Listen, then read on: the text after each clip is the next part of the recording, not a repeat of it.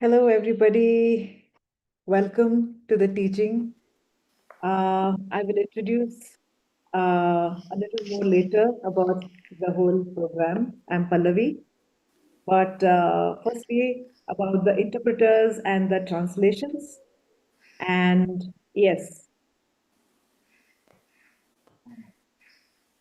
好，我给大家说一下，今天的这几天我们的教学呢都有中文翻译。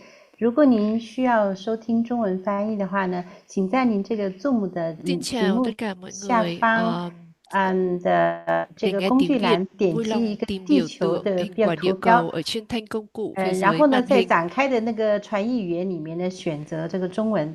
地球图标现在还没有展开，待会儿会看到的哈，谢谢。huh?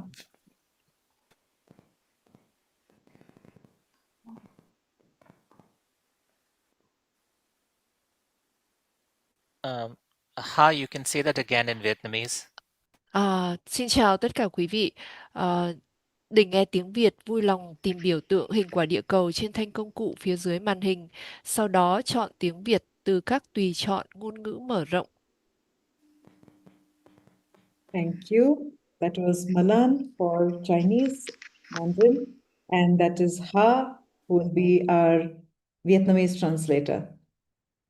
So once again, welcome everyone and greetings to you all. Good morning, good afternoon, good evening, wherever you are. And on behalf of Siddhartha's Intent India, we'd like you to thank, we want to thank you for joining the 3-day teaching, Building Confidence and Resilience, Wisdom and Compassion in Today's Time with Polu Tulku Rinpoche. And we have Rinpoche already here.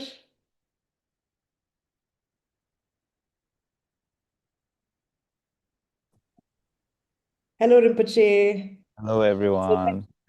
Thank you, Rinpoche, for your time to give us this teaching, so very relevant in today's challenging times. And we really look forward to learning from you through your teachings and guided practices through these 3 days. So, yes, thank you so much. Thank you. And regarding translations, once again, just to let you know, for all the 3 days, we have simultaneous translations and in Mandarin and Vietnamese. So please follow that if that's the language of your choice to listen to the teachings. And we will have a Q&A session in both morning and afternoon sessions on each day. And you will have a chance to ask your questions during that time. And until then, the chat will be disabled just so that the teaching is uninterrupted. And any questions related to the teaching and the topic, you can ask during that designated time where you will have the chance to ask questions. And all registered participants, I hope by now you would have already received the prayers, the schedule via the last recent reminder from Zoom. And we will, of course, also share the PDFs of the prayers in the Zoom chat as and when necessary. And I'll just run you through the schedule for today, for day 1, and just let you know what exactly it looks like in the morning and the afternoon. So, yes, here it is. All right, so as you see, day 1 today, we start with a short meditation followed by a prayer session. And then from 10 to 11, we have introduction to the teachings by Rinpoche. And there's a short break, bio break. And then we continue again with teachings, generating bodhicitta through preliminaries. And the morning session will end with the question and answer session. And after a 2-hour break, we will have the afternoon session begin with at 2:30 with meditation again. Then the practice, as you see, 3 o'clock with teachings again. And we have a short break. And we conclude with the Q&A session at 5:30. So that's day 1 for you. Thank you, Arijit. And so without further ado, we'll just recite a few prayers.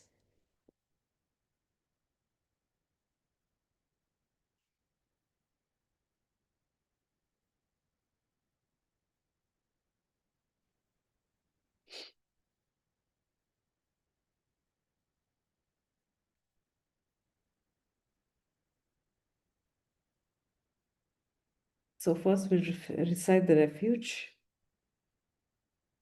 Buddham cha dharmam cha ganottamam cha yavadhi bodhim sharanam gatosmi danadi punyesh kriter mayebhir buddho bhaveyam jagato hitaya Buddham cha dharmam cha ganottamam cha yavadhi bodhim sharanam gatosmi danadi punyesh kriter mayebhir buddho bhaveyam jagato hitaya. In the Buddha Dharma and the most excellent community, I take refuge until enlightenment is reached. By the merit of giving and the like, may I attain Buddhahood for the sake of all beings. Sarve sattvaha sukhaishchaiva yuktaha syu sukhakarணைः bhavantu satatam mukta dukkhascha dukkhakarणात् kadapi vamchita na syur dukkhahi namaha sukhat dura dur dvesha raga mukto peksha stita hi syu Sarve sattvaha sukhaishchaiva yuktaha syu sukhakarணைः bhavantu satatam mukta dukkhascha dukkhakarणात् kadapi vamchita na syur dukkhahi namaha sukhat dura dur dvesha raga mukto peksha stita hi syu. May all beings have happiness and the causes of happiness. May all beings be free from suffering and the causes of suffering. May they have happiness that knows no suffering. May they dwell in equanimity, free from anger and attachment towards those near and far. Mandala offering. Gandhajalapūtāṃ puṣpayuktāṃ bhuvam Meruchaturdvīpārkenduਭūषिताम् Buddhakshetratve mamarpayami Yataha sarvasatvaha shuddhakshetre ramantam Idam guru ratnamandalakam niryatayami. The earth is perfumed with scented water and strewn with flowers, adorned with Mount Meru, the four continents, the sun and moon. Imagining this as the Buddha realm, I offer it so that all beings may enjoy that pure realm. Idam Guru Ratna Mandalakam Niryatayami. Samanye Natha Hinena Yanena Mahatapi Va. Sattvaruchi buddhibhinam dharmachakram vidheyatam. In accordance with the capabilities and the diverse aspirations of sentient beings, we ask you to turn the wheel of dharma of the greater, lesser, or conventional vehicles. Over to you, Rinpoche.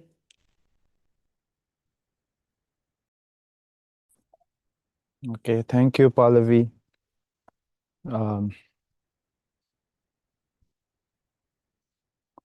Hung ujin yugi nubjan sam pema gesar tombola yansen chojing odrubne pema june sheso to kordo kando mambeko chigi jesu dadrubshi shingi lopchi sheso so guru pema sidi zasum kendi lopen pema jun kenjin sheso choja tesongshi nubjan sanjin nyamde nimaye katir shingta ngala sowa doje changi lachin nimbishab sunam zemo chakpa jazinda sacha benche paparimbo shi chizun koma ngala sowa jeze doje mar Lojong mila rechenya me gambo Buddhism chimba drogen sunamda kaji kuma ngala sowa de eba megen palden marmeze jewe juni chenga chutimba rinchen sada shinu jasin kadam shenye ngala sowa de tembe kolo jitun tsongka ba jasab chuchi kedu keleba gedun druba penchen shweke jamgen yapsi ngala sowa de dedar sowa dabe shindaki taso tsering neme chujin yongzen shenyen choge jezon nyudu janchu gobang topara sho Jambalation la limit number to Jessel Haji and the Chusumba Kababtinde, Pema Dongali Jamin, Kense Wamberso, Katelunzi, Peren number to Jachinam, Shinte Lamso, limited in Jasue de Lodre, Tae Shala, so the Ujin Sanjin Betugis, 대진 두도 자주 콜로주 남들 선배님들 된들 초주 링베샬로 소와드 치다르제스 추길로르지 남들 잡아 디메신이 상호 센소 해로 가봐 소와드 소다 주신길로 산지 근지 체니 이시 제신 이시 남로 잠바야 툭된 신다 캐드 원부 베마 동알 림브라 소와드 오면 추기 인기 포전도 되숨 산지 근지 원 랑선 추궁은 좀 된제 자외 라미샬로 소와드 제와 근도 양다 남마다 담에 추기 발라 런지 사당 람지 인테랍존에 발된 람이 고반유도 쇼 나무 해이게다 루다 내지게 두분다다 미에게 남다 또와 굉장히 단 남지 선바 탐지 깨도 소소로 되주지 okay.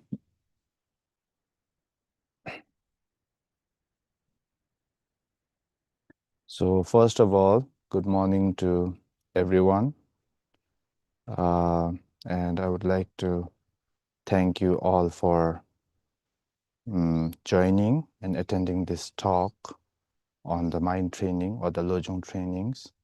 And I would also like to thank the organizers, Siddhartha's Intent India, for giving me this opportunity and this platform to share what I know and what I've learned and what I'm still in the process of learning as a lifelong Buddhist student.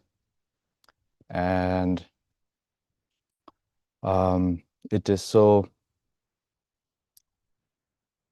overwhelming and very precious that I see so many people joining in, especially in these times when people are more concerned about the material things rather than like things that is related to the mind. It is very inspiring to see so many people join in and come and discuss about the mind. And I cannot claim that I know a lot, and I also cannot claim that I can be a good teacher, but whatever I'm gonna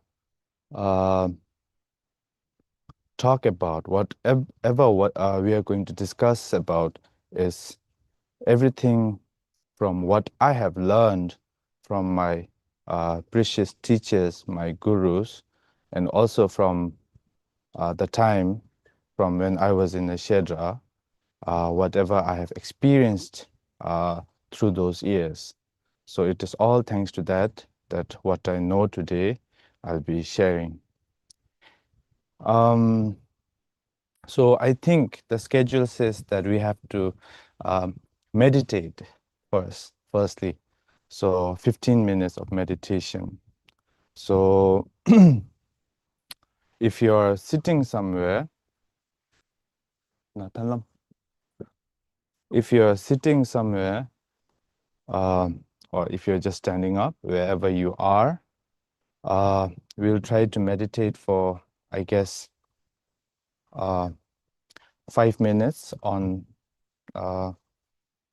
bodhicitta. We'll try to generate some bodhicitta. Because when I was in Shedra, studying as a student, every morning for almost 8 years that I was in a Shedra, every morning before any session started, my teachers would always start with one thing. They would always tell us to generate this bodhicitta, because I think it also makes a difference of how you understand things. Because if you start off from a very small mindset, then I think your understanding will be limited to that mindset. But if you start off by having a greater mindset, something like bodhicitta, then I think you'll have a greater understanding of the texts, the teachings, in whatever you do. So first of all, we'll try to generate this bodhicitta. So by bodhicitta here, we can say that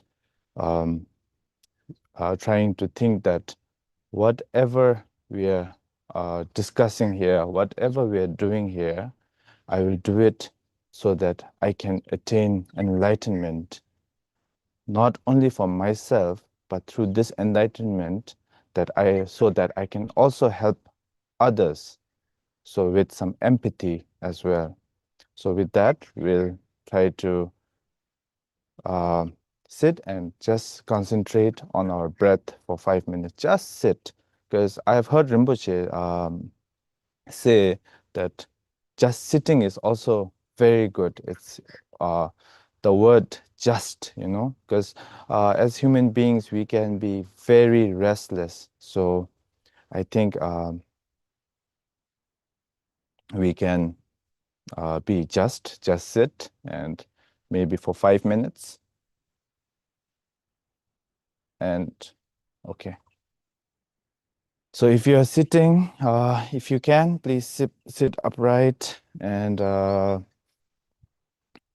relaxed. No pressure here.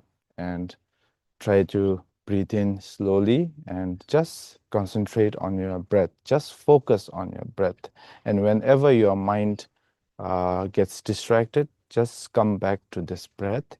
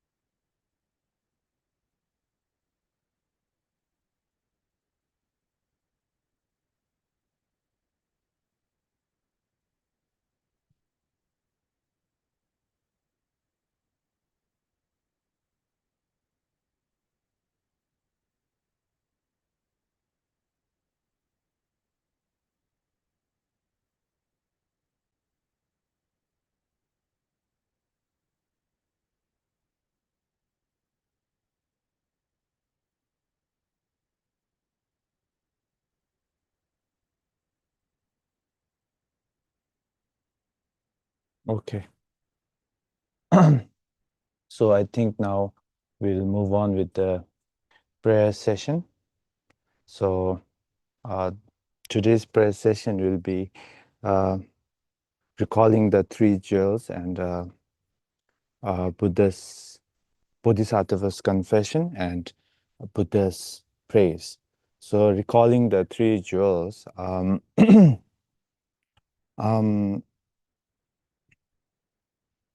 it is said that just thinking about the Buddha, just looking at the Buddha, it has so much blessings that, of course, it can sow a seed of reaching a higher level of your mental state or things. But main thing is to be able to be closer to the truth, because what Buddha resembles is the truth. And what Buddha realized was the truth. So just thinking about the Buddha, just recalling the Buddha has so much virtue and so much merit for us to get closer to. And when we say recalling the Buddha, we are not just thinking about his form, but we are also trying to recall the qualities that the Buddha has. And through those qualities, we get inspired and we get influenced, and through that we make aspirations, and then that leads to us being able to see the truth. So Buddha, Dharma, and the Sangha. And Bodhisattva's confession. So confession is I don't know if the word confession does the justice here for Shakpa, or we can call it pacifying. For most of the things we do in a day,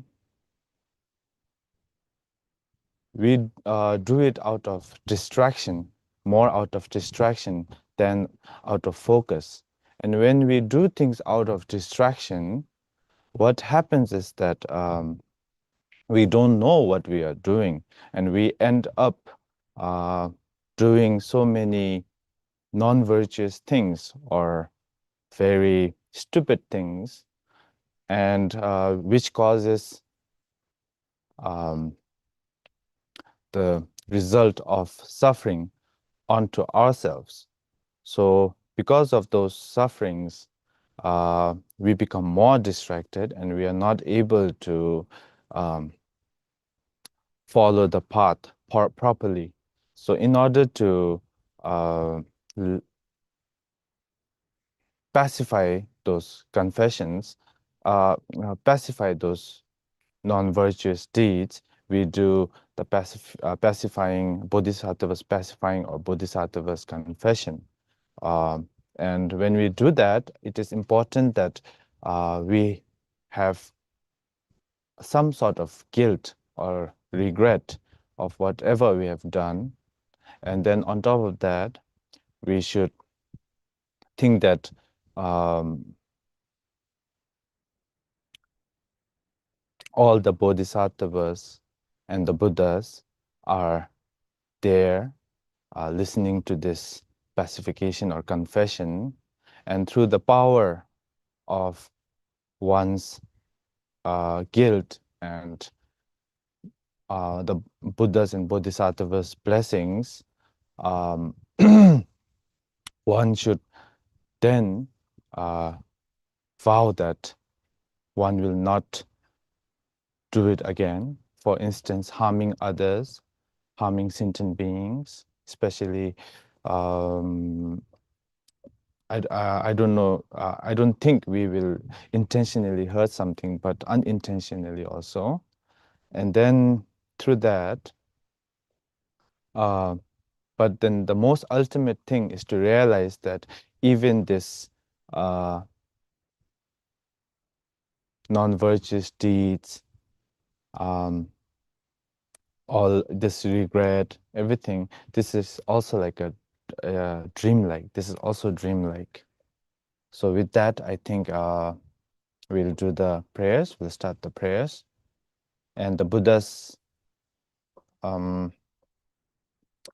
praise is based on the 12 deeds that Buddha did when he was walking this earth. So with that, I think we'll start the prayer. So Pallavi? Yes, Rinpoche. Will you be sharing the screen, Harji? The prayer. I don't think so, because it's in different languages, so you can just read it, I think. Okay, just Yeah. give me a moment.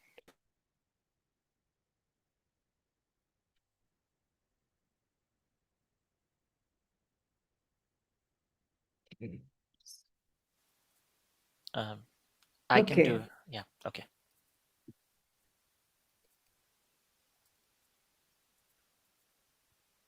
The Noble Sutra of Recalling the Three Jewels. From the words of the Buddha.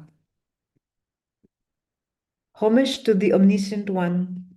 Thus the Buddha, the transcendent, accomplished conqueror, the Tathagat who has attained suchness, the Arhat who has conquered all foes, is a perfectly and completely enlightened Buddha, endowed with insight and worthy of reverence.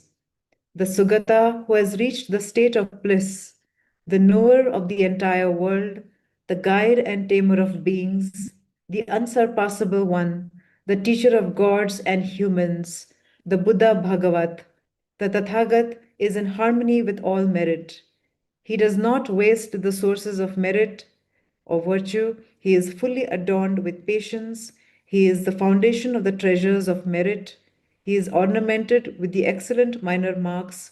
He is the full blossoming of the major marks. His activity is timely and fitting. Seeing him, there is nothing displeasing. He brings true joy to those who have faith. His insight overwhelms all in its splendor. His powers are invincible. He is the teacher of all sentient beings. He is the father of all bodhisattvas. He is the sovereign of all the noble ones. He is the guide who leads beings to the city of nirvana.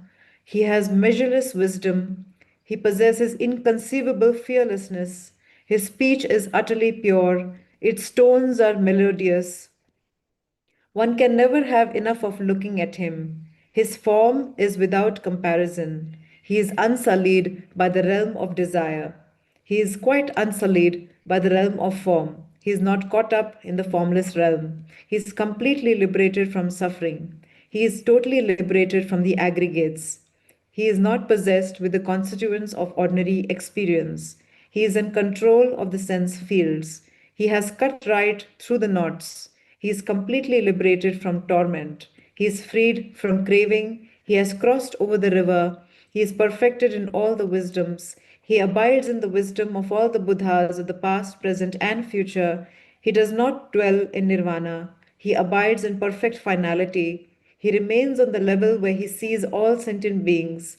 All these are the authentic and supreme qualities of the embodiment of the Buddha. The sacred Dharma is good at the beginning, good in the middle, and good at the end. It is excellent in meaning, excellent in words and syllables. It is distinctive. It is totally complete. It is utterly pure. It completely purifies. The Buddha teaches the Dharma perfectly. It brings unerring vision. It is without affliction. It is constant and always timely. It is trustworthy when applied. Seeing it fulfills one purpose. The wise can validate it through their own awareness. The Dharma taught by the Buddha relies entirely on training the mind.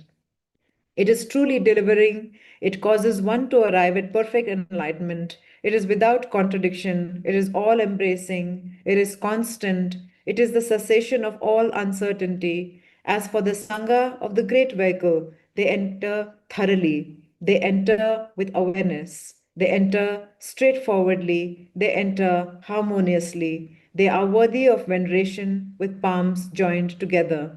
They are worthy of receiving prostrations. They are a glorious field of merit. Offering to them brings great purification.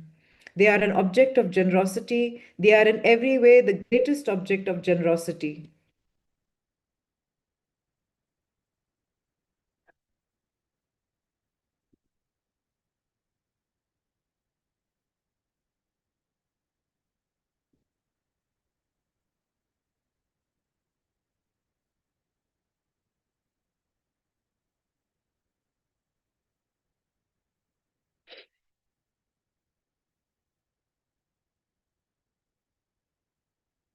Yes, Rinpoche.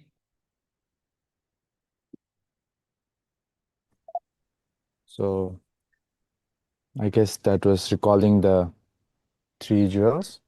And are we doing another one? This is it for today, right?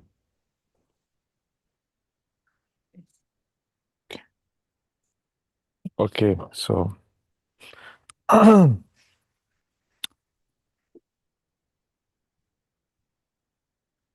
in the time of AI, where everything is one click, one tap away, sometimes it feels very irrelevant to talk to an audience, like, and discuss with an audience, because now, like, more than ever, we are becoming more and more reliant on our technologies, AI. But then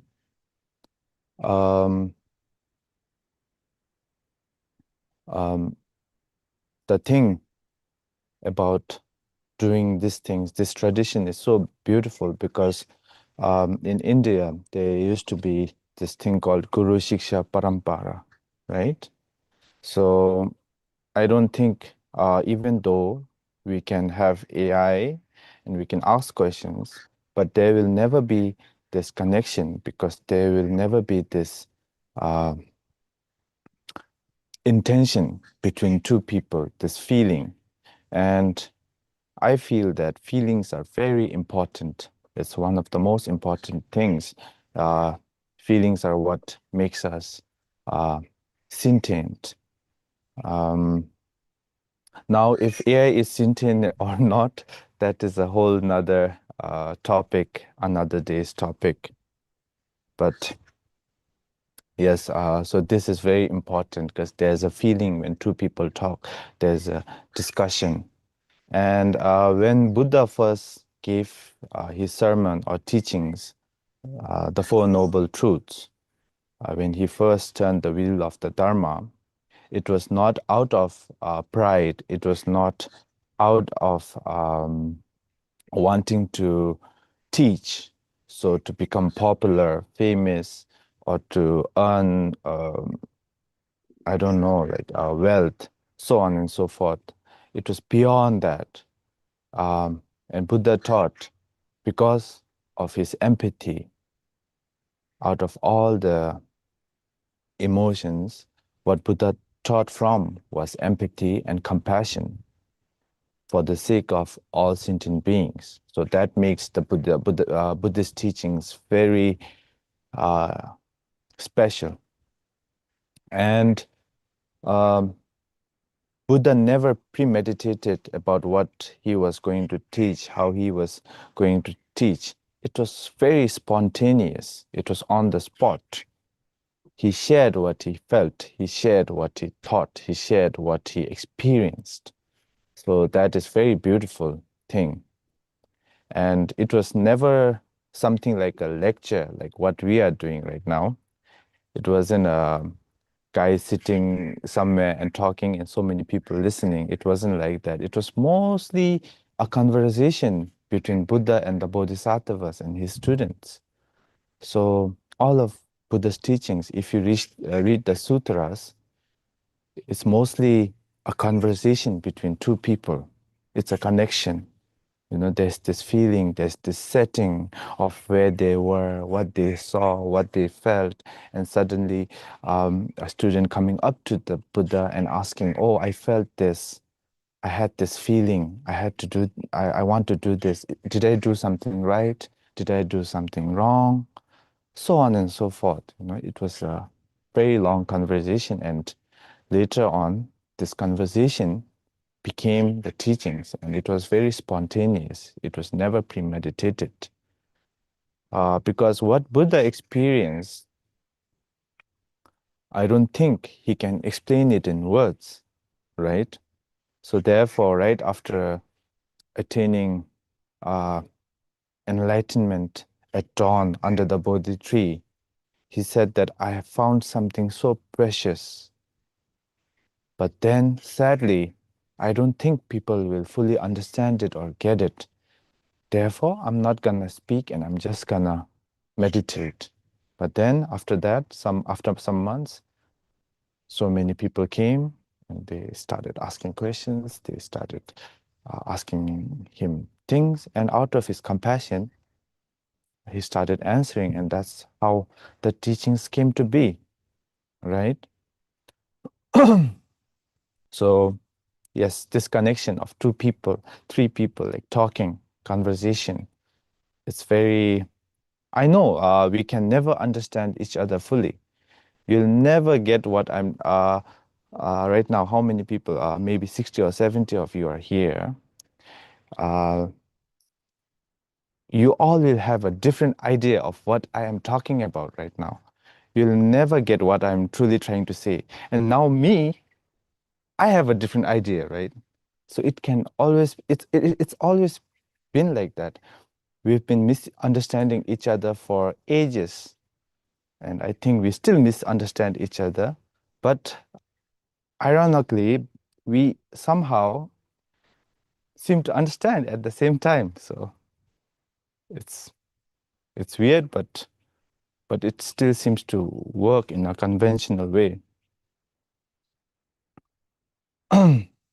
So today we are sitting here to talk about the mind training, the Lojong, and it's obvious that we will be talking about the mind this 3 days. And I don't know how I will talk for 3 hours every day, and that too for 3 days. It's 9 hours non-talking. After a while, I'll just start, like speaking nonsense, but please bear with me. And yes, this mind, we are going to talk about this mind, and this mind is, I think the West, only around the 17th century, truly started talking about the mind as a different entity from the body, or a mind as something different. It was, I think, during, I was reading this article, it said, I think it was during René Descartes' time. He said that, I think, therefore I am. And from there, I think psychology emerged, right? The talk about mind and how mind is a different thing from the physical thing. So only around 17th century, the West started talking about this mind, how this mind functions, and then like so on and so forth. Carl Jung, all this like psychologists came. But then this talk about mind, it's been there in India for like thousands of years. And especially in Buddhism, just for the mind, we have so many terminology, we have so many different characteristics defining this mind. I think just in the Abhidharma, there's like 52 to 53, 52 terminology describing this mind and its functions. So it is very vast, it is very rich, it is something like very amazing. Indians and especially Buddhism, we were talking about it, I think, 2,500 years ago about this mind, which the West only started talking about in the 17th century. So, and this is a whole nother different topic again. The talk about mind is very extensive, it's very vast, and there are so many scriptures with so many different commentaries on the mind. It's very ambiguous. So let's not get into that. But for now, when we say the mind, what we need to understand for now, for this session, is something with a dualistic perception of a subject and an object. We can call that a mind right now, And this mind of ours, it can be, it is very precious, of course, but at the same time, it can be also very destructive and also very dangerous. As Shantideva said, this mind is like a crazy elephant, And if you let this crazy elephant just roam around, it is going to destroy everything, right? So in order for it to not destroy everything, what do you have to do?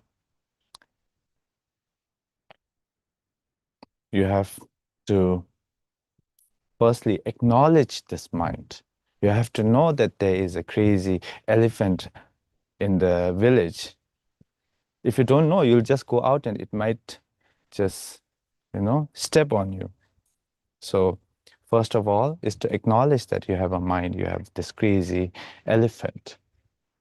But then this elephant, this nature of this elephant, when tamed, it can be one of the mightiest, one of the most magnificent animal, isn't it? Same to that, this mind, when tamed and when molded into the right thing, it can be very precious. It can be the Buddha, right? So,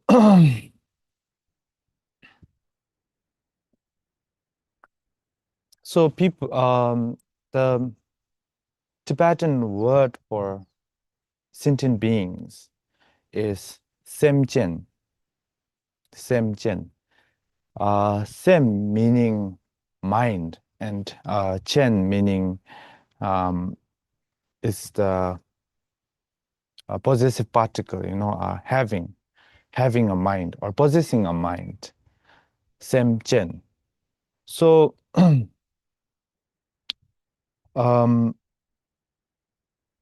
whoever has this dualistic perception of a subject and an object is a sentient being. We can call that for now a semchen. And this semchen, our whole identity, the sentient beings, our whole identity of who we are, what we do, how we do things, are because of this mind, because it's related to this mind, right? Everything arises from this mind. So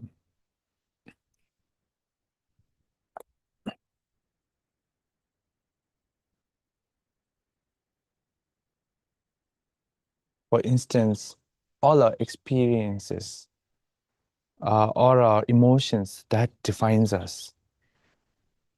Right now, because of the world changing in a very rapid pace, in a very fast pace, like modernization, so many, and the technological advancement, so on and so on. Because of that, we have so much emotions. We have so many different feelings. We go through so many different experiences that our forefathers never went through. And because of that, you see, we also have so many different identities now, don't we? We have people identifying themselves as what not now, So I understand them. Yes, because it's our experiences, it's our feelings that kind of makes us, it's all this compounding thing coming together to make an identity, right? And where does this arise from? That too, it arises from this mind. It's none other than this mind. So this mind is very important. And sometimes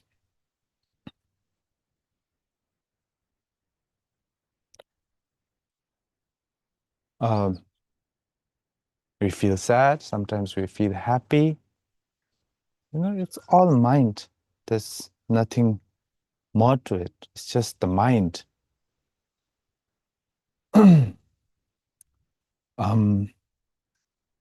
And we call this sentient being or semchen drowa in Tibetan. Drowa means always on the move, always moving, always going, never stopping.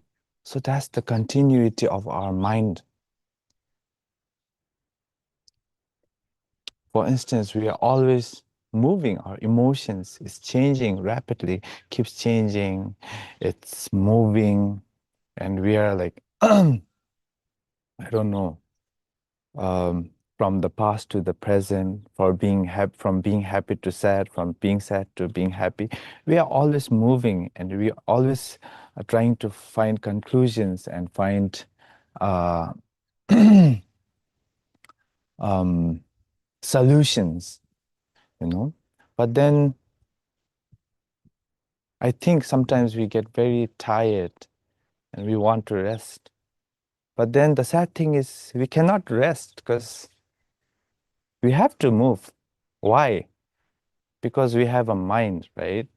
That's why. And we don't have the freedom to rest yet. And sometimes,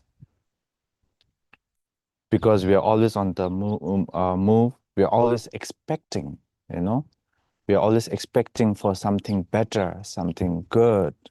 We are expecting to be free, be independent, aren't we, from your current state? But the sad thing is the grass is always greener on the other side. But when you reach the other side, again, there's another side, right? So it's never ending. So you're always moving, you're always expecting.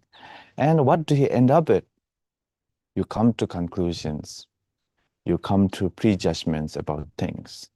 And then at the end, you end up with disappointments because of this dissatisfaction, because it is very difficult to satisfy our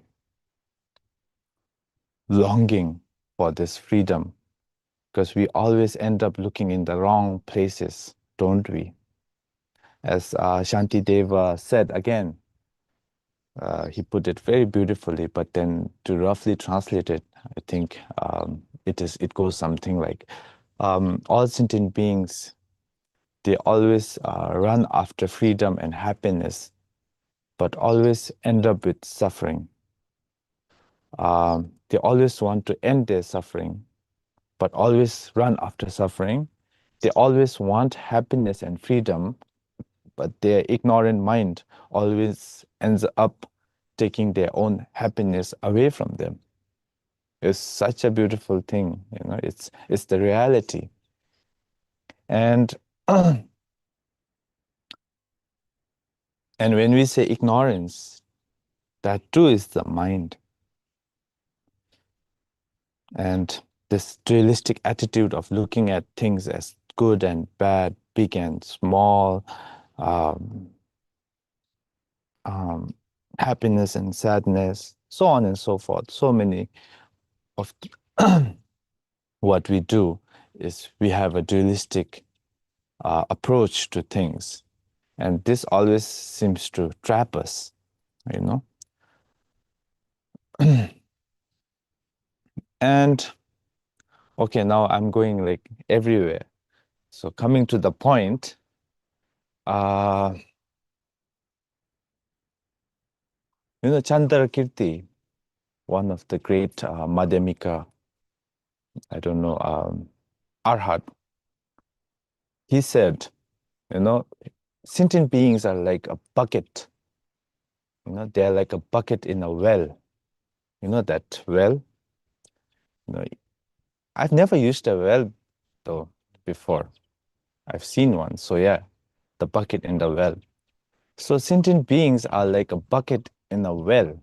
When the bucket is full, it goes up, right? And the moment it becomes empty, it goes down. So what does this mean? It means that when we do so much virtue, we do so much good, and like maybe we find a better job, we earn so much money, and we are full of life. And then what? We sort of go up in our life, right? We sort of light up, and we are sort of happy, so to say. And suddenly, but the sad thing is change, right? Again, it changes. Something hits you. Eventually, at the end, especially death, it hits you like this.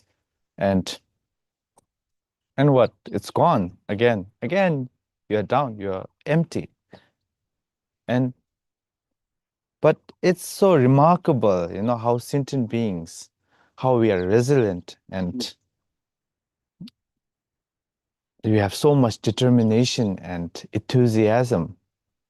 We fall back down in the well, we come back up, we fall back again, come back again.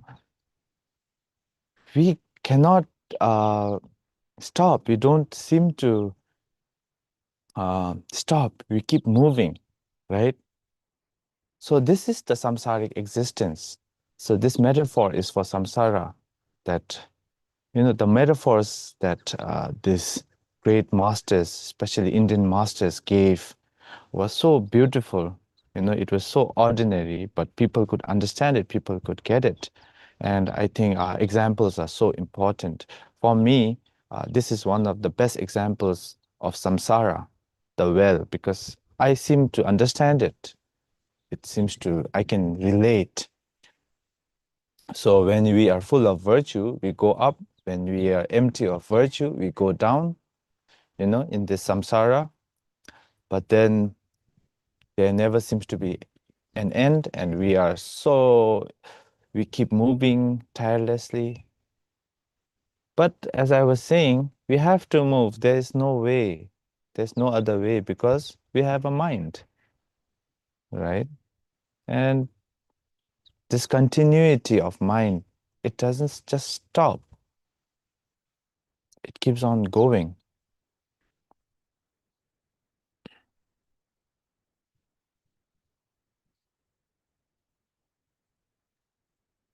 And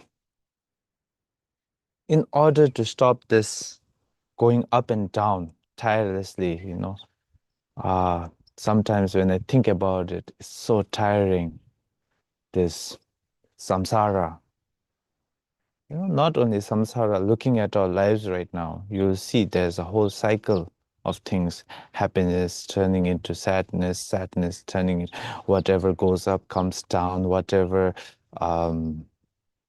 you start losing, even our youth, we start losing our youth, so on and so forth. And we're so stuck. But then, do we have a way out? Now that's the question. Whether we have a way out of this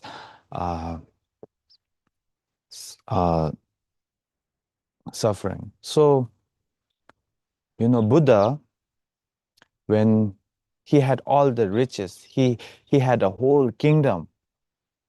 He had everything he wanted.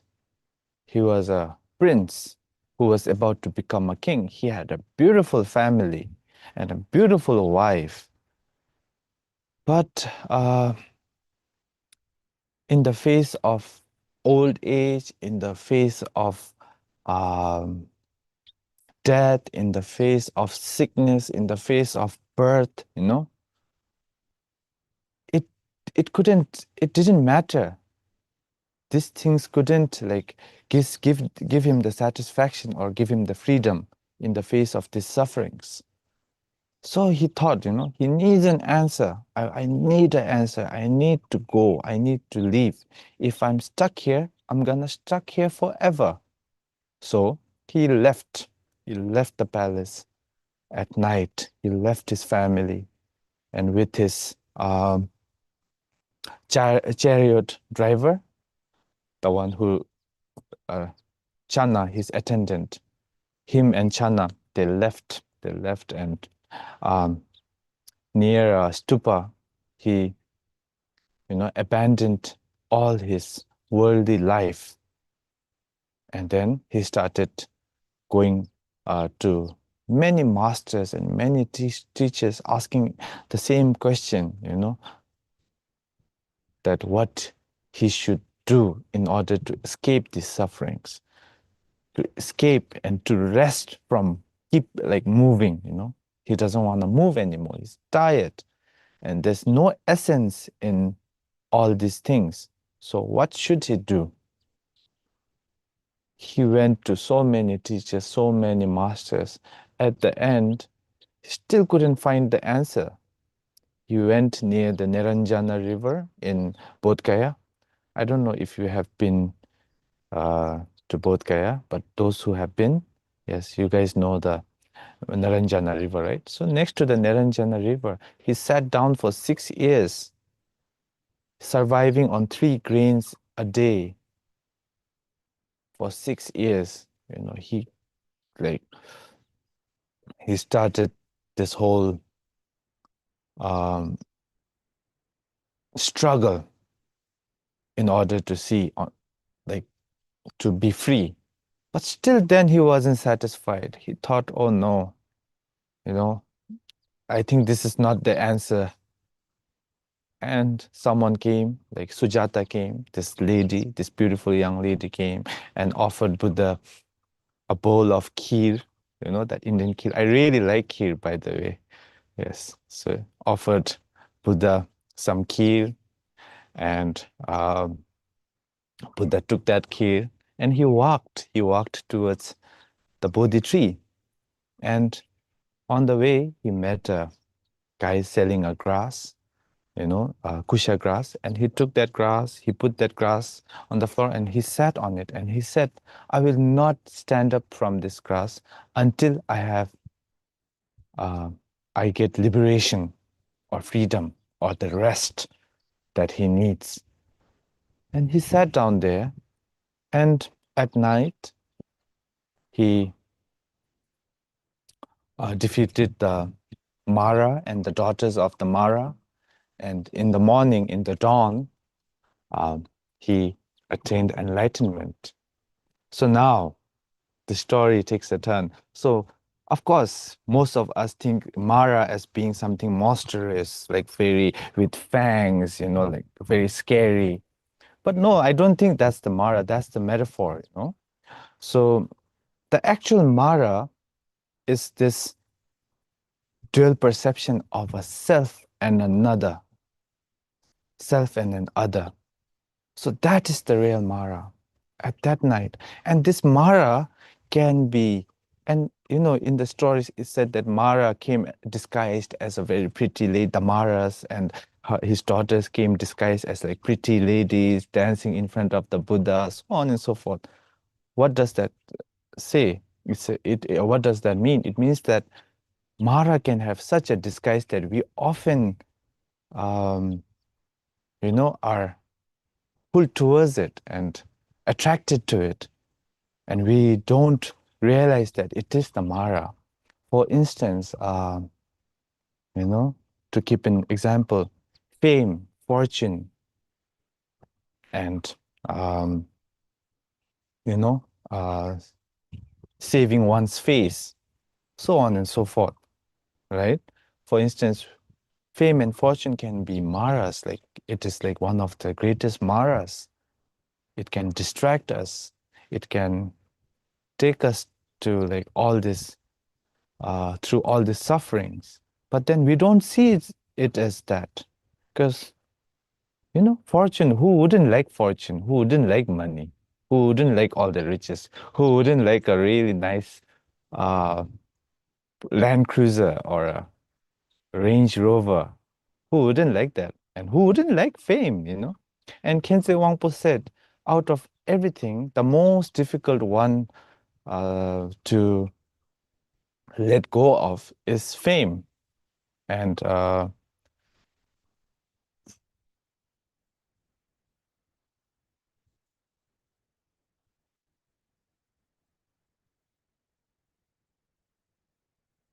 yeah, fame is one of the most difficult Maras. It's because for fame, we can do anything, especially now in the day and age of influencers, YouTube influencers, and so many influencers. You know, right? You can see what people do for that view, for that like. So for fame, you know, even for a person going into retreat, he can let go of his family, he can let go of wearing good clothes, he can let go of fortune. But I think it will be difficult even for him to let go of this name, you know, this fame of of like being a good Tsampa or a retreatant, like being a good retreat, a person staying in retreat. So he'll try to be as much like obedient and as much like good. He'll try to like, when people come, he'll try to pretend that he's actually like doing a lot of retreat. He'll try to, why? Because he's trying to save his face, So things like that. So Mara, it comes in. Again, I'm going everywhere, but then again, we have so much time. So, yes, so the Mara. So the Buddha sat under the Bodhi tree, and then he defeated the Maras, and he became free. But that's not the most incredible thing. The most incredible thing is that, when he sat under the Bodhi tree, how he defeated the Mara was by seeing that the answer, to get this answer, he didn't have to go anywhere. It was always with him, He left his palace. He was near Niranjana for 6 years. He was with so many different masters looking for this answer. But then at the end, the answer was with him all along. And that was the mind, seeing this true nature, especially of the mind. And when he defeated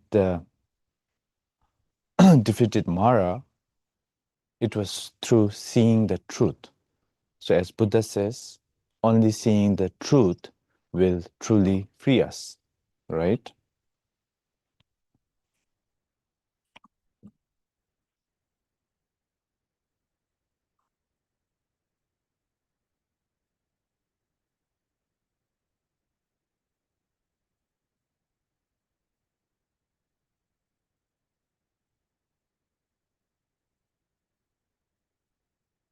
And when we say the truth, and all these Lojong teachings, and all these mind trainings,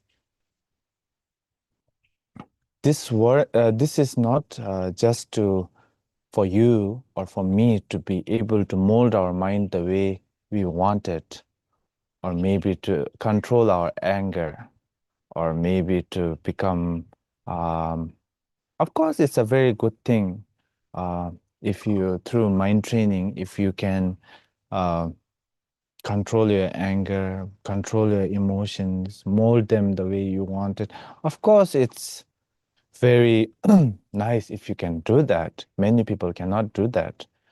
But the main point here, and the main purpose that the Lojong teaching serve, is to see the truth. It is not to mold the mind in a way you want it so that you can become a better businessman, so that you can become a good writer, so on and so forth. Of course, it's good, that's all like side quests. But the main point here of Lojong, of mind training, is to train your mind in a way that you are at least trying to see the truth, even if you don't see the truth, Because, as I said, only seeing the truth alone can free you. That's what Buddha said. Demba tongwe drol, which means seeing the truth will free you. So free from what? So now, when we say truth, now this is another big topic, isn't it? The truth.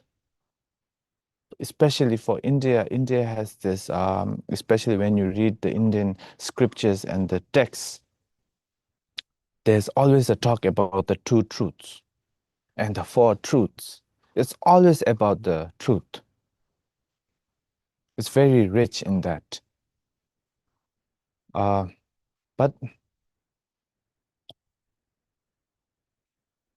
and this truth can have so many levels from your own understanding, as I said early in the morning, just some time ago, that it depends on how you think, or it depends on your mindset how you are able to comprehend this truth.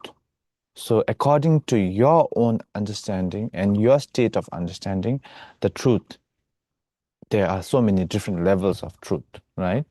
So for instance, there's this basic truth of death. You will die one day. And anyways, so we'll come to that. So this mind is a very important thing. Everything comes from this mind. So even when we talk about the 6 perfections in Buddhism, for instance, the perfection of giving, right? So when you are giving, how do you perfect giving? You know, how can you ever perfect giving? Like, you cannot eradicate all like poverty from this world if you had to perfect giving by making everyone like you know, have no poverty at all. No. But then how do you perfect this giving? You perfect this giving by perfecting your mind of being able to give anything. See, it's the mind. The giving is the mind.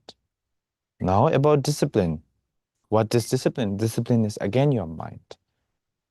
You know, the moment you vow to do something, or the moment you vow to stop doing something, you make a vow to yourself. The moment you make a vow to yourself, that's the mind doing it, isn't it?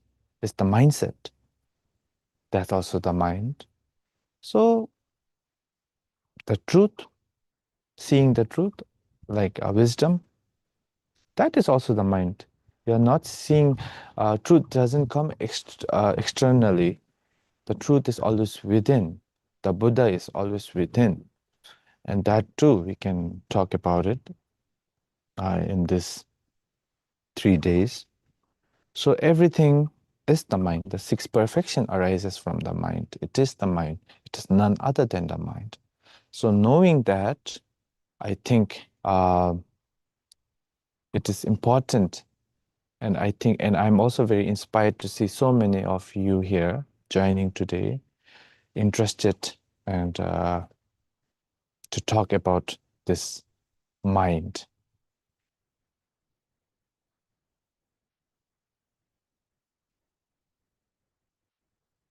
And yeah, there's another nice example that Shantideva gave, right, about the mind. Again, he said, you know, everything is because of this mind. If you wanted to finish off all your enemies, you cannot finish it. Thus, just ending your own anger is similar to finishing your enemies. See, it's just taming your mind. Just taming the mind, that's enough. It's something like, the example is that if you wanted to cover the whole earth with leather, I'm pretty sure you guys, most of you guys have heard this again and again from many masters, but this is another beautiful example. If you wanted to cover the whole earth with leather, you cannot do it. It's impossible. But then just covering your feet or your sandal with leather and walking over the earth, what are you doing? You're actually covering the earth with leather. So that's that. And with that, should we take a break for now?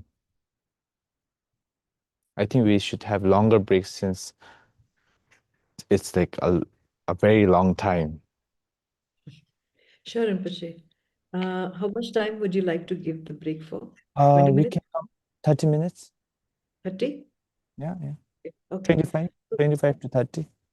Okay. So it's 10:40 right now. We come back by 11:05 IST.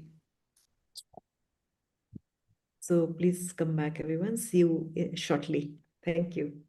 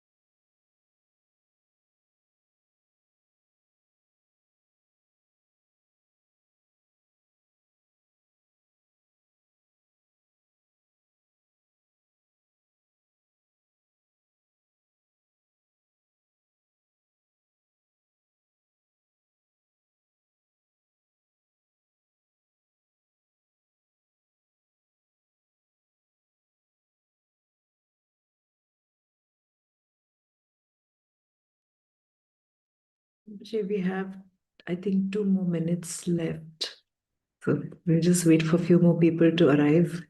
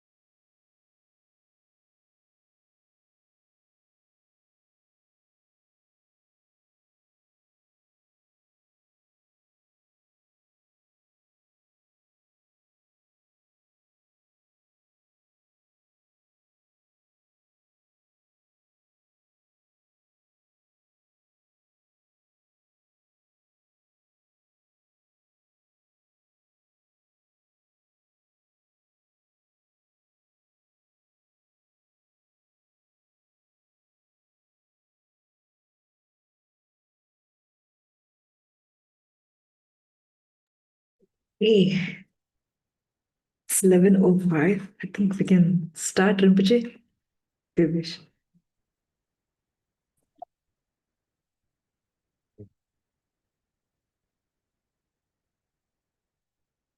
So where did we leave off? I think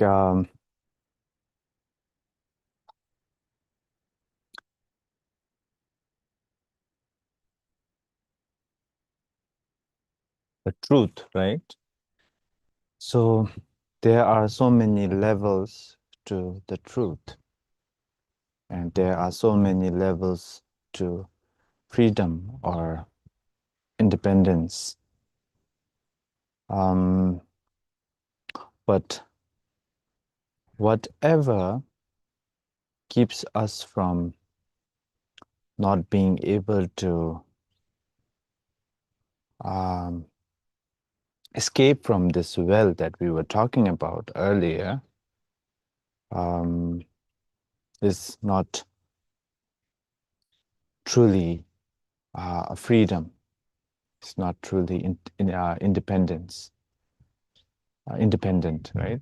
Because the moment whatever we do, whatever we see, whatever we feel, it is so dependent on things, on people, and so on and so forth. But again, Chandakirti said that,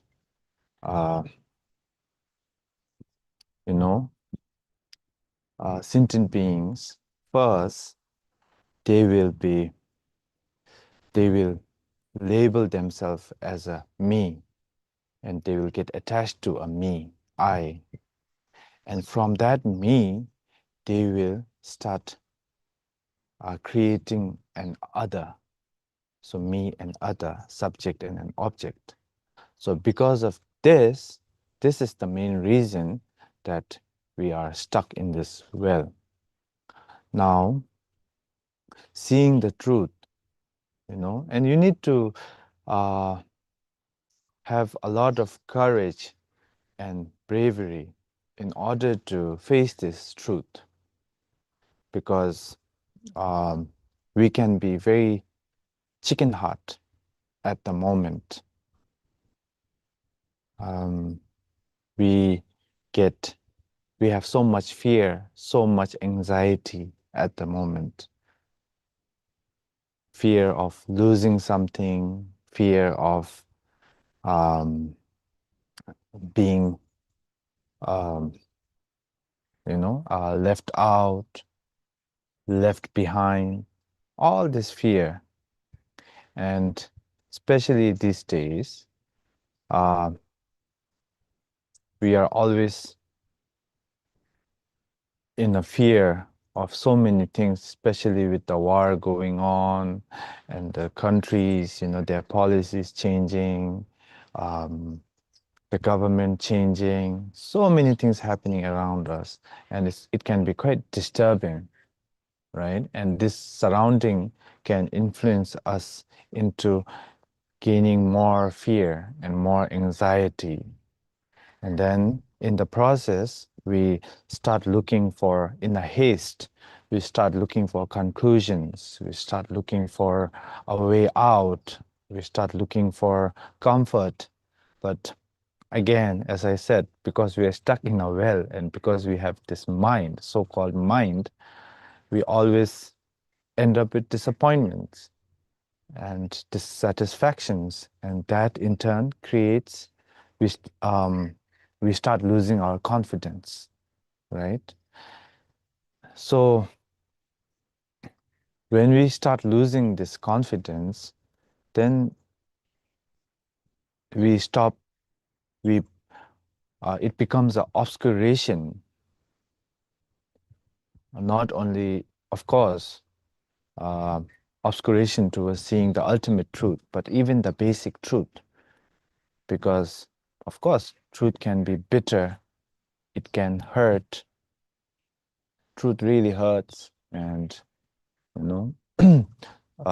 we always try to avoid it. But eventually, one day, we face it, and then when we are unprepared, and when we are unprepared, then what? We suffer more. So this is the case of sentient beings, right? So now, in order to build this confidence, in order to be resilient, the whole talk is about this, I guess. So in order to be resilient and in order to build this confidence, I think we don't have to become confident in a day. We don't have to be confident and resilient in just 1-2 days, it takes time. And it's true what they say, time heals. And also with time, when we have the time right now, we have the perfect time right now. And when we have the time, we have to use it very diligently. Because once we lose this time, it's not coming back, right? And we become unprepared. So Shantideva said, when you have got the time and when you have got the energy to fulfill your means, like to do good or to see this truth, if you don't do it now, when will you ever get a chance like this ever again? So especially now, the state we are in right now, especially being human beings, right? We are all human beings, and we have so many advantages. And especially in the sutras, we talk about the 10 advantages and the 8 freedoms. But let's not get too deep into those. I know most of you guys know it already and know it much better than me for some. But just to say, the advantages we have right now, because to be able to just know this mind is an advantage, it's a big advantage. just to acknowledge it, just to realize that we have a mind. And then on top of that, just to know that this mind is very precious, you know. But at the same time, when you don't realize its preciousness, you end up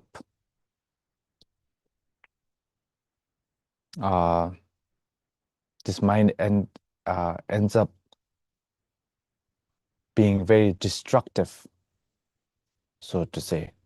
And in Buddhism, we talk about this hell realm, right? The hell realm, the hungry ghost realm, you know. So Shantideva raises this question, you know, because we don't, as Buddhists, we don't believe in all creating God, who creates a hell, who creates light, who creates earth, who creates us, you know. We don't believe in that, and it doesn't exist, to be honest. We are our own master, and we create our own suffering and our own happiness because of this mind. So this mind is the master, isn't it? So Shantideva says, who made the hell realm? Who made the burning iron in the hell realm? Who made the cold, you know, like the very cold realm? Who made all those? And then he raises this question and he says, Buddha said that these are all made by your own mind, created by your own mind. Because once you're so used to doing non-virtuous things, when you're used to killing, stealing, so on and so forth, waging war, blowing up countries, misplacing so many young children, you know, taking them away from their parents, all these things, you know, because of these things, the mind gets so used to this that the mind, because of this habitual pattern, creates its own suffering and own projection of a hell. And then what? You suffer furthermore. So everything is the mind, right? So now, in order to become free from this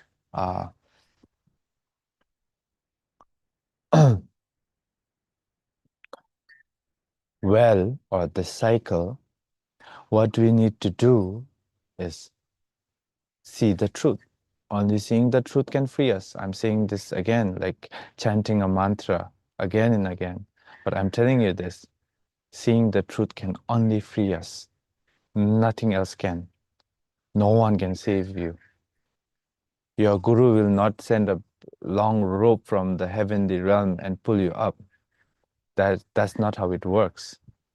So even when we say Guru, Buddha, Dharma, and Sangha, the Buddha outside, of course, you know, the Buddha who sat under the Bodhi tree and attained enlightenment, the Buddha who was born in Lumbini, of course, Buddha. But then that's just a symbol, isn't it? Isn't it? And what does that symbolize? It symbolizes your own Buddha nature. It's your own Buddha. It's within you. And as Rinpoche says all the time, that symbols and examples are so important, especially symbols. And without symbols, I think people like us, we wouldn't even know how to use the toilet in this day and age, right? So even for a toilet, we need symbols. Similar to that, everything for human beings, we love symbols. And it's that through these symbols that we are able to gain some understanding and some knowledge or even realization. And the Buddha outside is a symbol of what is within you, the ultimate Buddha. And it's always been within you. And I think Choyam Drumpa Rinpoche calls this mind the basic goodness. You know, everyone has this basic goodness. You are not born a sinner. You are not evil. You know, everyone is naturally good. It's like, and when you realize that, that's seeing the truth, nothing more than that.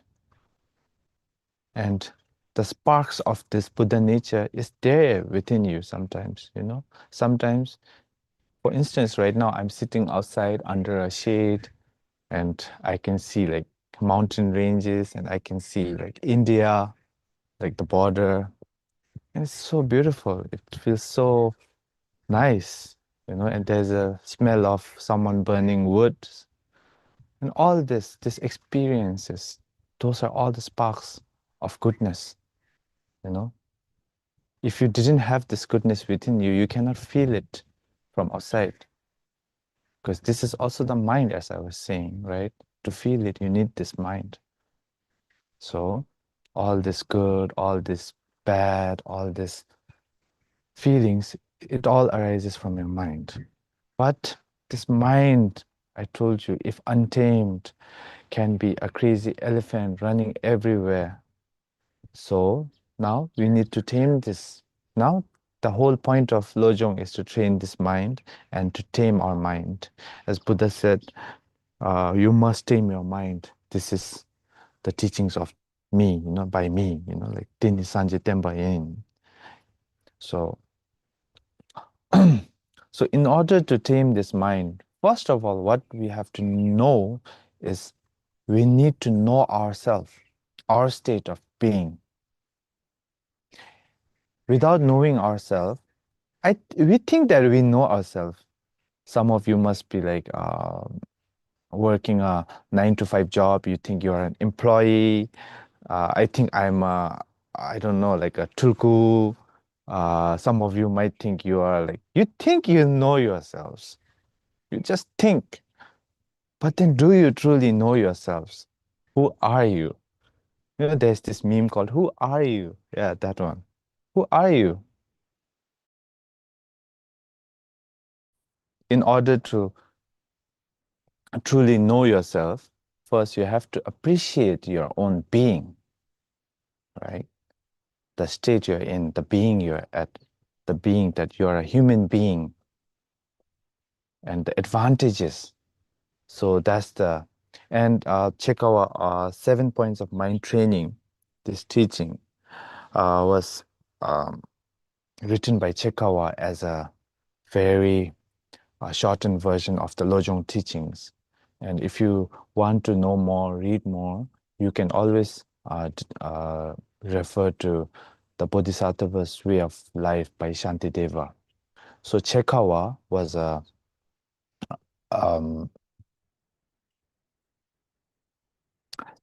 student of Sharawa Rinchen Drak.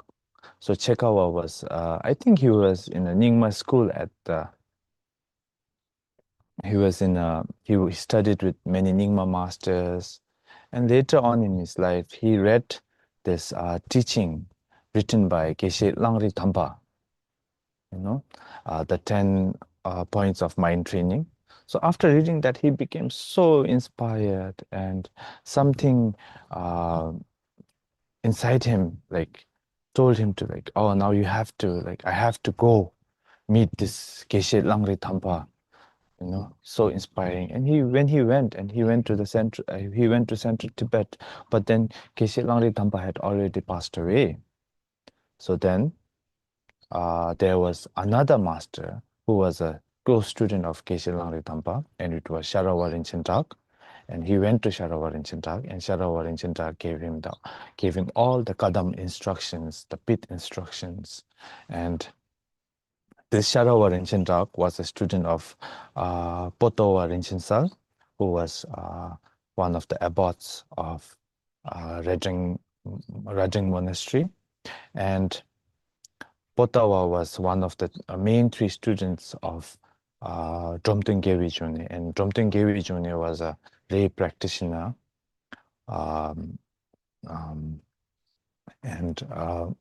he was from a very big clan, and he was very learned. And I think around in his 30s, he met Atisha when Atisha visited Tibet and became Atisha's student, and he became the son of Atisha. And of course, Atisha was the one who brought the Kadampa tradition to Tibet, right? And I think it was around the 13th century. I'm so bad with dates. Now, if you want to learn more about this, you have AI, of course, and I'm pretty sure you guys will use it. And right after the talk, like, oh, is he right? Is he wrong? Okay. And so Atisha, so there is this site called the Treasury of Lives, right? Yeah, they have really good content for all the masters, and especially the Kadampas. And so yeah, Atisha went to receive, and Atisha had many masters, and he was only 29 when he became a monk, or ordained monk. And after ordaining, and after some time, he went to Indonesia, I think, to meet his teacher, Dharmarashita. And there in Indonesia, now I forgot the name of the place. Anyways, he went to Indonesia, to that place, and he spent 12 years under his master, just receiving these Kadam instructions. And it is said that the master first refused to give him these teachings several times for several years. And only at the end, he got these teachings of the Kadam lineage, and the teachings were mostly based on bodhicitta and empathy. And their main practice was Tonglen, which is to exchanging self and others, so on and so forth. And these teachings were passed down and from the Buddha, and it has been an unbroken lineage till my guru. And I've received this several times, but I've been so lazy. I haven't read it much. I only read it like 3 to 4 times, like as a properly like study it. But yes, and it's also in the compendium of Damngakzö, no? So it is also in that. So, and if you're interested, there are so many Lojong teachings, but then this will be one of the things I'll be referring to during this whole 3 days. And so Chekawa, the first thing he says out of the seven point is first, now how do you translate? First train in the preliminaries. He says that. So the preliminaries, so there are so many preliminaries. There are the preliminaries of like in the Nyingma tradition, in the Sakya tradition, in the Gelug tradition, but then at the end, everything is almost like the same. So this preliminary is to prepare you for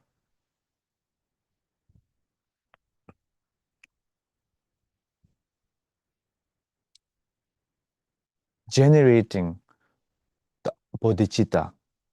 And when you don't have the right preliminaries, I think you don't, as I was saying, we lack the confidence, we lack the courage, and we lack the bravery to face so many of our emotions, right? And also the world. So in order to build confidence, in order to be able to really generate this genuine bodhicitta, first of all, you have to prepare yourself. And here, you are not preparing yourself with something made up. These preliminaries weren't made up by the Buddha. It wasn't made up by my gurus. It is not made up by me. It is just like how things are. you know, it's the truth. It's just there. So what are we trying to do? We're just trying to know that, just knowing it. And the first preliminary is appreciating your own state of being as a human. As I was saying, you know, sentient or sentient beings, there are so many types of sentient beings.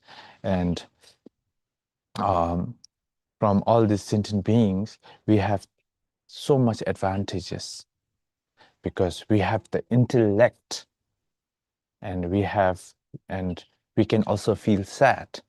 Sometimes when you cannot feel depressed or sad, then I don't think Dharma can really enter you, because you're just so distracted. As I told you, right?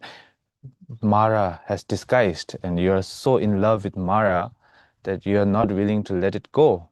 It's like falling in love with a girl.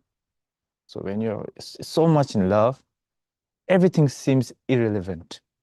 Nothing seems to matter. Family doesn't seem to matter. Friends doesn't seem to matter. All you want to do is talk to that girl, go out with her, hang out. You know, like teenagers, when they're in love, like madly in love, similar to that. So yes, again, I'm going everywhere.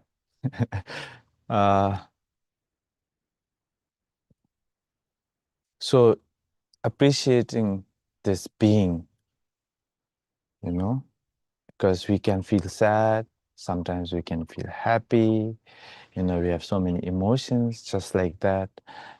We also have the intellect to know that when we are happy, when we are sad, we are sad. And we have so much time to at least understand our own mind, even if you don't have the time to truly get the liberation. We at least have the time to at least try. So we have the time, we have the advantages, the intellect, and on top of that, we have, the thing is, the teachings of the Buddha can be so rare in the world. You know, so we talk about kalpa, right? Kalpa. Have you ever heard about kalpa?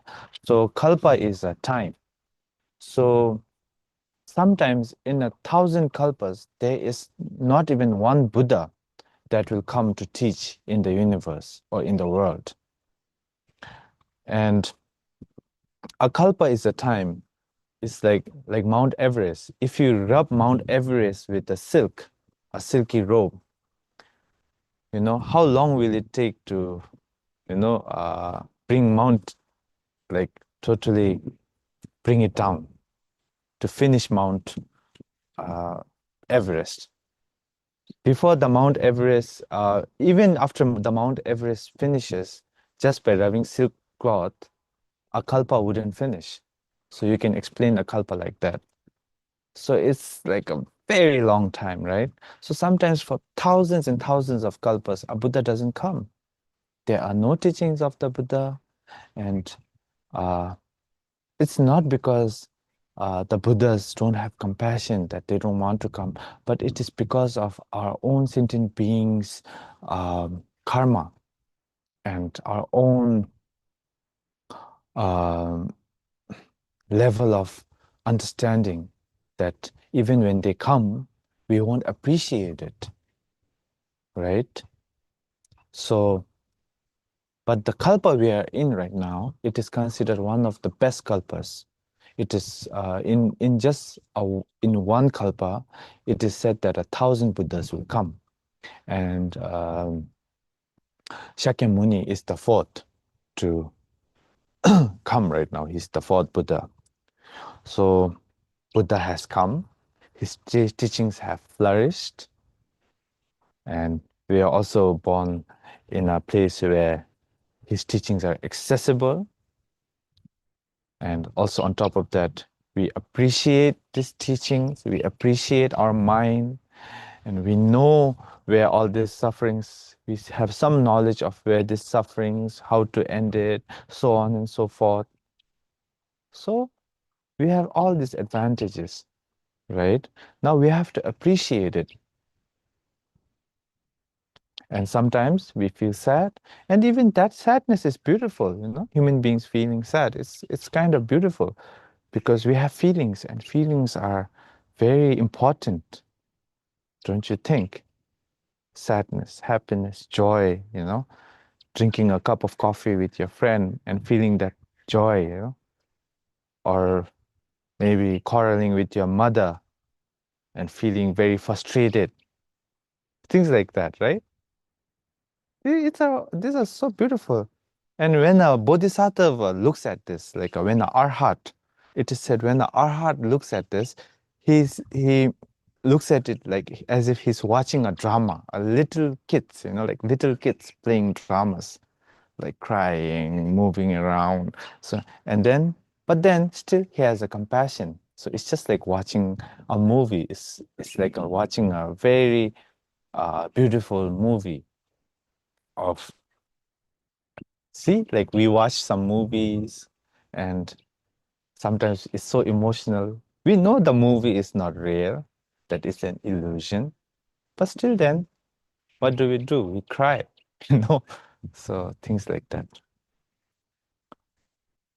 Okay, so yeah, appreciating this human life, appreciating it, not taking it for granted, because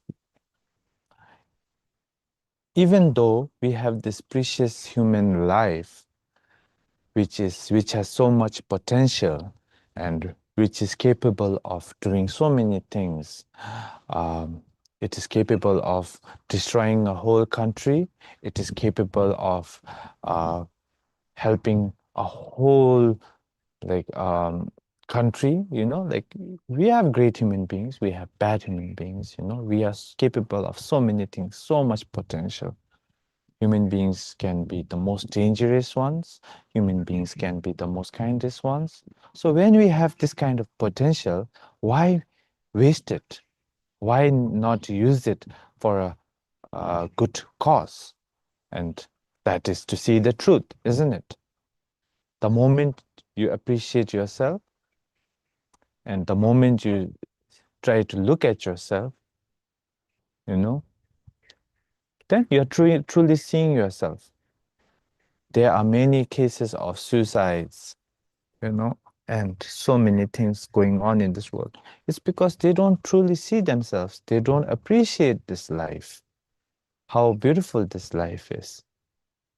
You can listen to songs. You know what I'm trying to say. You can listen to good songs. You can, as I was saying, look at the mountain range, so on and so forth. So many beautiful things.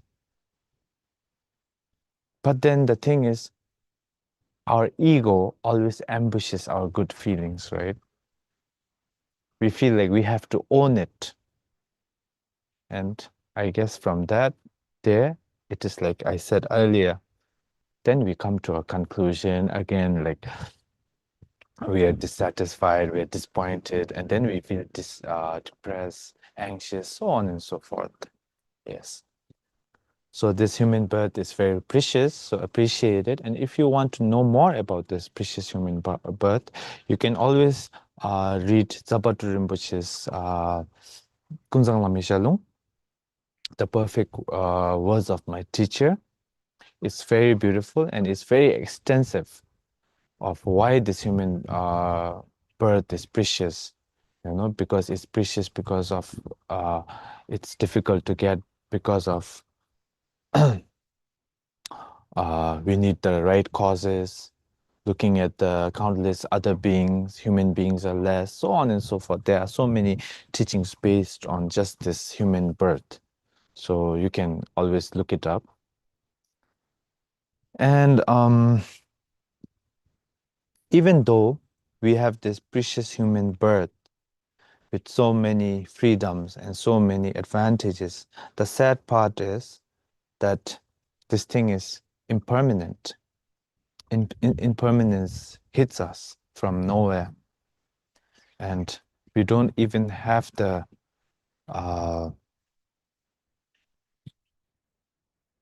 we are not even sure that we will live on tomorrow, right? Never know. You might not see Polu Tulku in the evening session. There's nothing to be shocked about. That's just how life is, right?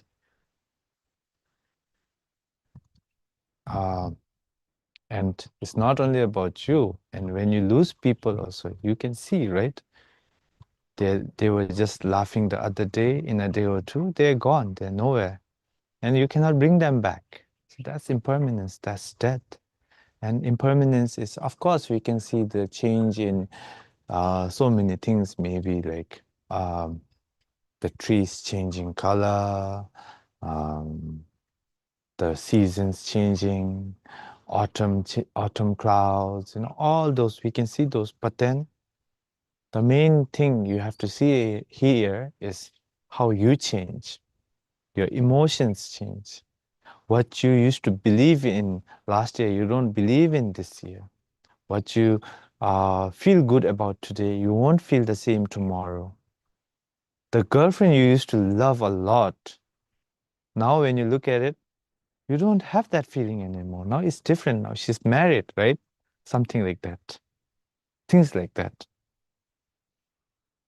Things change. Everything changes. Our feelings, even our body changes. As you age.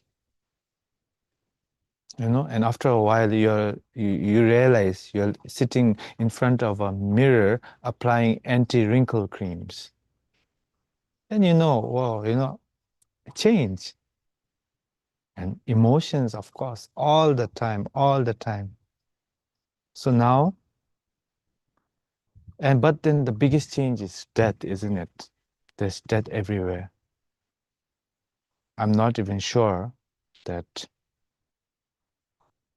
we will live till a certain age. We're not sure. And as Shantideva said, there is more causes of dying than of living.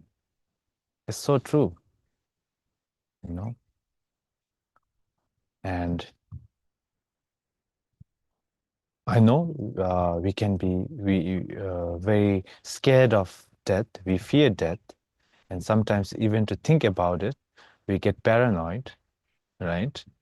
I used to have this anxiety, and on top of that, sometimes at night, just out of randomly, I would start thinking about death, and I couldn't sleep the whole night. I've had nights like that where I couldn't sleep, thinking, what if I die?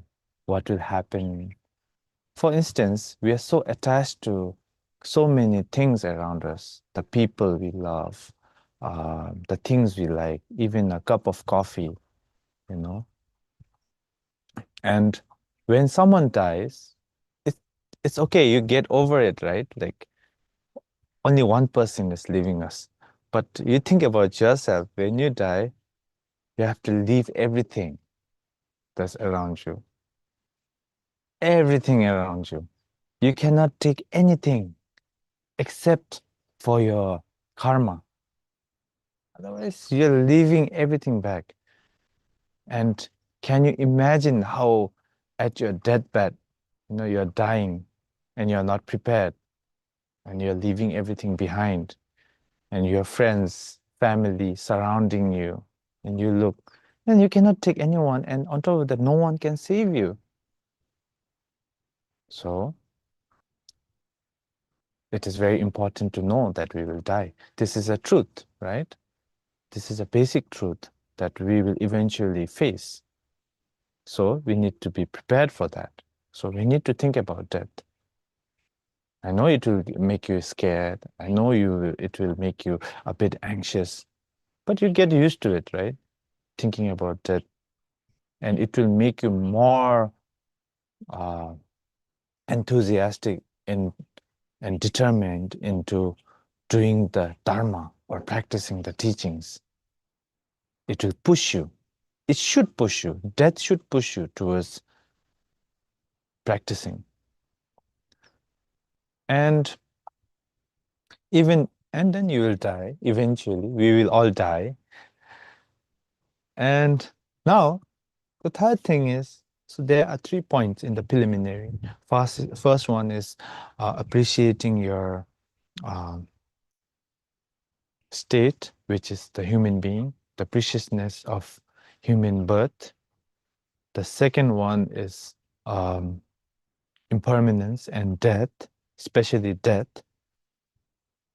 that how things will change, no matter how you try to keep it together. And the third one is the genuine heart of sadness, as Choyam Trungpa Rinpoche puts it. I know we get sad sometimes when someone scolds us or someone belittles us, or, you know, we get sad at so many occasions, but this sadness is different. And I don't think we can, it is very difficult to have, right? The genuine heart of sadness. It's a sadness that there's no essence in whatever you do.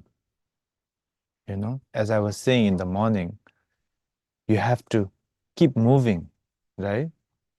There's no rest. Isn't it tiring?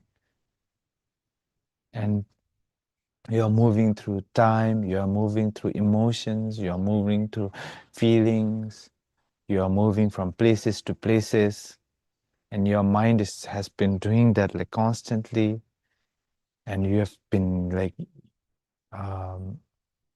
coming into like conclusions, and sometimes you feel like you have reached where you wanted to be, but then as I said, the other side of the grass is always greener, so you're still dissatisfied and you look for more. And just like that, you reach your deathbed. You're dying. With each moment, you're dying. As we talk right now, as I look into you guys and as you guys look into me, we're dying every moment. And there's nothing that we have achieved. We have done so much thing. We have money, but still we don't have anything. We have maybe a good house, still we don't have anything. You know, we're still so empty. Why? Because all of these things don't really, these are all like a disguise of the Mara, isn't it? You have, what do we have now? We have so many friends. We have family, everything. Nothing has like essence in like nature, right? Now this is bitter. For some, it might like sound like a scolding, you know, when I say these things. But yeah, what do we have to show? We really need to think about that. And we really don't have anything to show. We are so empty, you know, and the things we have right now are so fragile. Even our emotions, everything, so fragile. It is there today, it is not there tomorrow. So, what does that prove? That there is nothing that can truly save you, isn't it? So, because of that, people started creating gods just to feel better. They started to create theories. They've started to create so many different things in this world. But then we always forget one thing, that we need some sadness. Sadness isn't always bad.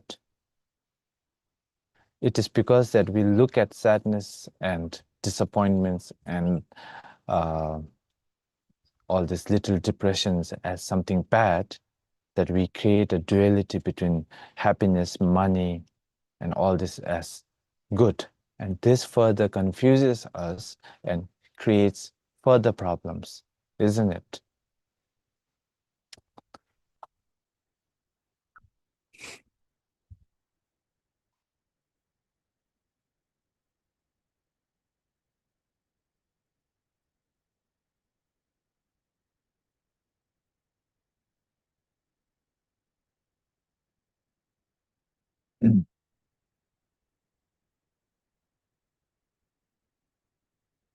Mm, yes, so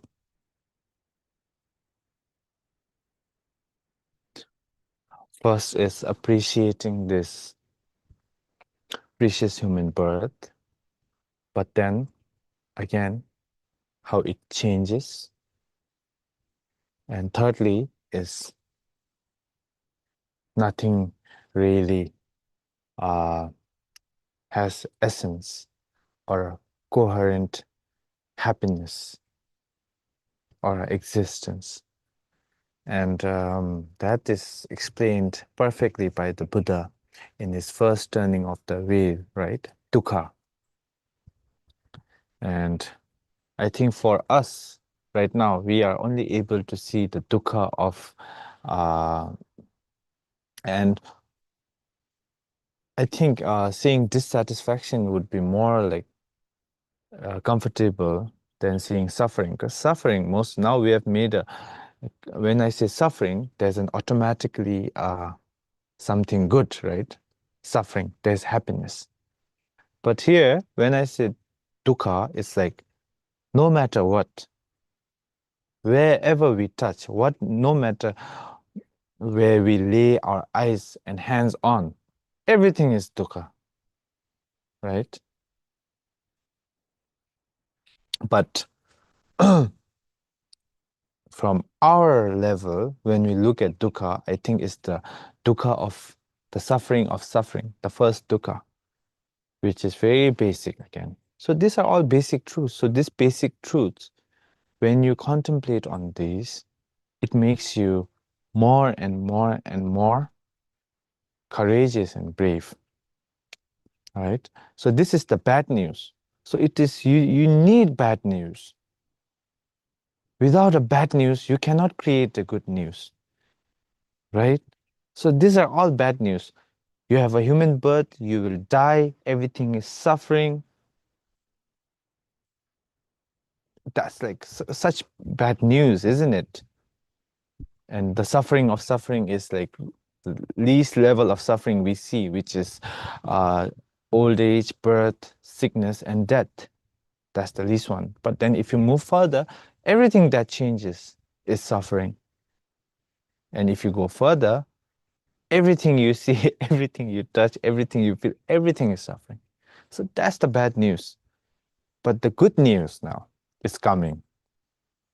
So without the bad news, without you creating the bad news, you cannot have a good news. Now there's a good news again. The good news is that even though everything is dukkha and everything, even dukkha is truly non-existent, isn't it? That's the good news. And that no matter how much suffering there is, everything is just created by your own mind that it's a suffering, it's bad. In reality, it's not bad, but also not good. In reality, what is it? In reality, it's all like a dream, isn't it? Milam tabu, juma tabu. So it's like a dream, it's like a magic. So magic appear when causes and conditions come together. So many causes and conditions has come together and created this, whatever we see, whatever we feel, so on and so forth. So the good news is that everything is truly non-existent. And there's another good news, which is that we can all attain freedom, right? So there is no need to worry. But you need a genuine heart of sadness. You need to create this bad news in order to realize something good. See their interdependence. And without interdependence, I don't think we can communicate. So, and even for our mind to comprehend this situationship, we need to create a good to have a bad, and have create a bad to have a good, right? Okay, so these are the preliminaries, and yeah, little by little we can talk more about it, and if you have questions later on also, we can always do question answer. And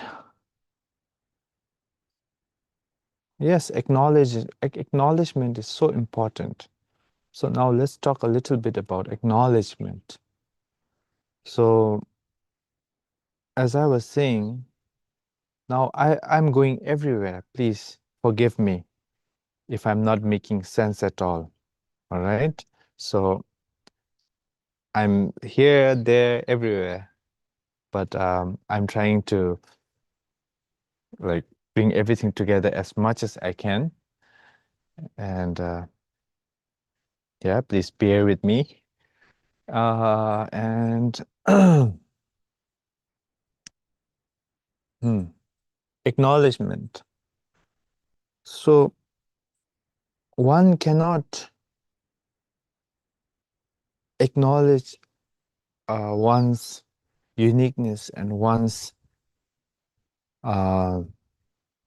basic goodness without first recognizing and acknowledging the fact that one is also distracted,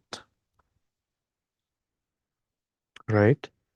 So through these distractions, one can lead yourself into this clarity of mind, which is the nature of mind, so to say.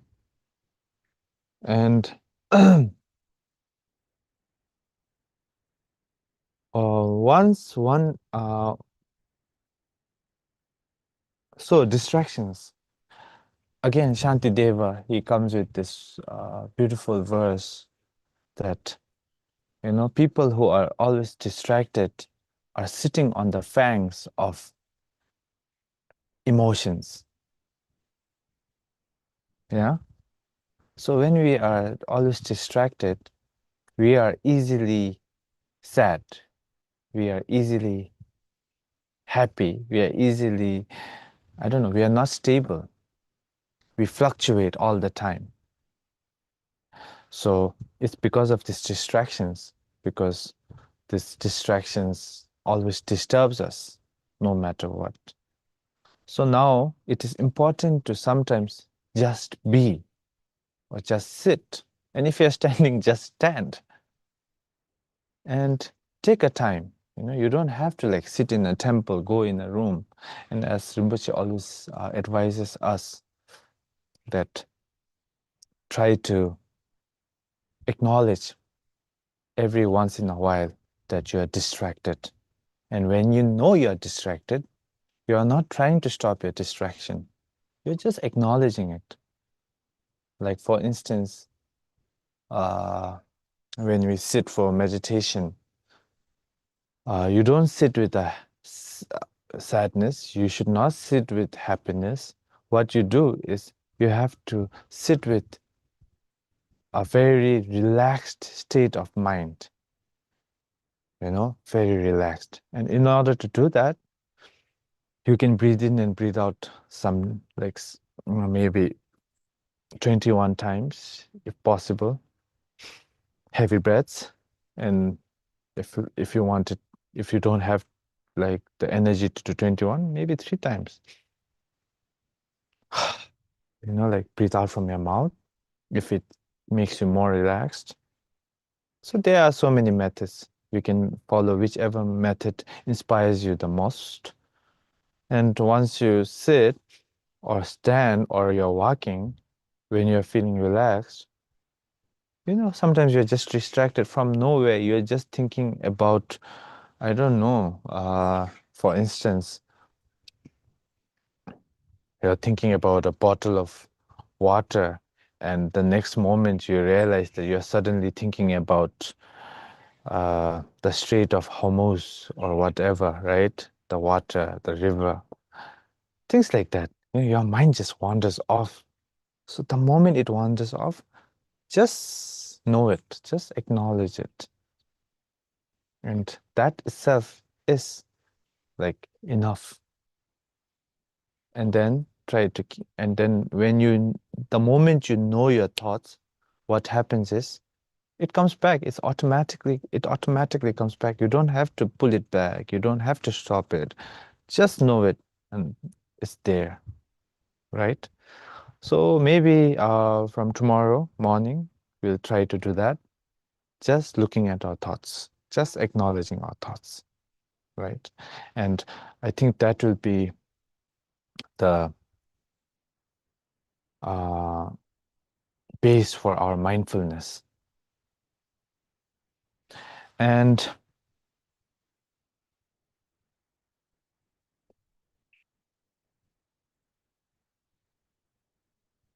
okay, so and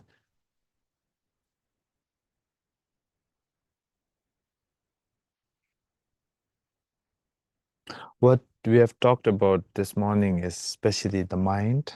We talked a lot about the mind. And then after a while, after the break, we talked about the truth. And we also talked a little bit about the genuine heart of sadness and how things don't really make sense and how death is unavoidable, that we have to face it one day and that we need to prepare for it. And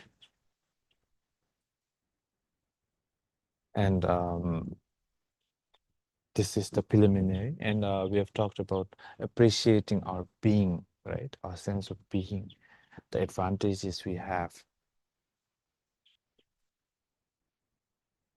And to know ourselves truly. Because right now we don't know ourselves truly. But then if you really dig deep into who we are, I don't think there will be an answer to that. Might end up in an identity crisis. So, and with that, I think we can end the morning session.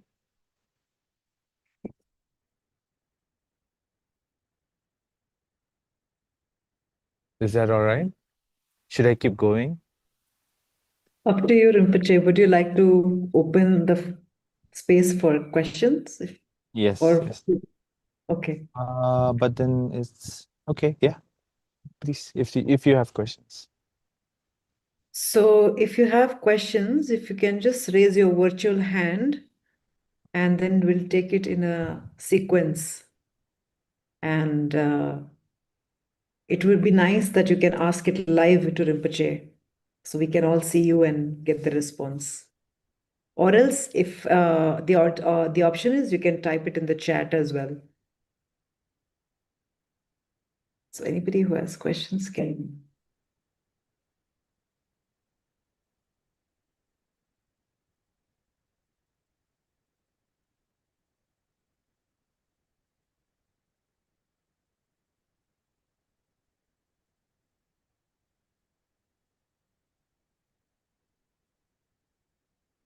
Okay.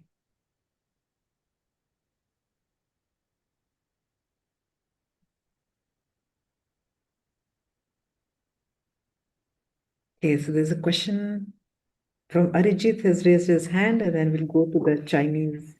Yeah. Rinpoche, you were talking about the Kadam teachings. What does that word mean, Kadam?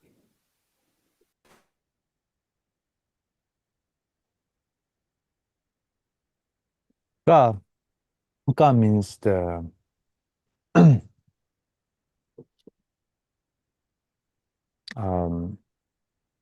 what do you say? How do you say this now? Teaching of the words of the Buddha, like the ka, you know. And dham, I think, means advice.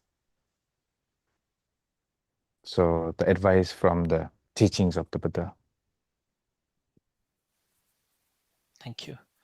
So there are some questions in the chat. I'm using Google Translate to translate some of these Chinese questions. So if there's a mistake, you can correct me on the chat again. So the first is, how do you endure pain while meditating?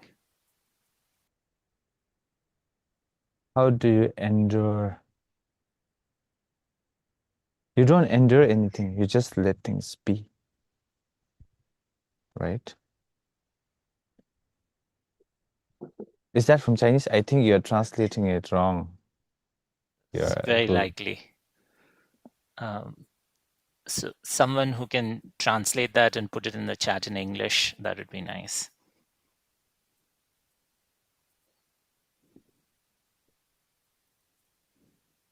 Meanwhile, there is a question in English by Pallavi Chaudhary.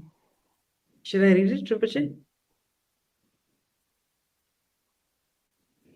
Dear Rinpoche, I had a question regarding devotion to the three jewels.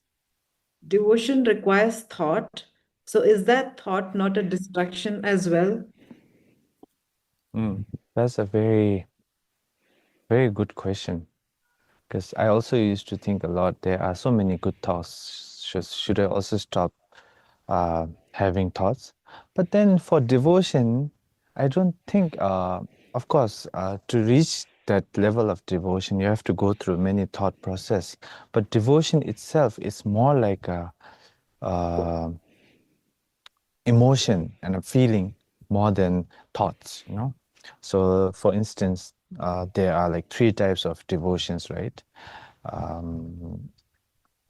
Sometimes the first one is you just see the Buddhas or your guru, and you just feel overwhelmed. You just feel like, you know, something like special about them. There's this devotion. And there's another one which needs to go thought process, like, you know, like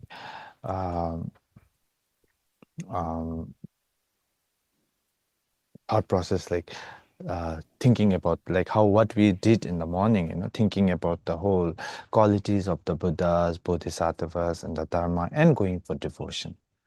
So there's a thought process, but then I think devotion itself is more to do with feeling or emotion more than just thoughts. It comes from thoughts. And when we say try to stop the thoughts, it's not always about, you know, like getting rid of thoughts. We need thoughts, but then the thing is we can never get rid of thoughts. We're always thinking. So here it's more about trying to accept your thoughts as they are and letting it be. And when the good thoughts come, yeah, you can act upon it mindfully. So that's mindful, no?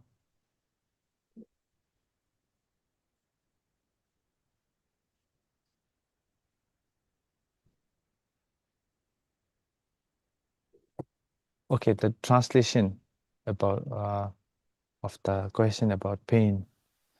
Yeah, so it's like,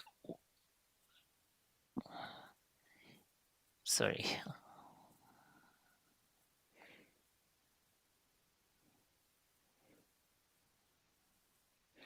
How can one continue sitting, bearing the pain, the physical pain that arises due to meditation? I think that someone is explaining it that way. Oh, I think when they're sitting, I think they get like muscle strains and all, no? Yeah. Maybe they should do walking meditation. But there are methods. You know, you can have a higher cushion. And meditation just always doesn't mean like sitting. There are so many forms of meditations. You know, even the mass stance that the lamas do, that is also a form of meditation, you know. That's like a next level meditation. So enduring that pain of sitting, I think you can always use a higher cushion if you're talking about both bodily pain while meditating. But if you're talking about other things, then I would just say, just let it be and let it go. You know, there's this Zen proverb which says, let the thoughts come and go, don't serve them tea. Such a nice proverb. There's another Chinese question, Rinpoche, that is translated as, what exactly is true sadness? Could you elaborate a little bit more on that? Now that is very difficult to explain. I don't think I also have that sadness, that true sadness, you know, because I have so many expectations from worldly expectations. I have so many, you know, traveling around, eating good food, you know, all these things. So the moment you have these worldly expectations, it proves that you don't have this true sadness, right?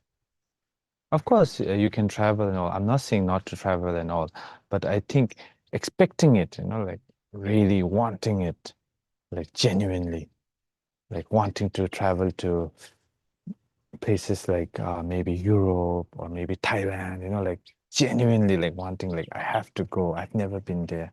Things like that. But like that's just an analogy. But you know, like truly expecting, truly wanting something in a worldly manner is because that you don't see the truth of these things, that whatever you're expecting. So having like,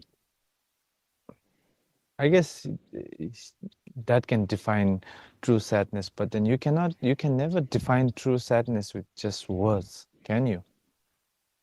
It is just going to be, it's more about feeling.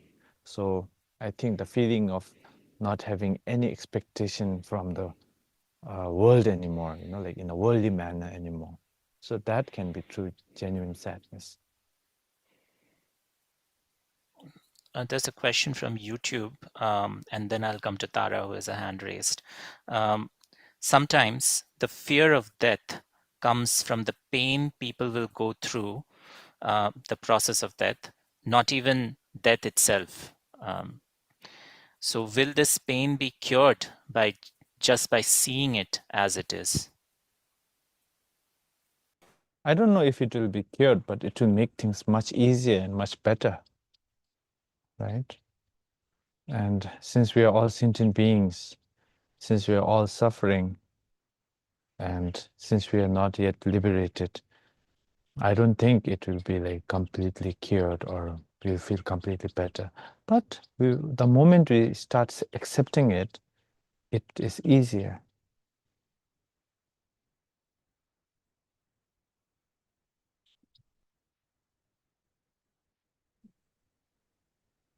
Hello, Rinpoche. Thank you. No. I wanted to ask when you were talking about the maras and fame and the things that we clamor after, sometimes we also, when we set the intention, like, okay, when I'm doing this, may I'm doing it as an offering, may it happen well, like it can be a job or it can be a painting or it can be, something simple also like cooking for my family. We tend to think that success is us of that whatever action is a sign that our intention was good or was correct. So how do we know if we are doing something like we are caught in the maras or whether we are doing something with good intention and so it is coming out well? I don't know if my question makes sense. Oh, okay. So from a bodhisattva path point of view, a good intention is when you are thinking of others, right? Selflessly.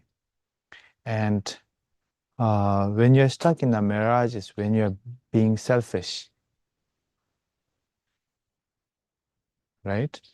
So when you're cooking for your family, and if you can even make one sentient being happy, that's a virtue. So yes, of course, you can call that a good intention. So good and bad is very relative and very, I don't know, it depends on so many things. But then intentionally, I think as long as you do it for the sake of others, then it's a good intention. And the moment you become selfish and you try to do it for your own benefit, so I think but then that can also be a good intention, because sometimes it is important to love yourself also, but not to be selfish.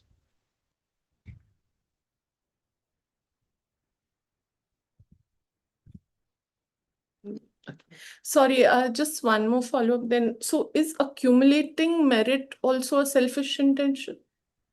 I want to accumulate merit, so I want to do these things. No, it's why are you accumulating? The question is in why. You're accumulating merit for yourself. Why? For yourself to become rich, to become famous, or to see the truth. Okay. Right? Okay. Thank you. Okay. Another question. Could you elaborate a little bit more on identity?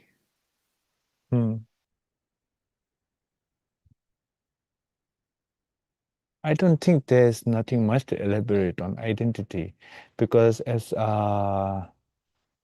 Chandakirti and Nagarjuna, they stated that the moment you look into the eye and the moment you start elaborating and analyzing it, you won't find any identity,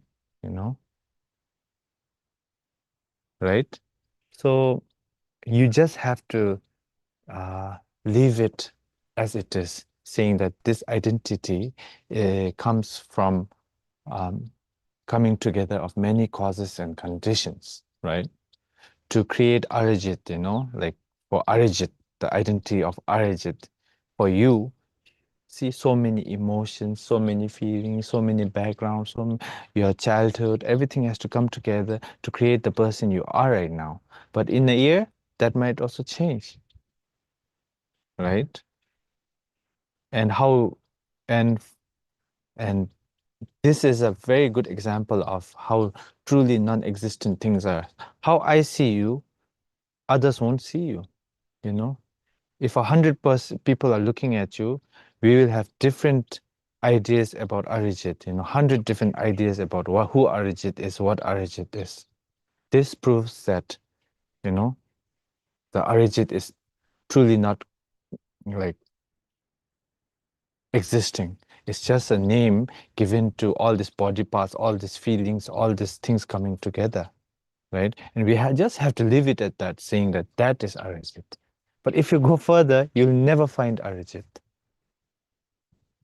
Because the moment you start analyzing, you are trying to enter the ultimate. And in ultimate, you'll never find answers, because in the ultimate, nothing exists. If I have to be clear, right? Yeah. Okay. One more. Why do I feel increasingly depressed during meditation? Is there something wrong with my method?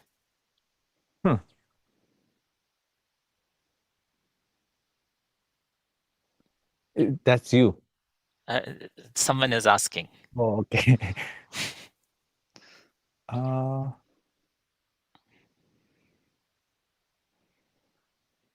Usually, when we meditate, I think I've heard about. Now the thing is what they are meditating on, upon. For instance, if you're meditating on death, upon death, yeah, it is think that you can get sad, you can get depressed, but extremely, I don't know. So maybe I think they should start with shamatha, which is breath, and especially on the breath. In the shamatha, there are so many methods of shamatha, but I think focusing on the breath would be very good if they're feeling depressed, because they need to build their ground. If they don't have like the perfect ground and they start meditating on so many other things, they might become depressed. So it's the ground, because the foundation is very important, and the foundation should be always shamatha, trying to relax your mind, calm abiding. Yes, shamatha is calm abiding. Yeah. Yeah. And there are two more. So first one is, sometimes I feel frozen and everything around seems to stop. What is this state of mind? I kindly ask you to compassionately explain it to me. Wow, I've never heard that before. Like everything is frozen. But time is relative, isn't it? It's very relative. If they're talking about time is very relative. Sometimes you think that, for now, I felt like it was, the teaching session was already done, but then time froze somehow. It's still going on, So I think it has to do with more with how what we are going through. Sometimes we go through so much happiness that time just seems to go away, Sometimes we're in so much suffering, so much sadness. It never seems to end, right? The time. Even if it is just 5 minutes, this 5 minutes feels like a whole hour. So time can be really very relative. So there's this term called kechik kalpa, kalpa kechik. Sometimes a second is a kalpa, and sometimes a kalpa can just be a second. So now what does that prove again? That proves that also time is relative and it's also truly non-existent. So anything can freeze. Okay, and the last one is, Rinpoche, could you please offer a simple teaching on how to begin meditation practice and what points we should pay attention to as beginners?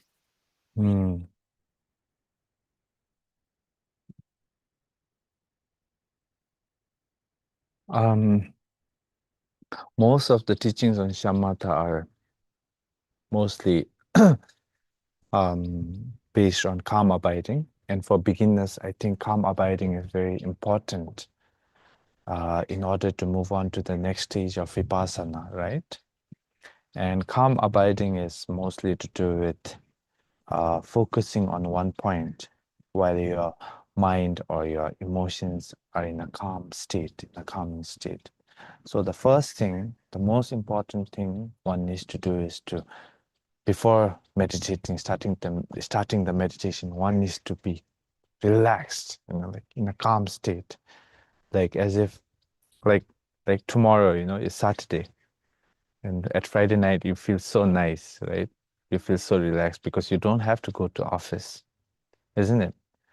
Or like when you come back from the school and you don't have homework, you can just go play with your friends. You remember that calmness? You can just go because you don't have a homework, so you feel so relaxed. That kind of relaxation, like not having to think about the future, not having to have to think about the past, just trying to be in the present as much as possible. And that too, by focusing, and so on. And then there are so many methods, but then the method we usually do is we sit down. It can be on a chair, and your back should be straight. Your shoulders should be relaxed.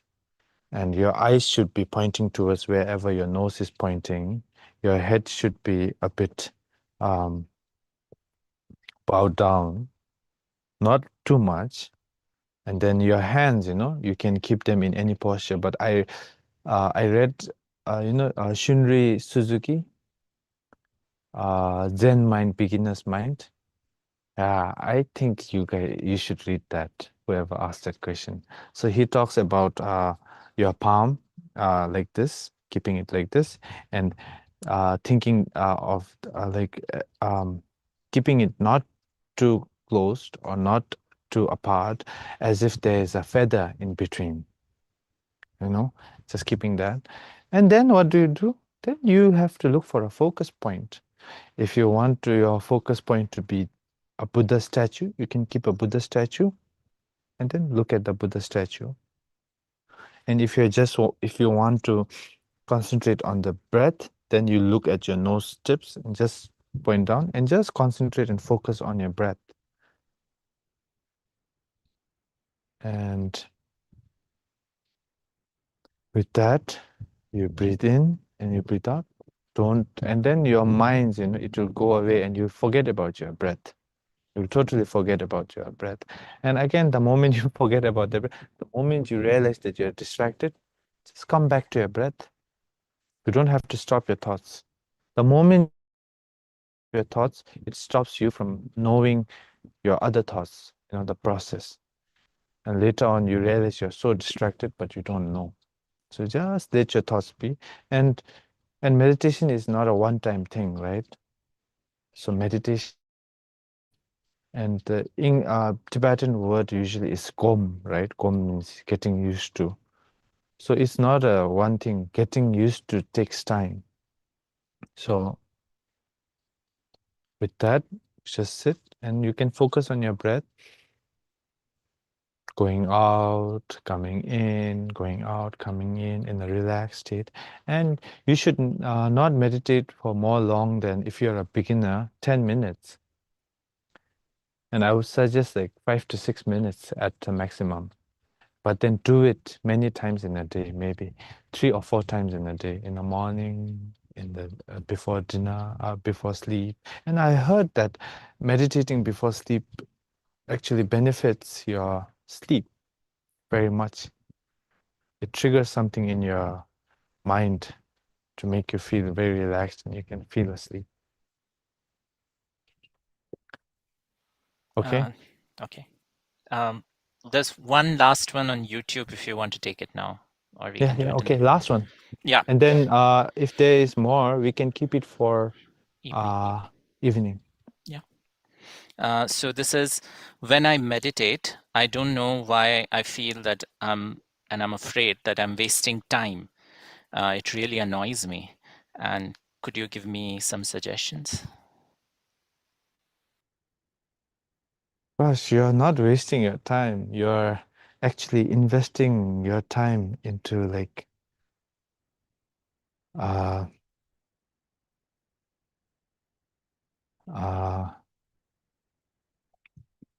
so much more, The moment you are not meditating, actually you're wasting your time, to be honest. We feel that because we don't know the importance of our mind and how important it is that we become free from all this dualistic perception and also from all this suffering that we are going through. And all the suffering we go through are mostly not because of someone creating it for us. It's always because of our mind.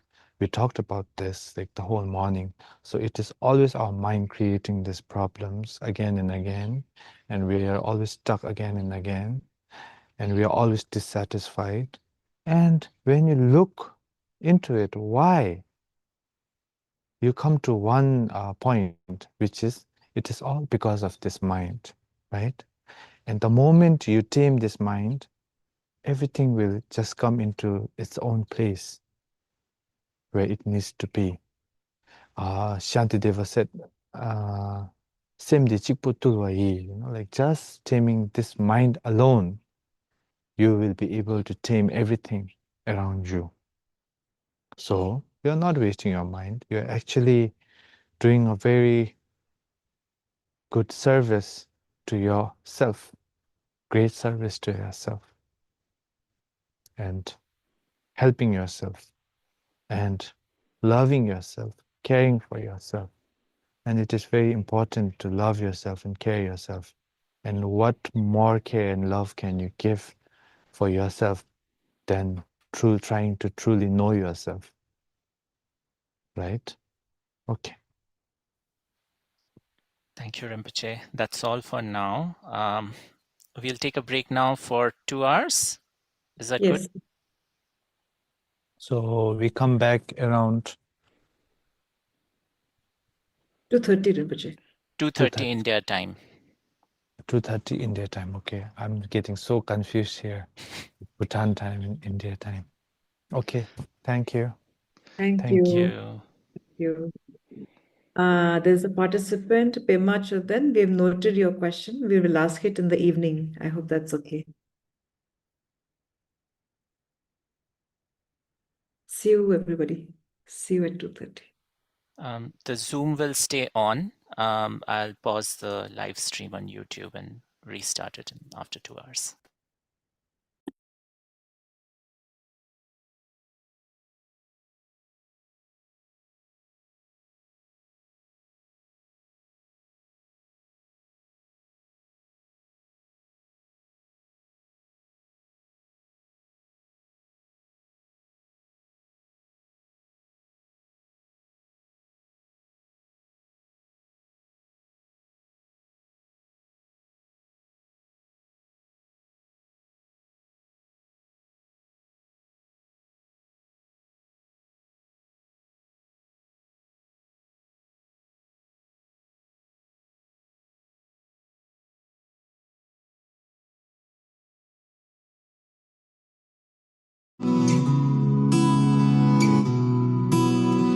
观自在菩萨行深般若波罗蜜多时，照见五蕴皆空，度一切苦厄。舍利子，色不异空，空不异色，色即是空，空即是色，受想行识亦复如是。舍利子，是诸法空相，不生不灭，不垢不净，不增不减。是故空中无色无受想行识，无眼耳鼻舌身意，无色声香味触法，无眼界乃至无意识界，无无明亦无无明尽，乃至无老死亦无老死尽，无苦集灭道，无智亦无得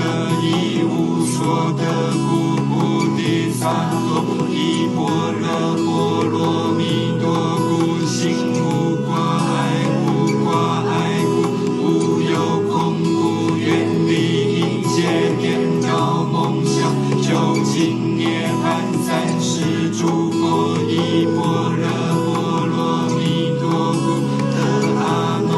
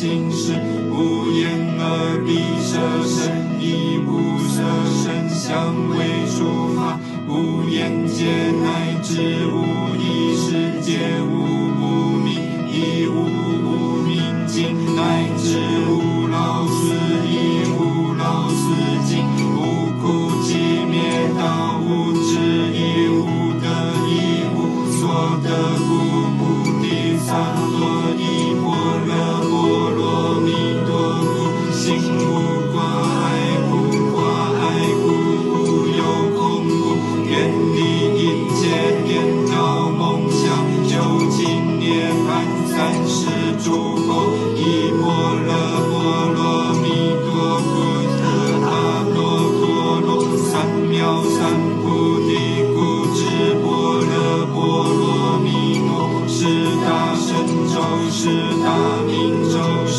无上咒，是无等等咒，能除一切苦，真实不虚空说般若波罗蜜多咒，即说咒曰揭谛揭谛波罗揭谛波罗僧揭谛菩提娑哈般若心经，摩诃般若波罗蜜多心经。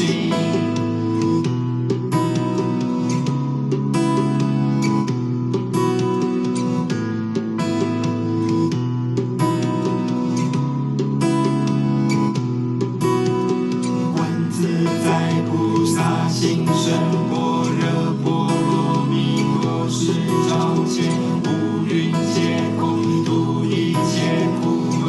舍利子，色不异空，空不异色，色即是空，空即是色。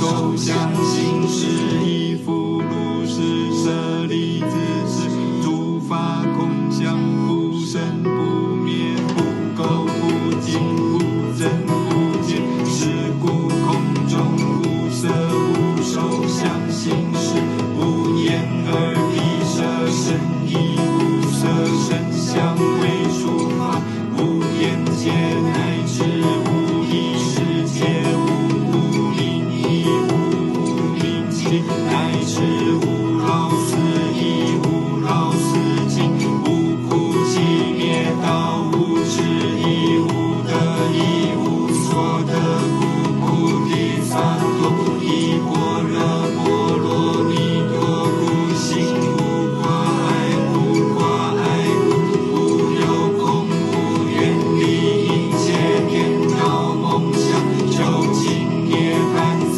世诸佛，依般若波罗蜜多故，特阿耨多罗三藐三菩提故，知般若波罗蜜多是大神咒，是大明咒，是无上咒，是无等等咒，能除一切苦，真实不虚故说般若波罗蜜多咒，即说咒曰揭谛揭谛波罗揭谛波罗僧揭谛菩提娑哈般若心经，摩诃般若波罗蜜多心经。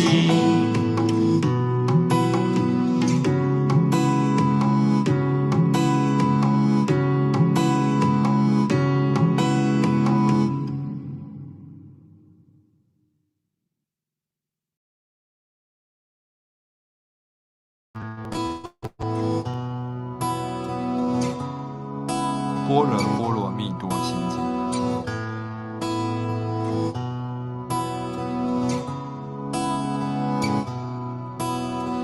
观自在菩萨行深般若波罗蜜多时，照见五蕴皆空，度一切苦厄。舍利子，色不异空，空不异色，色即是空，空即是色。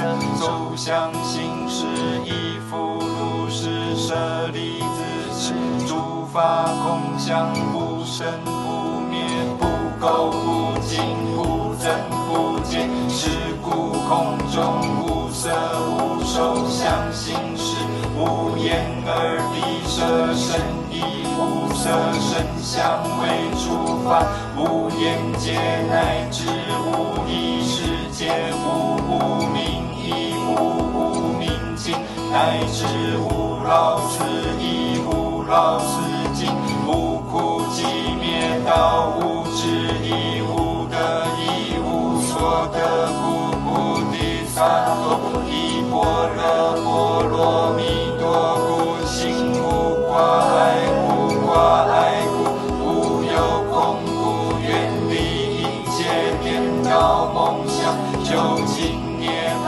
三世诸佛依般若波罗蜜多故，得阿耨多罗三藐三菩提故，知般若波罗蜜多是大神咒，是大明咒，是无上咒，是无根根咒，能除一切苦，真实不虚故，说般若波罗蜜多咒，即说咒曰揭谛揭谛，波罗揭谛，波罗僧揭谛，菩提所阿般若心经，摩诃般若波罗蜜多心经。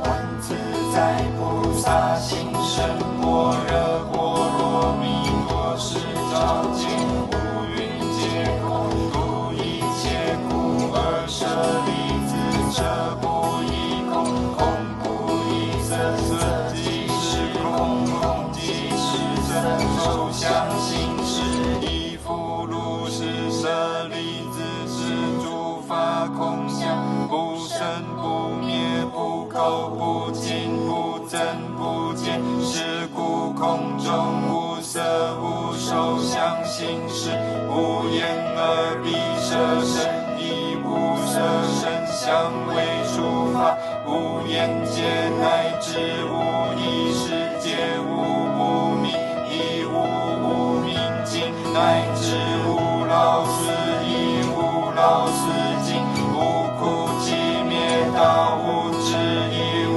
得亦无所得故，菩提萨埵依般若波罗蜜多故，心无挂碍无挂碍故，无有空故，远离一切颠倒梦想，究竟涅槃三世诸佛依般若波罗蜜多故，得阿耨多罗三藐三菩提故，知般若波罗蜜多是大神咒，是大明咒，是无上咒，是无根根咒，能除一切苦，真实不虚故，说般若波罗蜜多咒，即说咒曰揭谛揭谛，波罗揭谛，波罗僧揭谛，菩提所阿般若心经，摩诃般若波罗蜜多心经。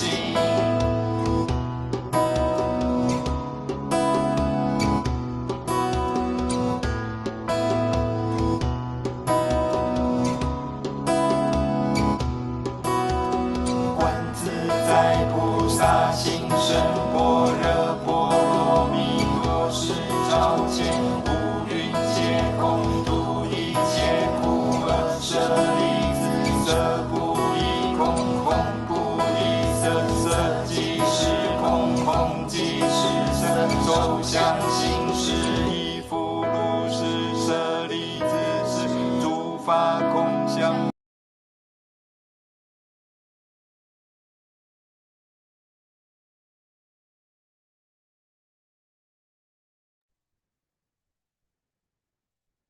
Hello, everyone. Welcome back for session 2 of day 1. Oh,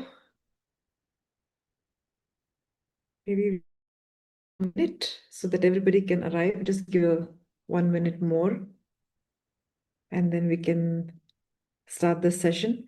Rinpoche just messaged us that he has something come up, so he'll be joining us a few minutes later. Till then, we'll kind of do some practice together. And till the time he comes back, and we'll resume the teaching with him. So let's just wait for another minute.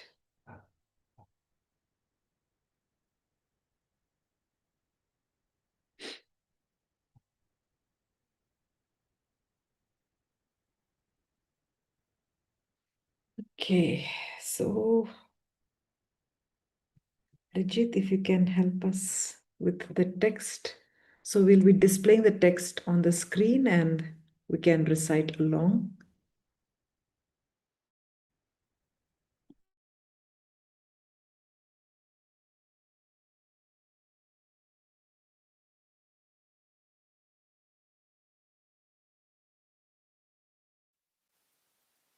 Yeah, give me a second.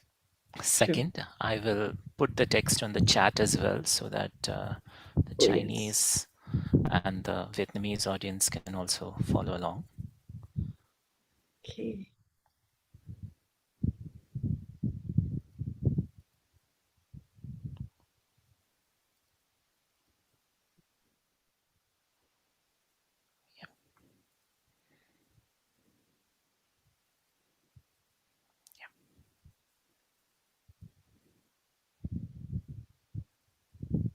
Hey everybody, you can follow the files Arijit have just posted. You can download and also follow.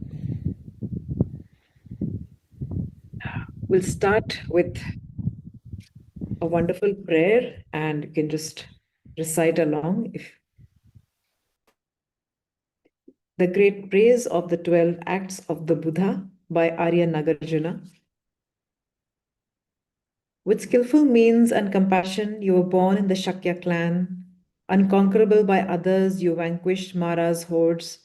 Your physical form resplendent like a mountain of gold. To you, the king of the Shakyas, I pay homage.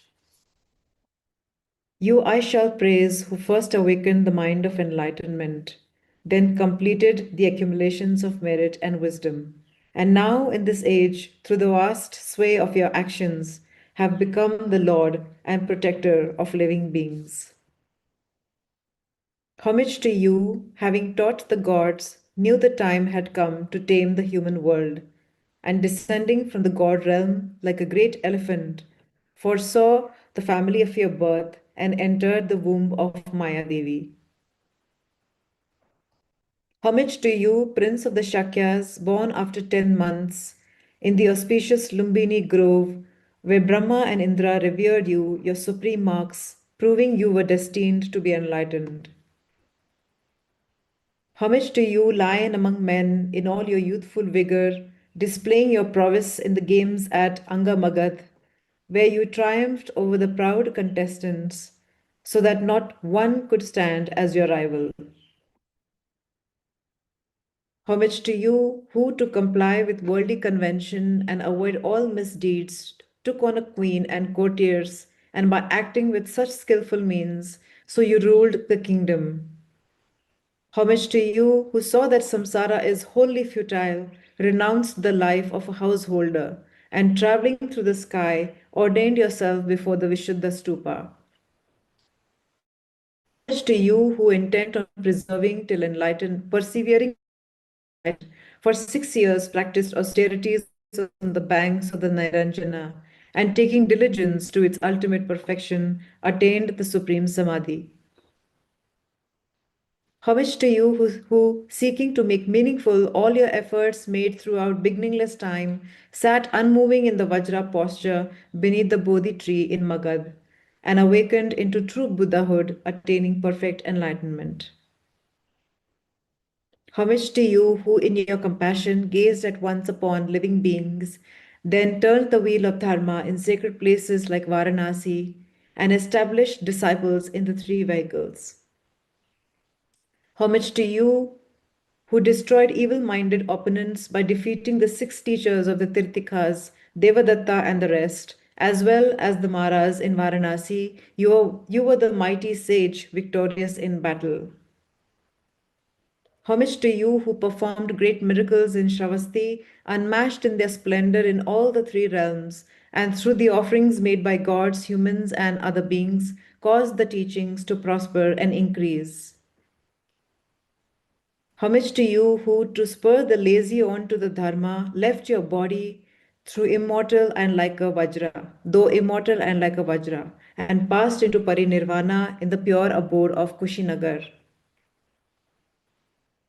Homage to you who, to show that you had not in reality perished, and so that beings of the future could gain merit, emanated a wealth of relics and caused your remains to be divided into 8 portions. Through the merit of briefly praising in this way the great acts of the Lord, who is master of the teachings, may the actions of all living beings come to equal those of the Sugata himself. O Tathagat, may I and others have a form, an entourage, a lifespan, a pure realm, and sublime marks of perfection, exactly like you. Through the power of our praising you and this prayer, in whatever lands we dwell, may illness, negativity, poverty, and conflict be quelled, and dharma and auspiciousness increase and spread.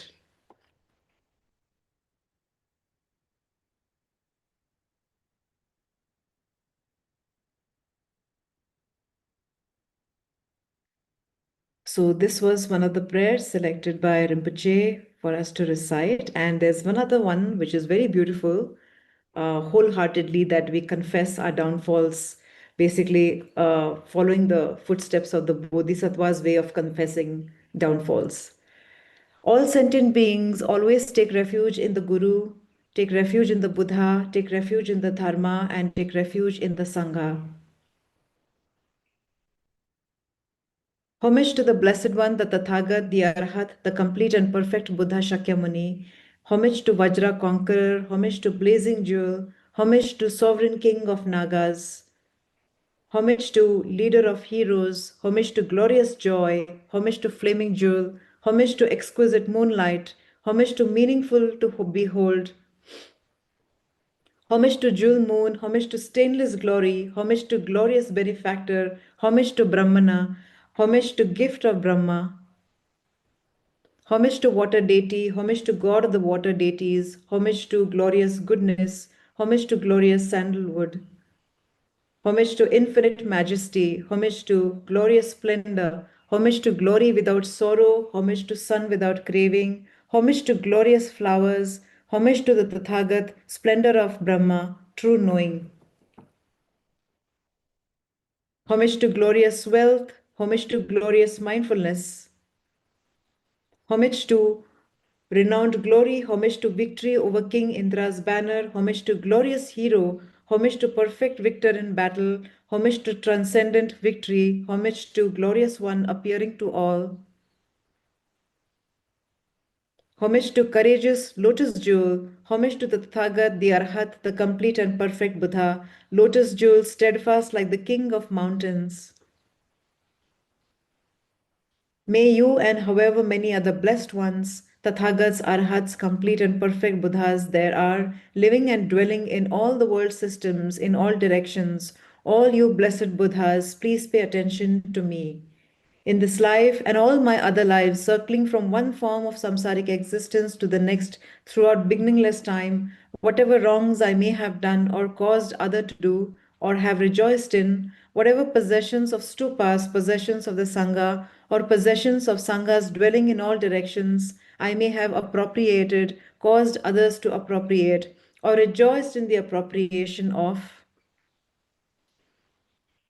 whichever of the 5 actions of immediate retribution may have committed, caused others to commit, or rejoiced in, whichever path of the 10 unwholesome actions I may have embarked upon, or am currently residing on, incited others to enter, or rejoiced in,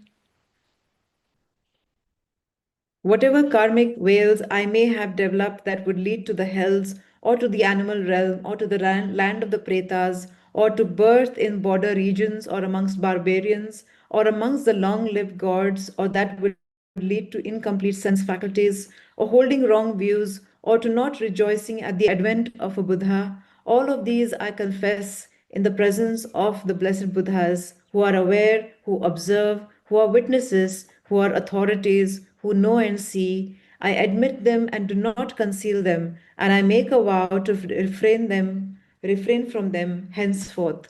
All you blessed Buddhas, please pay attention to me. Over the course of this life and all other lives in samsara without beginning or end, whatever wholesomeness there may be from having given gifts to others, even as little as a mouthful of food to a being born as an animal, whatever wholesomeness there may be in having preserved discipline, whatever wholesomeness there may be in having maintained chaste behavior, whatever wholesomeness there may be in having caused sentient beings to mature, whatever wholesomeness there may be in having roused a mindset on supreme awakening, whatever wholesomeness there may be in unsurpassable wisdom, combining, gathering, and collecting all of this together, I dedicate it to the unexcelled, unsurpassed, most exalted, the most excellent. I dedicate it to unsurpassable, complete, and perfect awakening.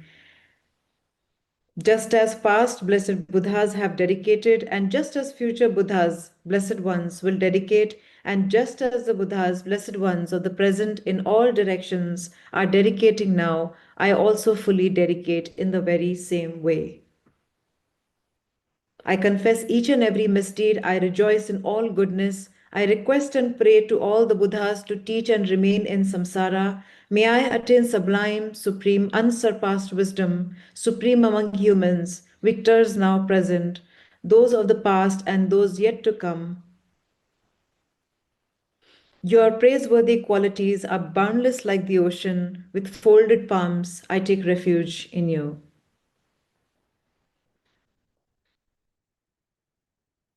So, just sit for a few minutes and exactly like the instructions what Rinpoche shared this morning, focusing on your breath. Firstly, take a comfortable position.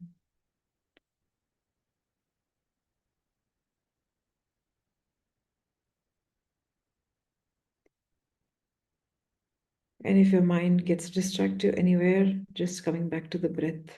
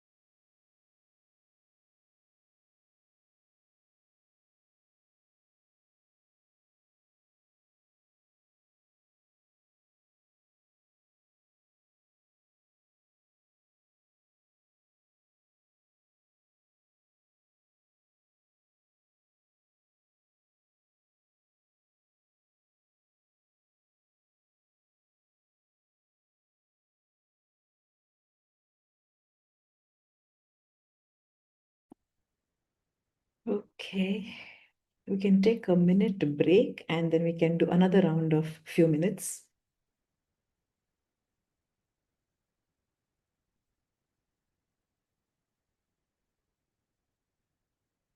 If you have water by your side, you can have a sip of water. If you like to stretch a bit.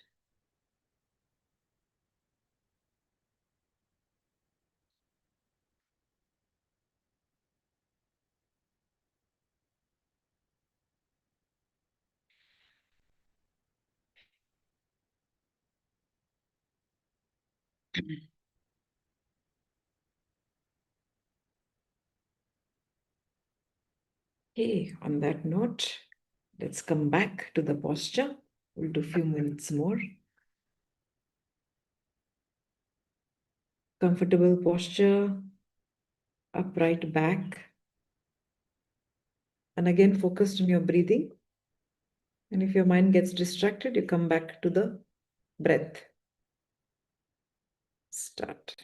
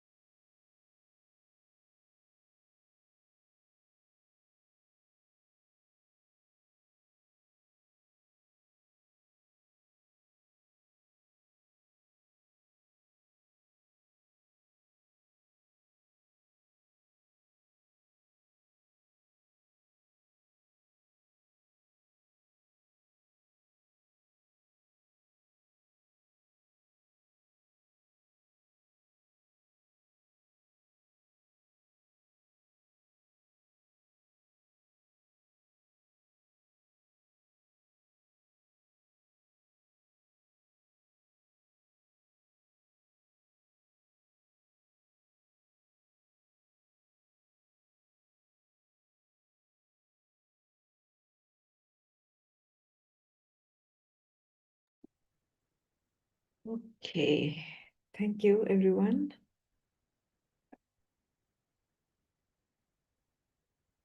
Hello, Rinpoche.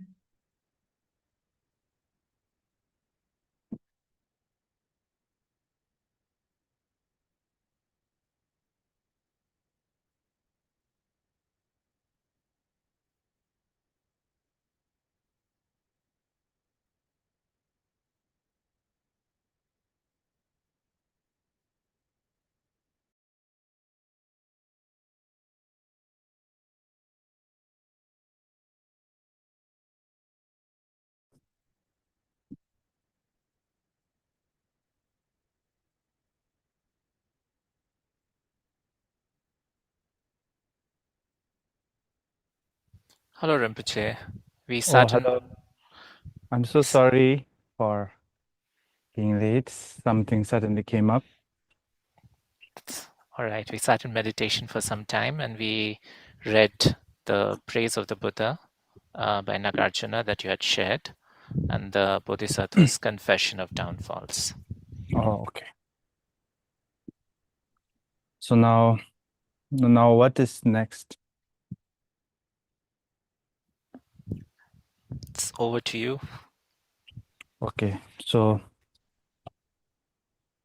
are we doing the shower of blessings? We can do that. Like you want to introduce it and talk about it a little bit, and then we can do it. And then we'll take a break and come back.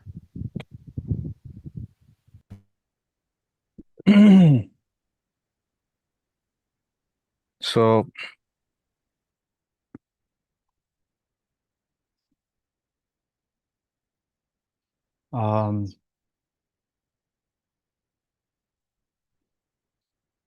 in the morning, we talked about the mind, how precious it is and how dangerous it can also be. So you don't have to look outside for enlightenment and liberation. You'll never find it in external things, which is other than your own inner mind. And this mind, to realize this mind as the nature of this mind, as the Buddha, or as something that is already pure from the beginning, there are so many methods, so to say. There are so many ways in order to realize this. There is the Charvakaya way, there is the Mahayana way, and after that there is the Vajrayana path, means, methods to realize this truth. But as I was saying in the morning, the main point for whatever practice we do, whatever training we do, whatever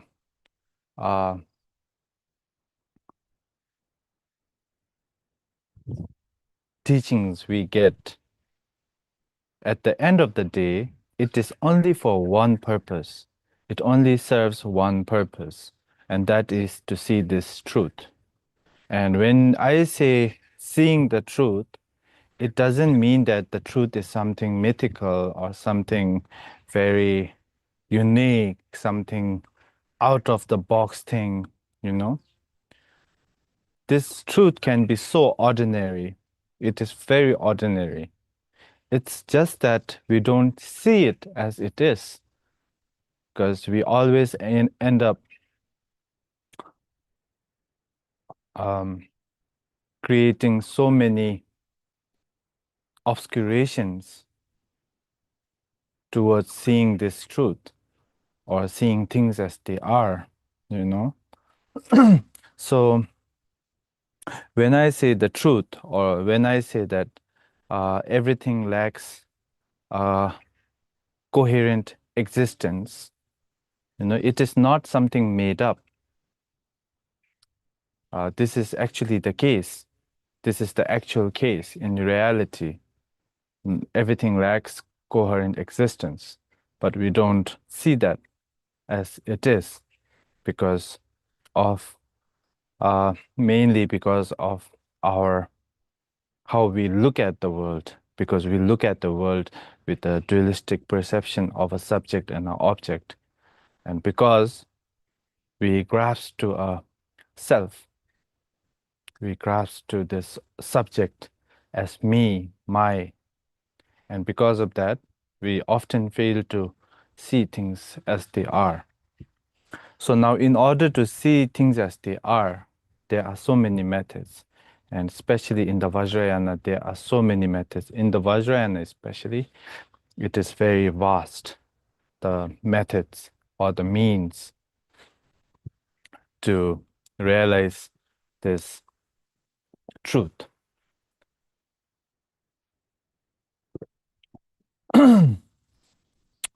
So one of this is the Guru Yoga, we can say, or for in this case, what we are gonna do is we are gonna do the 7-line prayer, but based on a ritual. And rituals are so important in whatever we do.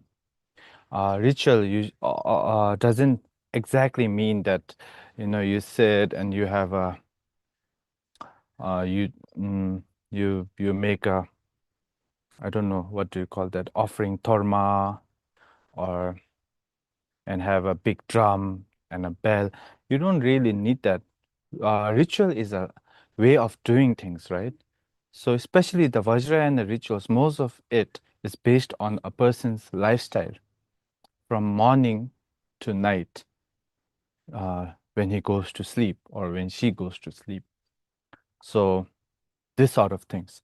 And rituals are so important because it paves a way of doing things. What should be done first? It's like a manual. For instance, if you want to set up a TV at your place, you need to follow the manual. You just cannot do it like however you want, where to plug it, how to plug it, look at the voltage, and after that, how to use the remote, how to connect the remote with the TV. And if you lose the remote, how you can connect your phone with the TV, so on and so forth. There are so many like manuals, right? Similar to that, this shower of blessing is a manual or a way of reciting this Guru Yoga of Guru Rinpoche through a certain way or a manual. So this is like a manual of how we can accumulate or do this Guru Yoga. And Guru or Laminajur, Lama meaning nothing above it, right? La means above, Ma means nothing above, nothing. So nothing above this. So this is like a word for guru in Tibetan. And Naljor means yoga meaning trying to reach the pinnacle or the perfection, right? And yeah, we can like roughly translate it to that right now. We don't have to go so much deep into this. But yes, the 7-line prayer, it is said that this was given by the Dakinis to the Panditas when the Panditas were losing a debate with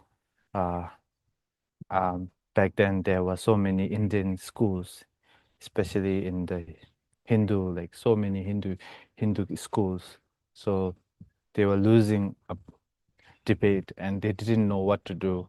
And the Dakini said, recite this, and someone will come to help you. And they recited this, and then Guru Rinpoche came. So that's the story. But the 7-line prayer is so precious because now if I have to explain each word, we have the time, right? I'll try to, Yes. yes, I'll try to introduce it like briefly.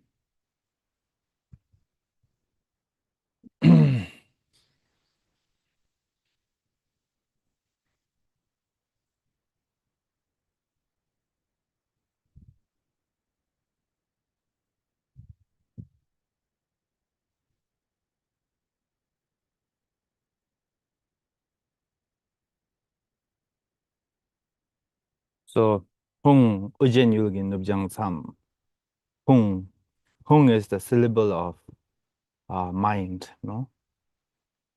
The syllable of, it's a symbol, a syllable for the mind. And from this mind arises all we see and all we feel arises from this mind. And this is also like a conversation starter, right? Something we need to start a conversation. Whenever we need to start a conversation, you start with like, do you know that person, right? Something like that. Or have you ever tried that? Or like, oh, you're wearing such a nice jeans. So something like that. So hung, like, oh, this mind or this syllable. So then what? In the northwest of the land of Odiyana. So northwest. The word for northwest in Tibetan is Nupjang. So Nupjang meaning Nup and Jang means to subdue. It has two meanings. It can mean northwest, but it can also mean Nup means to set. Jang means to conquer or subdue. So from when all our negativity is subdued, and when all our dualistic views set, what happens? A lotus bloom, and this lotus is the symbol for our mind, the nature of our mind. And from that nature of mind, on the heart of that lotus, who sits endowed with the most marvelous attainments, right? Who sits with so many attainments, it's very beautiful. Who sits there? Oh, you are renowned as the lotus born, Pema Jung Nishe Sutta, the lotus born. So that lotus born is the Buddha nature, right? So on this lotus of mind, who sits? The lotus born sits, and that is the Buddha nature. And you are surrounded by the host of dakinis. So these dakinis are all your thoughts. It arises from this person. It surrounds him, this lotus pond. And following in your footsteps, or by trying to look into you, please invoke within me, So outwardly, please bless me. Inwardly, please come, invoke Guru Pema Siddhiho. Okay, so that's like a very short explanation. So that's the 7-line prayer. But if we had to explain this whole 7-line prayer, I think it would be very difficult for me also.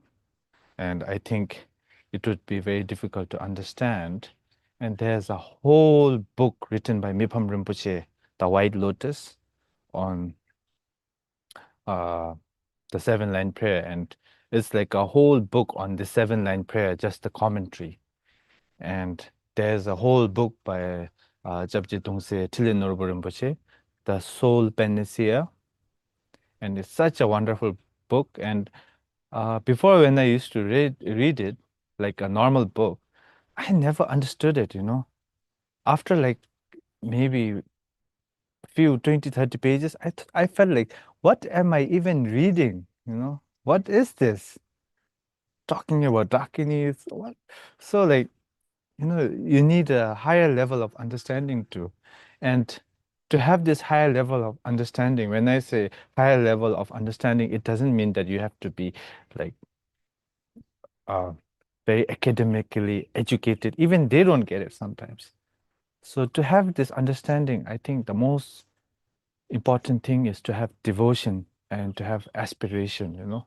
When you have like devotion and when you have this aspiration and when you read this text or when you do these prayers, I think it kind of affects you in a very beautiful way that it is sometimes you don't even know how to explain it, you know. So yeah, so I think that's that.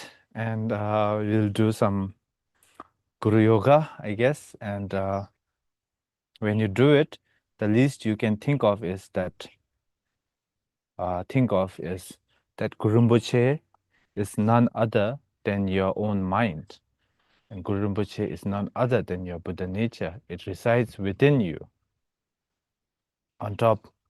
And when Guru Rinpoche sits on this lotus, you know, the lotus has a stem.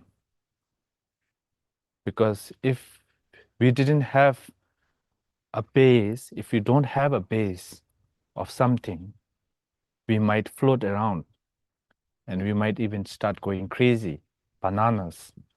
So we always need a base. So the base would be on the base of shamatha, right? And then this Guru Rinpoche is nothing solid. So you can visualize that Guru Rinpoche is all around you, everywhere. But then at the same time, this Guru Rinpoche is like a mirage. It's nothing more than a dream. Why? Because everything around us is nothing more than just a dream. With that, should we start the 7-line? So we'll recite the shower of blessings Rinpoche, and in middle somewhere is the 7-line prayer also. Yeah. First, you go from the whole thing. Yes. And it's like the 7 branch and everything. Yes. And when you reach the 7-line prayer, you can do it 7 times. Right? And Guru Pema Siddhihum, you can recite it for like, maybe we can recite it for 5 minutes. Even if we are not focused, at least our mouths will be busy chanting. And then that itself is very good because we'll stop. Okay. Yeah. Okay. We should go on. Okay.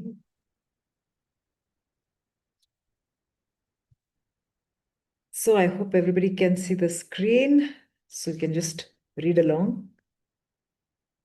A shower of blessings, a Guru Yoga practice to accompany the 7-line prayer by Mipham Rinpoche. Ah, I am in my ordinary form. Before me in the sky appears Odiana and the immaculate Dhanakosha lake, deep and full of water with 8 kinds of purity. In its center you dwell on a jeweled lotus blossom, its petals open wide. All sources of refuge combined, Orjen Dorje Chang, ablaze in splendor with the major and minor marks of perfection and embracing the consort Yeshe Sogyal. You hold a vajra in your right hand, a skull cup containing a vase in your left, beautiful in all your silk, jewel, and bone ornaments. In an expanse of blue, white, yellow, red, and green light, you preside resplendent, radiating great bliss. All around you, gurus, devas, and dakinis gather like clouds. Pour down your blessings in a rain of compassion. Watch over and care for me. Essence of all Buddhas in your immortal wisdom body, now and always, I bow to you with passionate longing and devotion. My body's possessions and all my merit, past, present, and future, I visualize as Samantabhadras offering clouds and present them to you. My harmful actions and downfalls committed through beginningless time, I confess without exception. You alone have completely mastered the precious qualities of all the Buddhas and Bodhisattvas. And with all my heart, I rejoice at your liberating life story. With total trust, I pray to you and implore you, shower down a great rain of Dharma, profound and vast, gathering all the actual merit of myself and others. For as long as these infinite realms of living beings remain, I shall follow your example, Lord, and dedicate it all to guiding beings as limitless as space.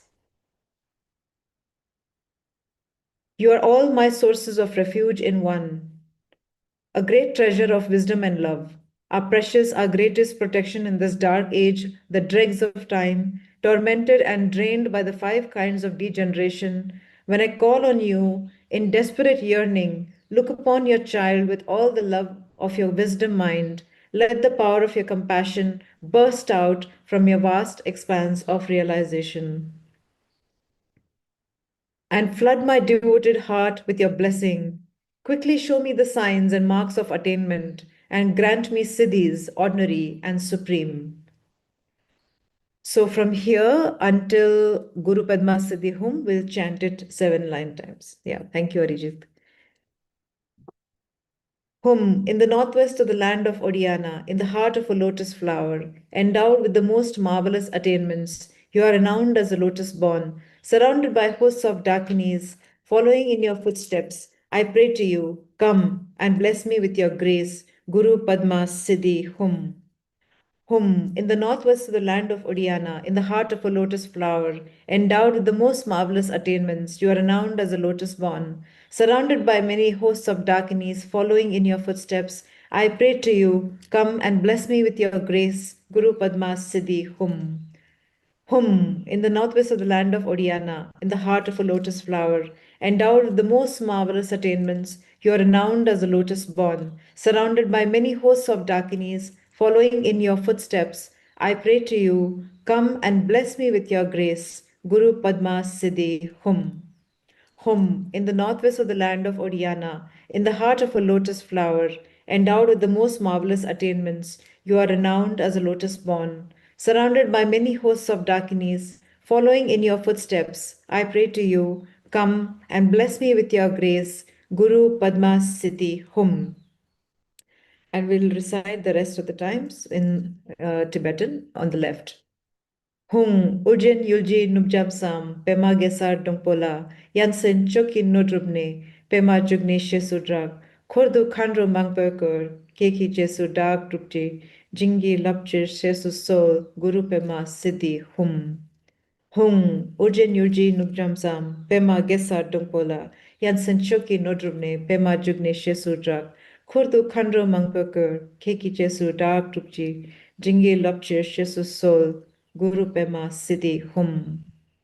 Hung Urjen Yujin Nubjam Sam, Pema Gesar Dongpola, Yatsen Choki Nodrubne, Pema Jugnishi Sudrak, Kordu Khandro Mangperkur, Kiki Jesu Dak Trupji, Jingi Lopje Shesu Sol, Guru Pema Siddhi Hum.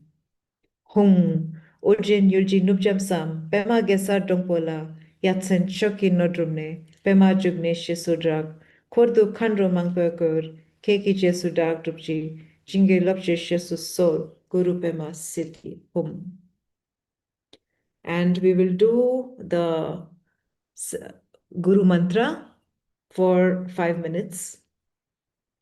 It's, Arijit, can you just rotate? Yeah, the cursor, this is where it is. Om Ahum Vajra Guru Padma Siddhi Hum. Om Ahum Vaja Guru Padma Siddhi Hum. Om Ahum Vaja Guru Padma Siddhi Hum.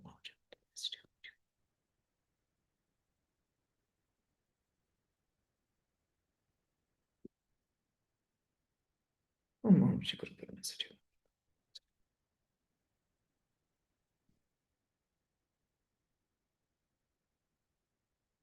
Om Ahum Vaja Guru Padma Siddhi Hum.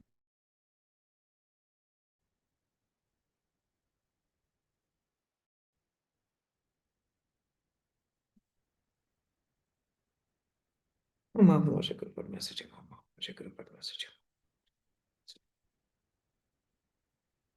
Om Ahum Vaja Guru Padma Siddhi Hum. Om Ahum Vaja Guru Padma Siddhi Hum. Om Ahum Vaja Guru Padma Siddhi Hum.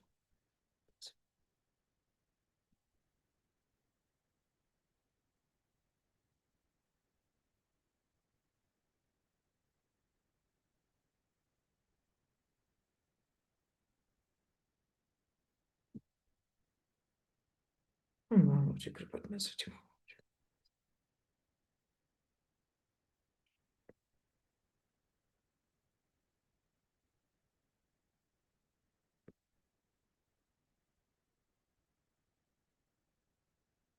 Om Ahum Vaja Guru Padma Siddhi Hum. Om Ahum Vaja Guru Padma Siddhi Hum.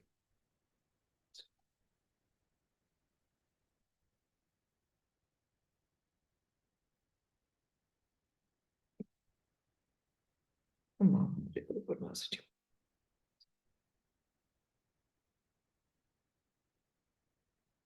Om Ahum Vaja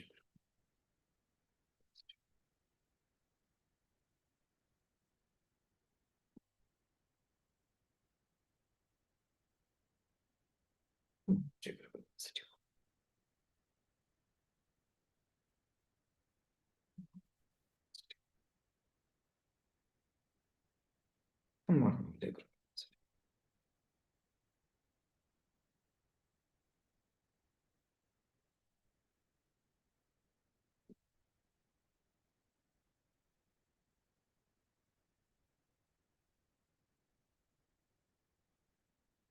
Vaja Guru Padma Siddhi Hum.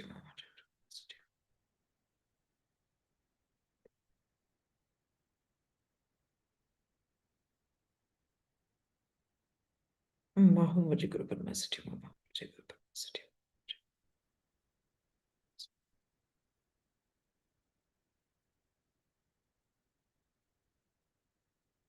Om Ahum Vaja Guru Padma Siddhi Hum. Om Ahum Vaja Guru Padma Siddhi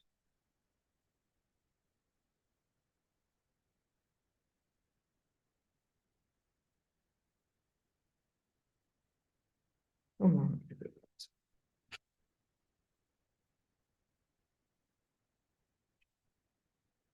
Hum.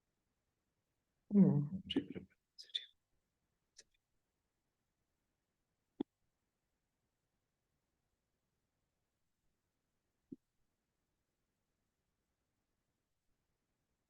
Om Vaja Guru. Om.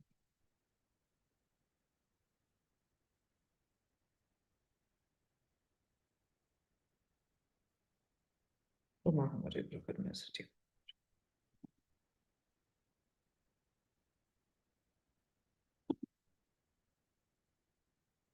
Hum. Om Vaja Guru Padma Siddhi Hum.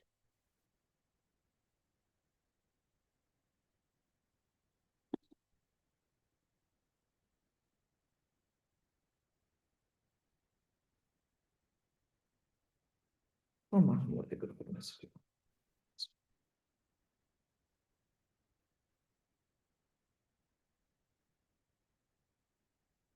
Om Ahum Vaja Guru Padma Siddhi Hum. Om Ahum Vaja Guru Padma Siddhi Hum. Om Ahum Vaja Guru Padma Siddhi Hum. And now is the visualization. Rinpoche, would you like to say a little bit of the visualization, or should I continue?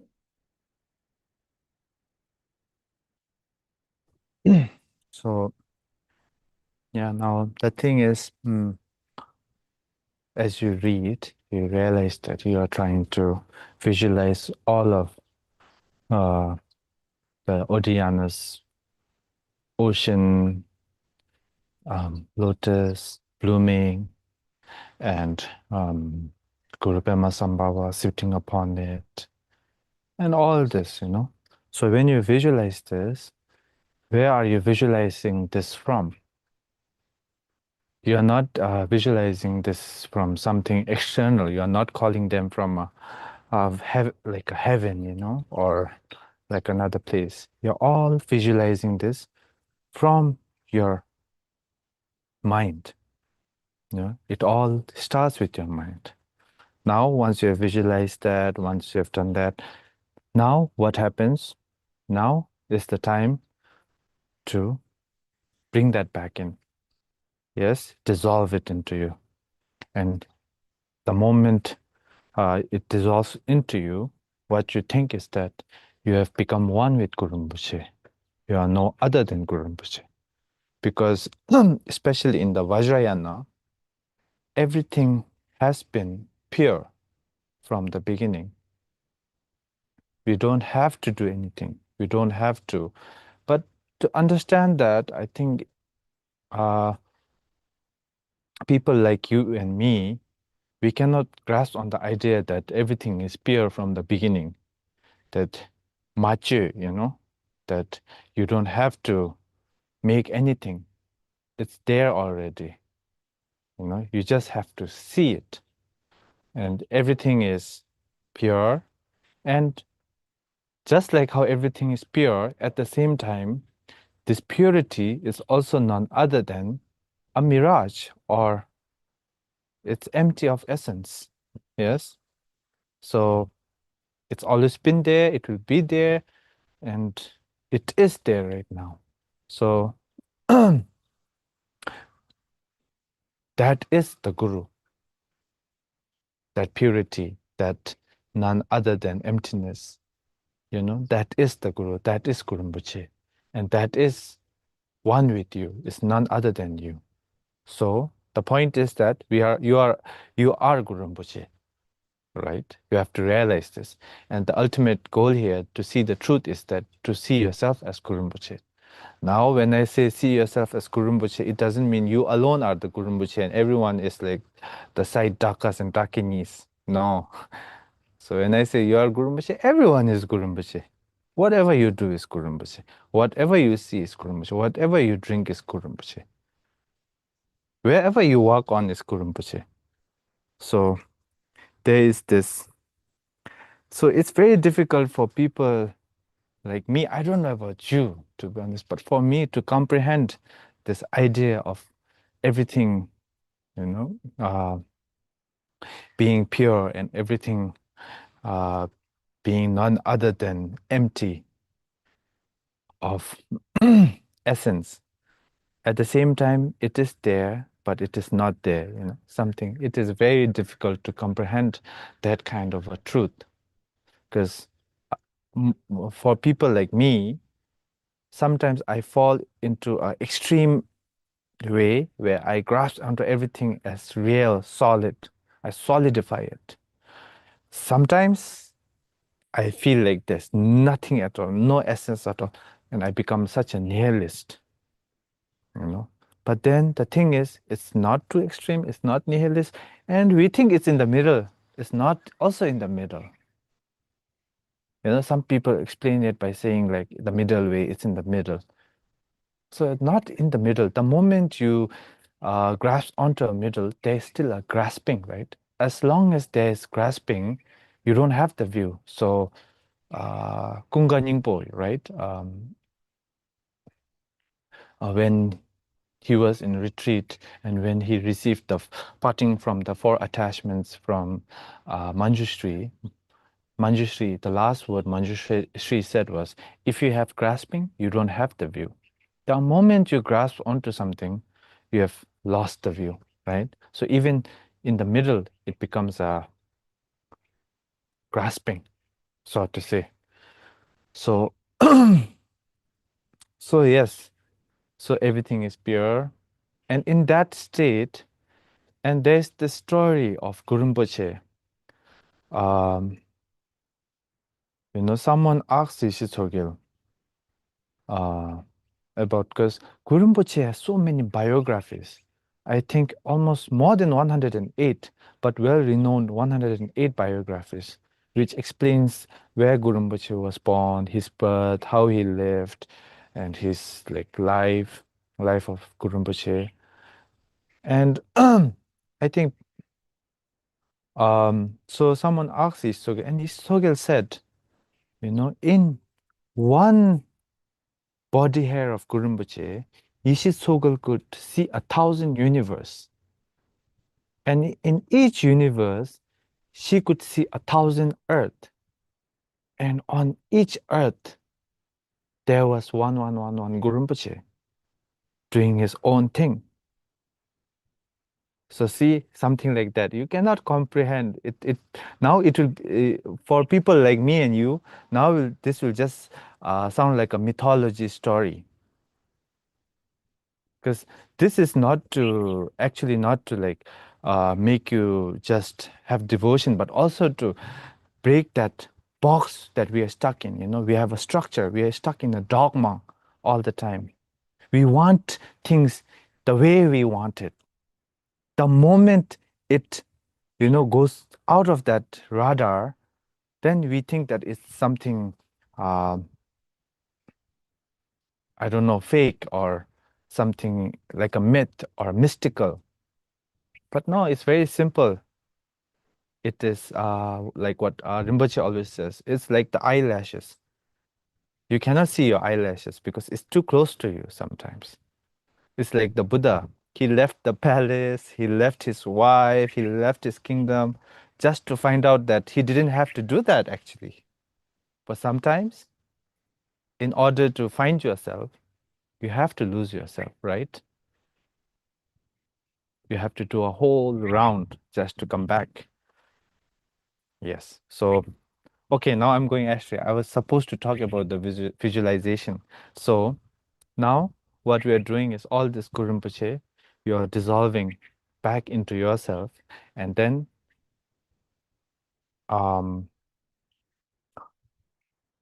firstly, what happens is from Guru Rinpoche, 3 rays of light comes. And it touches our forehead, our throat, and our heart. And with that, it pacifies our bodily non-virtues and sickness, and non-virtues related to the speech, and non-virtues related to the mind. And with that, at the end, all the Lama and the Dakas and Dakinis in front of you becomes a small light, ball of light. And it turns into Hung. And that Hung dissolves within you and becomes one with you. And that's it. And then right? So we can do the Pallavi, maybe you can do it, the ending.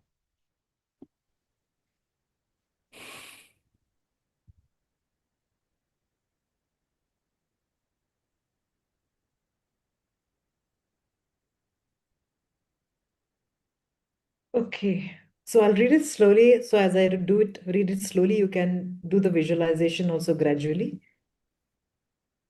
And you can do this with your eyes closed. So yeah. From the 3 syllables, Om, Ah, Hum, at the 3 centers of the Guru, white, red, and blue rays of light strike out and dissolve into my own 3 centers, purifying the obscurations of my body, speech, and mind, and transforming them into Vajra, body, speech, and mind.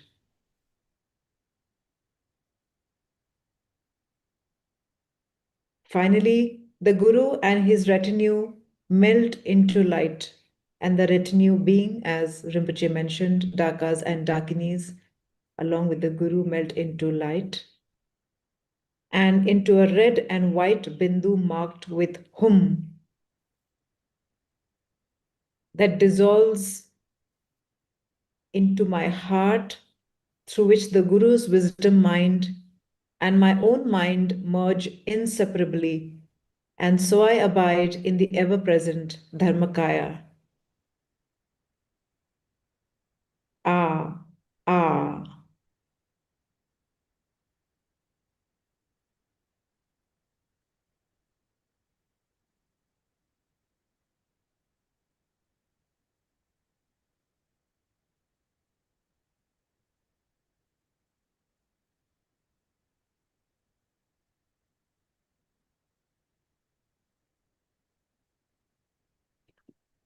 Okay, thank you. Okay. So, yes, so, you know, especially in India, they have this talk of guru and student becoming one. Guru reaching the level of this, my student reaching the level of their guru. And even in Buddhism especially, I think it is quite revolutionary for the West when we talk about these things that you can become one with your God, right? But then, yes, all sentient beings, each one of them, even the ant that is stealing your sugar, or even the little ladybug on a small plant, everyone, even maybe the bacteria that you don't see, some of them, you know, all of them, they have the Buddha nature. And because they have the Buddha nature, they have the cause to become the Buddha. And when you have the cause, you will become the Buddha, right? You just need the right fertilizer, isn't it? And this Buddha nature, even though we cannot see it, like, it's not visible to our naked experience, but there are signs, you know, and the biggest sign is empathy and compassion. No matter what kind of sentient being you are, you have some compassion, that goodness in you, don't you? That empathy, yes. And because you have empathy, you will become enlightened. As you know, the first thing before Chandrakriti wrote entering the middle way, the text entering the middle way. Before Chandrakriti wrote that, so there is like a tradition of writing a homage, right, to your gurus, to the Buddha, Dharma, or the Sangha, whoever you have the most faith in. Chandrakriti doesn't praise the Buddha. Chandrakriti doesn't make homage to the Buddha, doesn't make homage to the Bodhisattvas, doesn't make homage to the his own guru. He makes homage to one thing, and that is empathy. He says, all the Sharvakaya and all this, Theravada Buddhas or Theravada self-Buddhas, where do they come from? They come from the Buddha, because Buddha teaches them. They listen to the Buddha's teachings and they practice, and they come from the Buddha.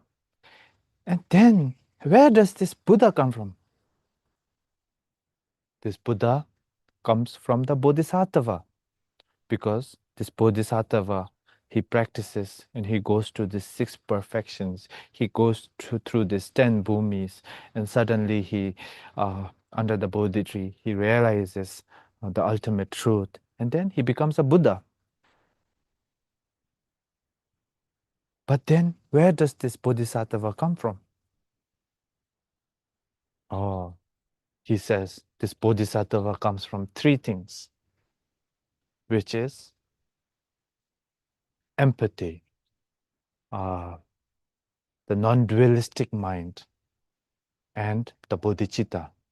But he says, but the most important from these three is empathy, because everything starts with empathy. Everything starts with the spark. So it's beautiful, you know. That's why the first thing I'm gonna do is praise this empathy, because it seems that only this empathy is the root to ending everyone's suffering, right? And what do we mean by empathy now? Empathy or compassion, right?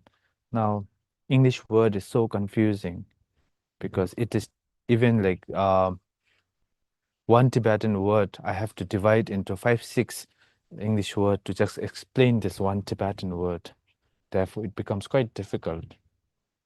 But what does this compassion or this empathy mean? Or what is the meaning of that, the character? It means wanting to free everyone, or not everyone, just wanting to free, wanting to be free from suffering, right? And especially wanting others to be free from suffering. Yes, one can have compassion for oneself, one can have empathy for oneself, but here the main is having compassion for someone else, wanting them to be free from suffering. And there's a story that long time ago, Buddha was born in a hell realm. So I think it is in the Jatakamala, but this is mostly mentioned in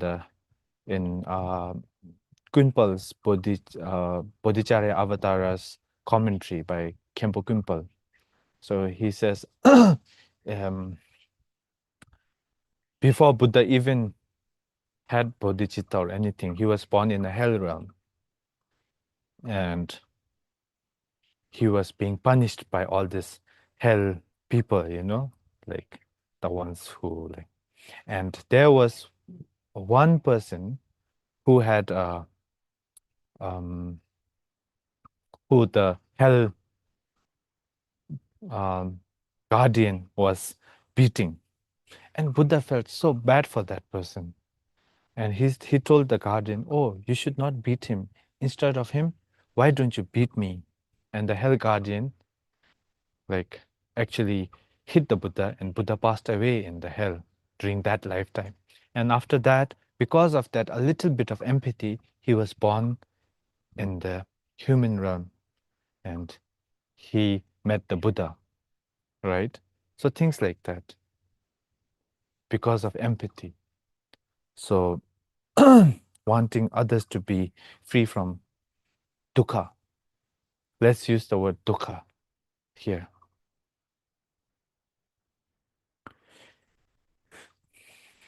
So this, and then again Chandrakirti says, what is the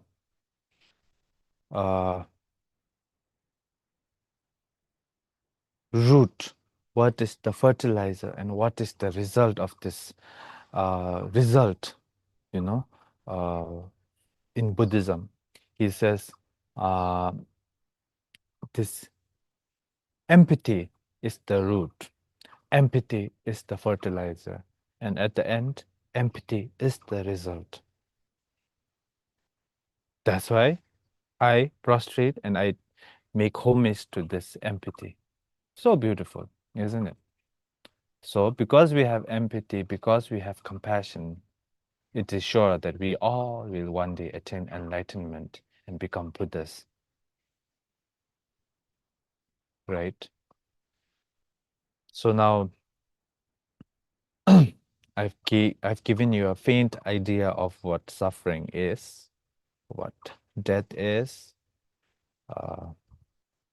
and all that.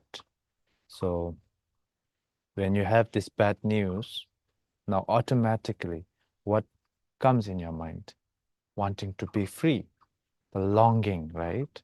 And this longing is the most important thing, because I told you, we keep moving on. We are always on the move. We are always moving. And when we are always on the move, there's always something that drives us, that pushes us. And most of the time, it seems to be our longing. This longing drives us, right?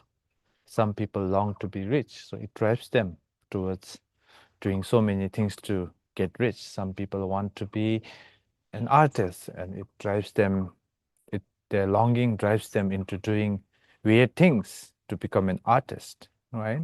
So on and so forth. So there are so many things that drives us. But the main, if you are willing to practice as a Buddhist practitioner, I feel that, what should drive us should be always empathy and compassion, or compassion. Empathy and compassion should drive us, wanting to be free, and not only myself, but others as well, trying to fit in their shoes and trying to understand them. And as I said in the morning, we cannot fully understand them, but we can at least try, right? And yes, compassion. And from this compassion comes bodhicitta also. So,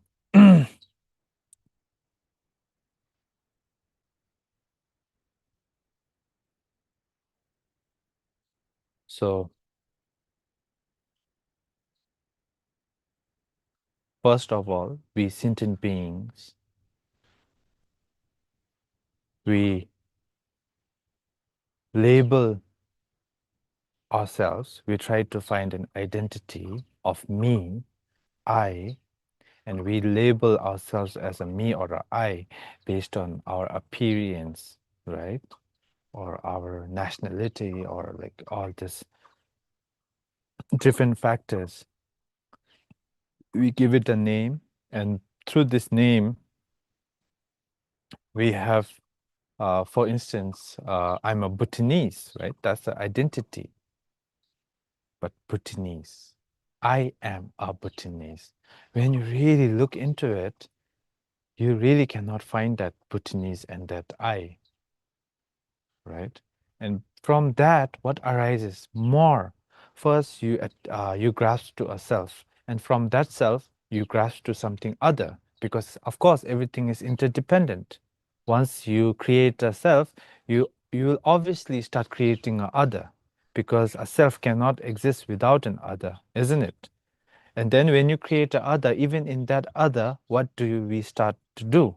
We start to create friends and foes, right? Mine and not mine. And we get attached to what's ours, and we become aggressive towards what's not ours. So all this starts from one thing, this grasping to a self which doesn't exist at all. And you look, and sometimes you might think your mind is the self, because I've been talking about this mind. Mind is just a continuity. Where is this mind? Is the past.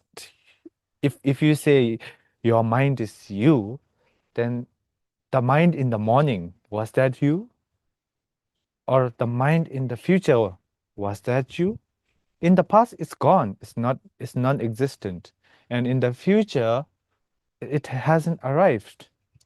So now you are left with the present. And what is a present without a future and a past? You cannot find that.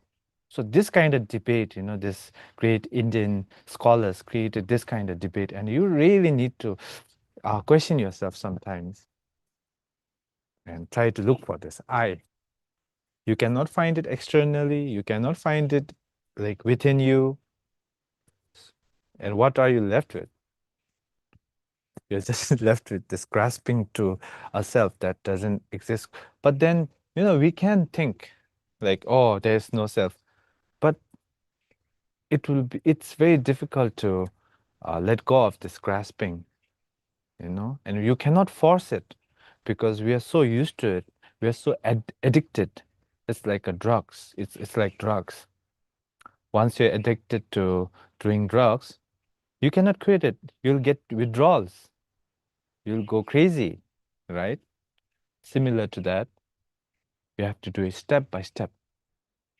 And when you are grasping to a self, when you grasp to the self, and because of this, you create so many problems for yourself, for others, and you're constantly climbing up just to fall down. As I said, you're just a bucket in a well. So this bucket climbing up, going down, climbing up, going down. Remarkable, isn't it? It's like never getting tired. We are tired. Sometimes we realize, right, that you are so tired of life. You are so, but then there is no stopping it. As I told you, we have this mind. So tirelessly, restlessly, always trying to do something, always trying to come to a conclusion, always trying to figure things out, but always ending up with dissatisfactions. You know, don't you feel bad for them? Don't you feel bad for yourself? Yeah. When you think it that way, you know. Sometimes I think about it and I do feel bad for myself more than others. And yeah, you have to feel bad for this everything because that's empathy, right? Oh no, they're going through a lot.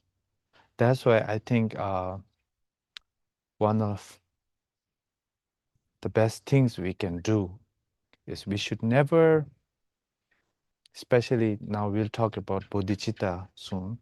So for a bodhisattva, I feel like the least we can do is stop trying to assume and judge others, right? Make assumptions about others, about what, because every one of us is going through a lot of, and we have our own problems, and you cannot say his problem is smaller, mine is bigger, his is, no, in the same level, we are all going through the same thing. Sometimes someone's problem is bigger, sometimes yours is bigger, but then we can never fully understand each other. Everyone is going through their difficult time, everyone is going through, everyone is tired. So, you know, we should try to have this empathy, generate this compassion. And this compassion, you don't have to sit down and like sit in a room in front of a Buddha statue and close your eyes and meditate. It's all around you. You just look at people. You just try to be a better person to them, right? Now, it doesn't mean that give away everything you have. Like, I'm a good person. No, not like that. But, you know, try to have some feelings for them. So like that. And it is very important because without compassion, I think we would be left. We wouldn't be able to self, let alone others, ourselves as well. So it is very important to generate this compassion or empathy.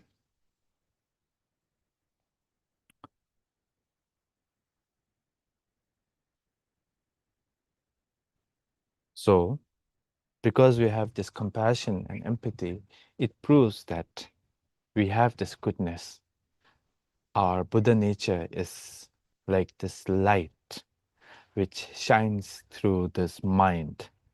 And when it shines through this mind, there are rays of appearances. And one of the most beautiful appearances is having this compassion, right? In the past, I heard like some of the bodhisattvas, they had to leave a town just because everyone was nice to them. They were so nice to them that they had to leave because they didn't have they couldn't practice anymore, because for them they want people who can trigger their emotions in order to, like, actually practice empathy, practice love. And so they had to leave the town because no one was bad to them. Everyone was so nice to them. So there are stories like this. And I heard a story that when Atisha went to Tibet, he used to have an attendant, and this attendant used to be such a stupid, and he used to always like make Atisha like go like like really lose temper. But then Atisha always kept him no matter what. And when people asked Atisha why don't you just change your attendant? Why do you have such a weird person who's always like climbing on your nerves, trying to get at you? And Atisha said, he is my reference point of whether if my practice is working or not. So things like that, So the world around you, no matter how tough it gets, as long as you're able to tame your mind, I think everything, and especially have empathy. Empathy is so powerful. And because of this empathy, and if you don't have this empathy or compassion, I think it will be difficult to follow the Bodhisattva's way, because when you say Bodhisattva, it means Chanchup Sempa. Chanchup Sempa. Sempa means the heart of a hero, right? A mind of a hero. Or brave heart, it means brave heart. So you need to be brave. You need to be able to face all the challenges and take it on, and still not give up, still keep going, like how our gurus were. For instance, Chapje Digo Khyentse Rinpoche, Tashi Panjor, there's this beautiful story, like there's this Lama called Lama Kunzang. He passed away. So he said that when he was in Kalimpong, I think it was in the 1960s or 70s, when Digo Khyentse was in India, long time ago. And Digo Khyentse Rinpoche, when whoever went to Digo Khyentse Rinpoche, Khyentse Rinpoche wouldn't say no, He never had and then not only didn't he say no, he would actually like do whatever they asked him to do, like especially teaching. So his schedule was so filled, starting from a small like cobbler or a swordsmith or a beggar on the street to like the highest of lamas would come visit him just to receive teachings. And he never said no. Sometimes, and then this Lama said that he also went and asked Rinpoche to give him the whole Nyingtik cycle and all. And Digo Khyentse Rinpoche said, of course. And he would give him the timing, tomorrow I'm going to this place for some puja, come there. And he would give him, and he would read this, and then he would go. And sometimes while eating lunch, he would give the teachings, So much like, and of course, you see his how his activities and how it is still alive to this day, and how it is still benefiting to this day. Even me sitting here talking to you guys, and you sitting there talking to me, having a conversation about mind, it is all due to his compassion and love, isn't it? Isn't it? So to have a heart like that, and he went through so much struggle and so much trouble when he was traveling. He reached Varanasi, And then his daughter passed away, a young daughter, very beautiful. I think she was only 8, 9, passed away. There was no friends. He was in an unknown place. And people who have been to Varanasi, you know how Varanasi is, right? Even now. Now imagine back in the day. And then there was no one. He had to look for a firewood himself to cremate his daughter. And he did his own puja. But still then he didn't give up. And again, after that, he went through so many struggles, you know. And like that, there are so many stories of so many great masters, even our root guru, and so on and so forth. So many stories about how they, but then the thing about them is they always had this, you know, determination not to give up. Always had this determination to always keep on going. For what? Not because they wanted to get popular, not because if they wanted to do that, they could have chosen an easier way. But why? Because they wanted to really benefit sentient beings. What drove them? This compassion, this empathy drove them, right? So and even if we cannot generate bodhicitta or this brave heart right now, the least we can do is aspire. And aspirations are so precious because scientifically speaking, it influences your mind, you know. When you keep saying one thing again and again, it starts to turn into a reality, isn't it? So when you keep making aspirations to have this bodhicitta, to wanting to, something like, may I never give up on sentient beings. Even if not that, even if I cannot help others, may I not harm others. May I always look at sentient beings as my parents. Things like that. This is beautiful. It's so simple, but it's a very, it has a very, I don't know, it has a very strong core, so to speak, you know, which can like, I don't know, turn into a big thing.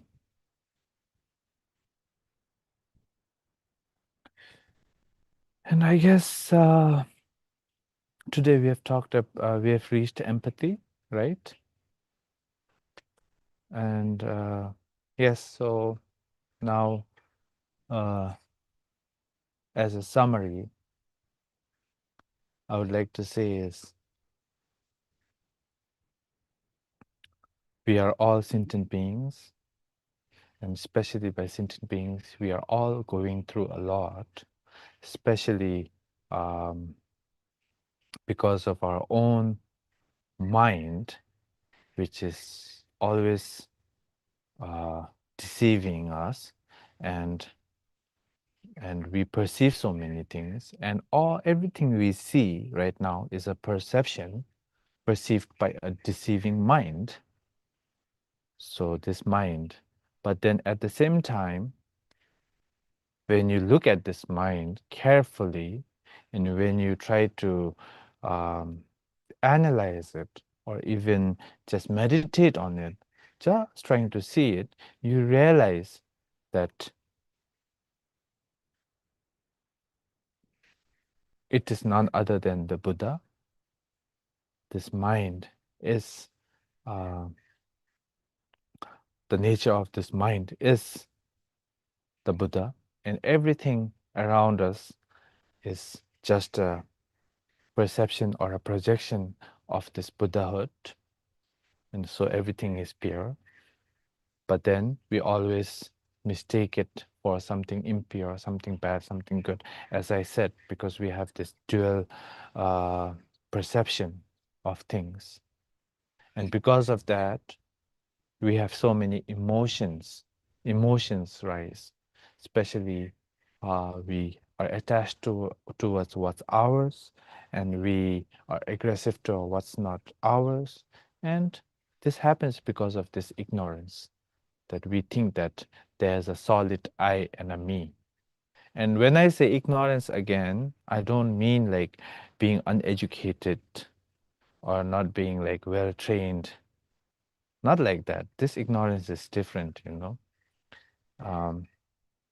Even the Harvard graduates and maybe like even the Shedder graduates, even the high school graduates, everyone has this ignorance. So this is a ignorance that everyone has. So because of this ignorance, so many problems are born. And from those problems, we suffer all the time. We are going through a lot. But then we have the chance to end this suffering because being a human being, we have the intellect and we have the capability to end this suffering. But then time is our enemy. You don't know when things change, what will happen. You might not wake up tomorrow. I saw this quote by Rinpoche on Facebook. I think someone edited it, and there was Rinpoche sitting, and there was a quote, "See you later.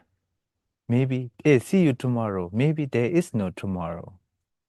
So, yeah, something like that. And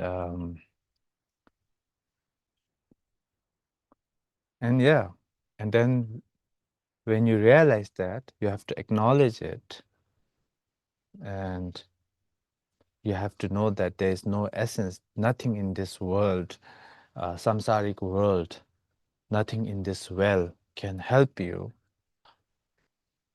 So there is no essence.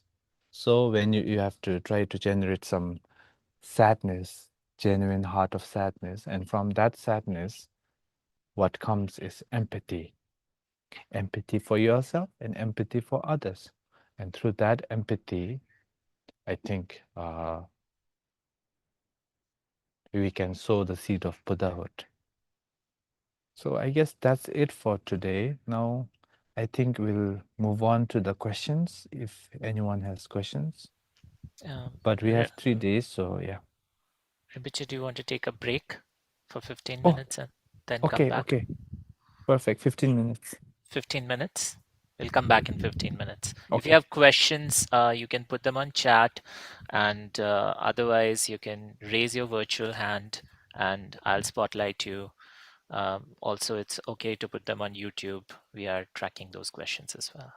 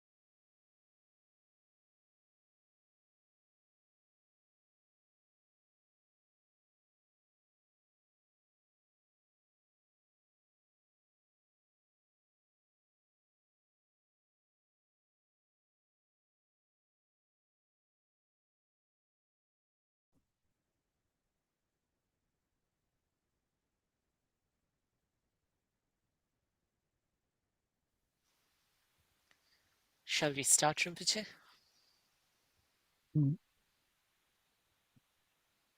Yes, please. Okay. So I can, yeah, pretty good. Rinpoche, this was a question from.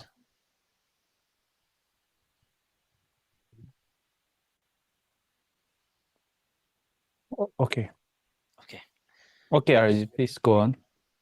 Rinpoche, this was a question from the morning. So this is, could you explain more about standing meditation? So someone is asking about standing meditation. Standing meditation. So,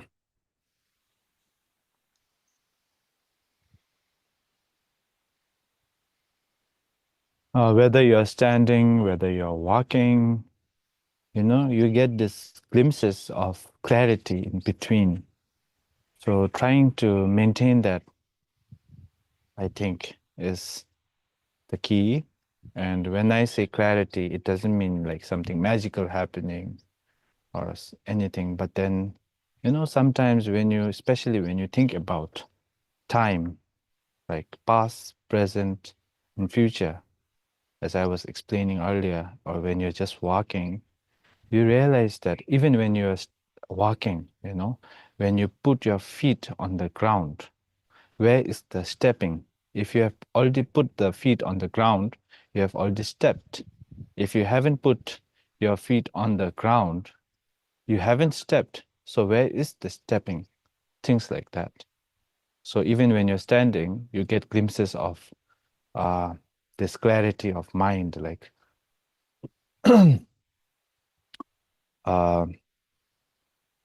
just knowing. So it all comes down to one thing, just knowing. So even when you're standing, you're just knowing. You're distracted and you suddenly know, and there's this clarity. So I guess even when you're standing, you can just have a glimpse, of this and trying to maintain that standing. But it's very different from distracted. Sometimes we're just standing somewhere and our mouths are open and then we just look and we're distracted. Not like that, but like, focused on our own mind, watching at our own naked mind. And you can do that anywhere, even in the toilet. I don't know now if this story is valid, but it's kind of inspiring. I heard from a Kampa Lama back in the day that about Dzogchen Pema Rinzin, there's this Dzogchen master. So he went to use the loo, the washroom, toilet. And when he was in the toilet, he just sat there and his attendant, and the Lama didn't call the attendant. And after a while, the attendant got distracted and forgot that his Lama was in the washroom and then just left. And Dzogchen Pema Rinzin, he was in that toilet for, I think, almost the whole day. And do you know what he was doing? He was just there looking at this naked mind. And he was so focused in that he forgot about everything else. Things like that. Okay, so the next question is our pure and intrinsically free Buddha nature also impermanent? Does it exist as something permanent? Okay, now that's a very philosophical question, isn't it? So now, when we talk, especially in the Jonang tradition, and even in the Chittamatra school, we say that it is truly existent, that it is there, this Buddha nature or this mind, which is free from. So everything arises from this mind. And when this mind is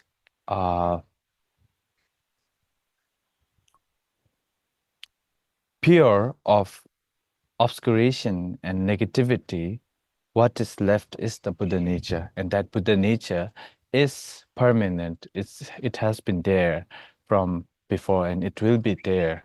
So that is how the Chittamatra school and even the Jonang school describes it. But in the Jonang, it's the Buddha nature. But in the Chittamatra, it's the mind itself. There's no talk of alaya or anything. The mind itself is permanent and it's always there. This continuity, right? But when you come to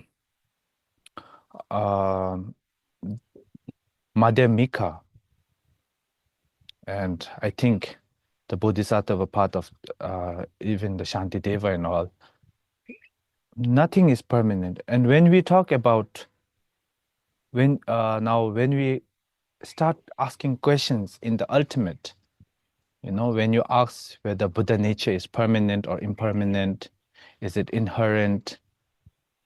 Now, the thing is, there is no answers. It's beyond answers. Because the moment you start answering and the moment you start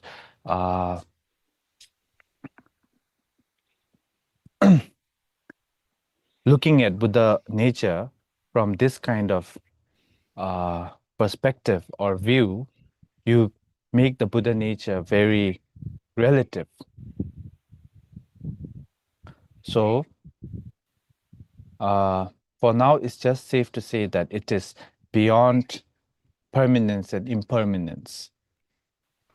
So this is what the Buddha talks about in the sutras, which cannot be explainable, unthinkable, beyond our comprehension, emptiness. Yeah. And yeah, we can just say that it is beyond all that. And the moment you start asking questions about ultimate, you don't have an answer. Because even Nagarjuna said, I don't have any answer because in the ultimate, I don't have any, promises to keep. So, okay. Okay. So something related, it seems. So is the bodhicitta a natural quality of sentient beings, or must it be cultivated? Now, again, Indians made it so easy for us to answer this question because they started talking about relative truth and the ultimate truth. So, ultimate truth, yes, it's always there, right? It's always there. It's in everyone. It's everywhere. But to see this ultimate truth or this ultimate bodhicitta, to realize this, one needs to cultivate the relative truth, because without the help of conventional, you can never understand the ultimate. So this conventional, the cultivating of conventional bodhicitta is very important in order to realize the ultimate bodhicitta. Okay. Okay. So I'll ask the next questioner to unmute and ask. Hello, Rinpoche. I would like to ask you this question. In the 7-line prayer, there is a mention of passionate longing for the Dharma or Guru Rinpoche. Can you please shed light on aspiration for liberation versus passionate longing, yearning for liberation? Because I believe that passionate longing is needed to continue on a very difficult path or undergo penance. So please, could you shed some light on this? Yes. Yes, it's very important to have this passionate longing, or so to say, even we can also call it devotion, right? Towards Guru Rinpoche, wanting to accomplish this Guru Rinpoche. And in order to generate this passionate longing, we have to make aspirations. That's the thing, because this longing doesn't come easily. You need a lot of merit and a lot of circumstances and situations have to come together in order to long for something so precious. So in order to do that, sometimes we will lose this longing, this passionate longing, sometimes because our mind always fluctuates. So I think it is important for us to make aspirations to keep generating it and to develop it. Okay? Okay. So the next one is, can you please share advice on how to go about our daily lives without grasping at ourselves?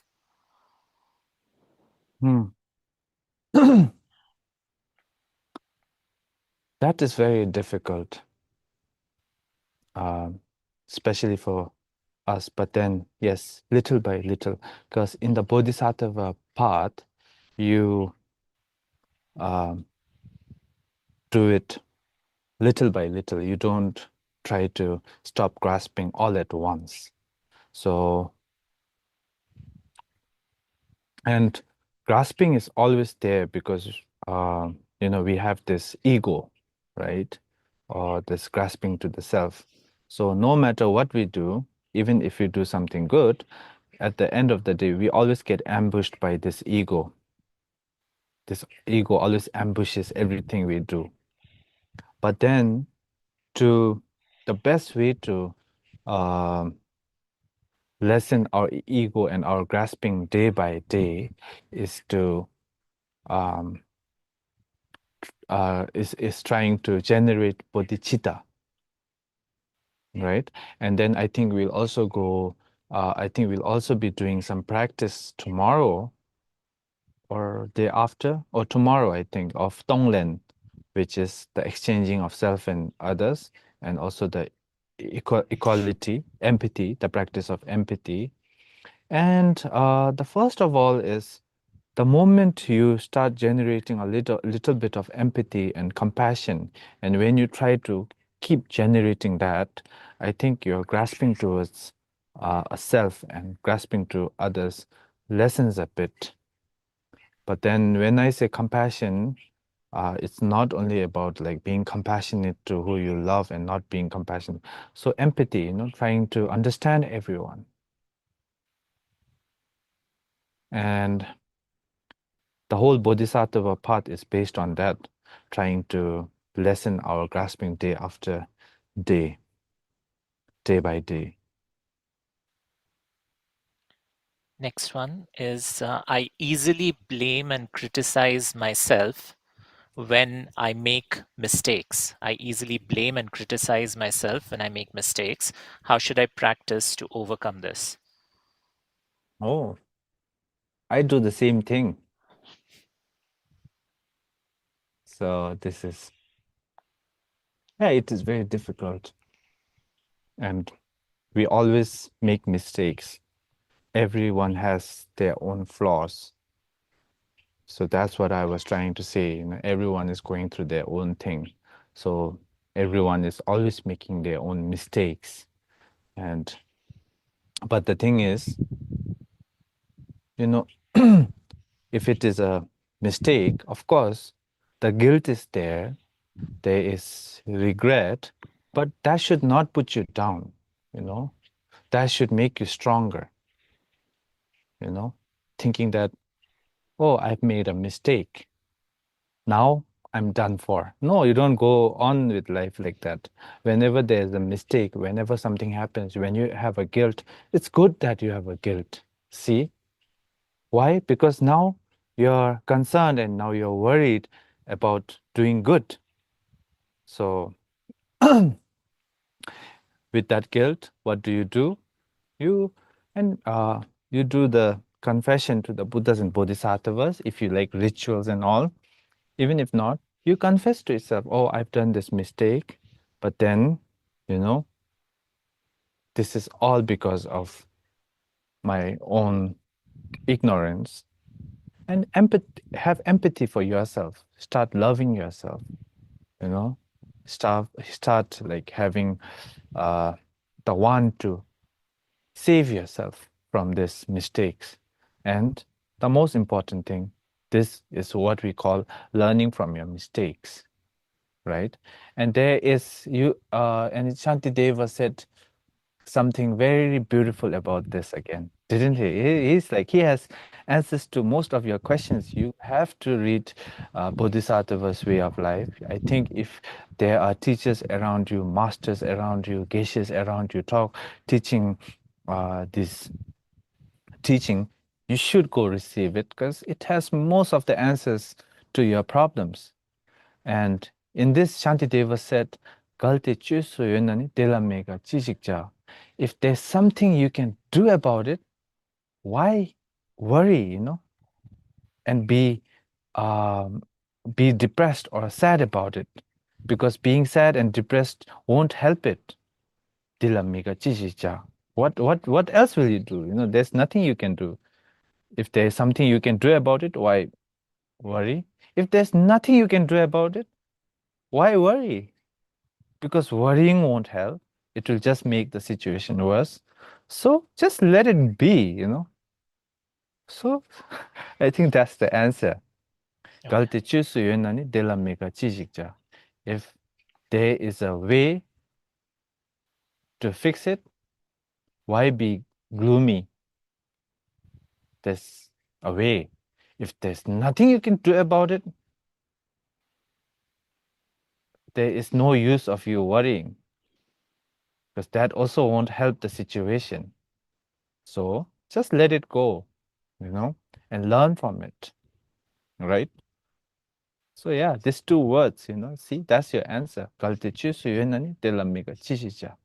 Galte chusu menani delamega jejipen. Okay. Someone's asking that my Tibetan pronunciation is not very precise.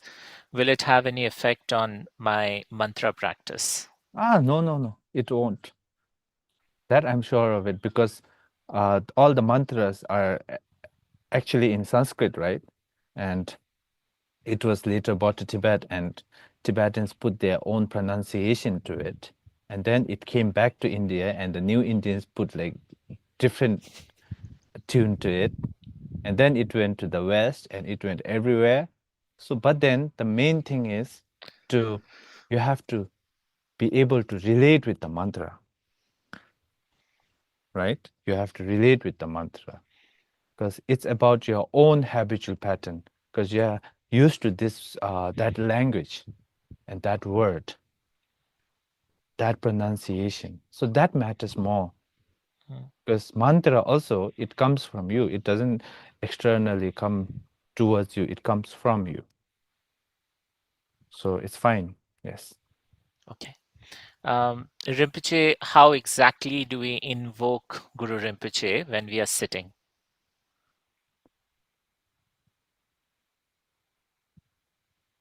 When you're sitting, I think just knowing, again, the moment you know you have invoked Guru Rinpoche,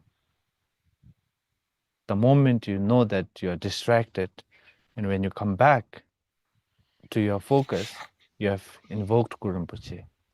The moment when you're eating and suddenly you focus on your food and the food tastes, and you're actually mindful about your food, the taste of your food, again, you have invoked Guru Rinpoche. And Guru Rinpoche is everywhere, and it is within you. So invoking Guru Rinpoche has to do with your own mind. The moment you look within and see this naked mind, I think that is the Guru Rinpoche, isn't it?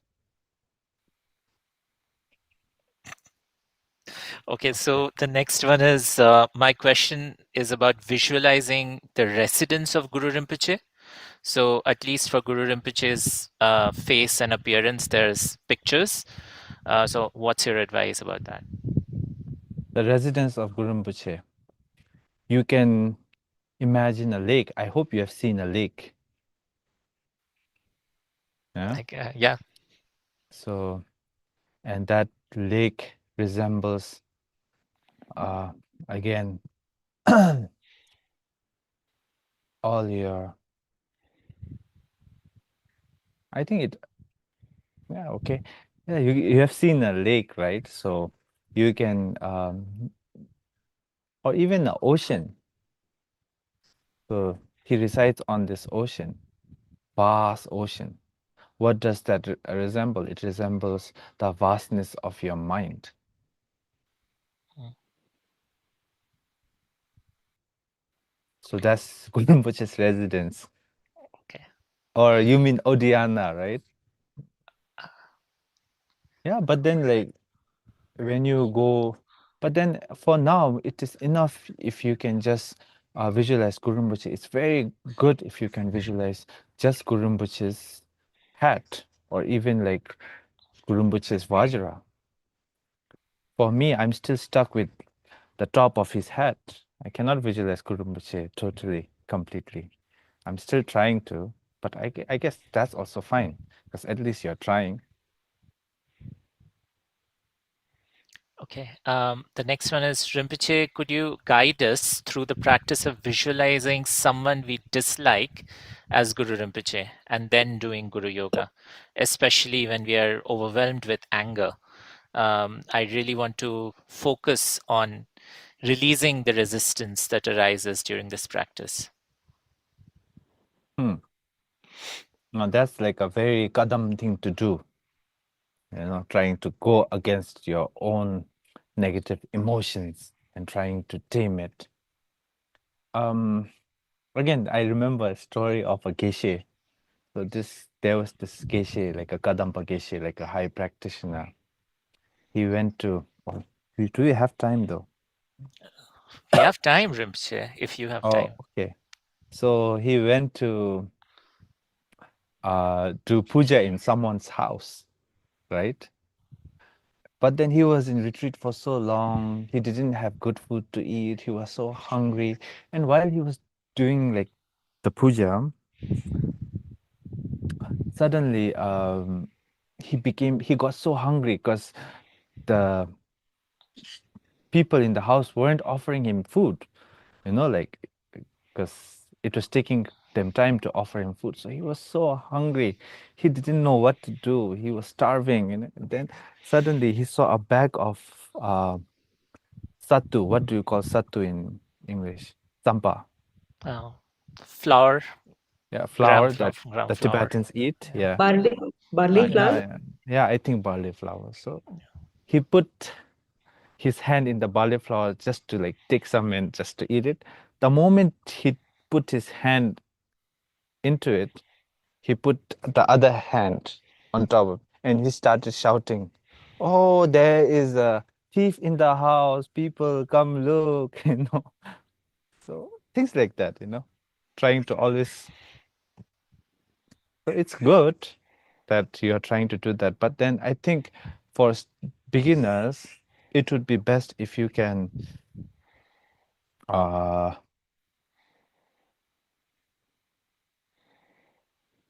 But the thing is, of course, you don't need to worry because you're whoever you don't like, the person you dislike is Guru Rinpoche, you know?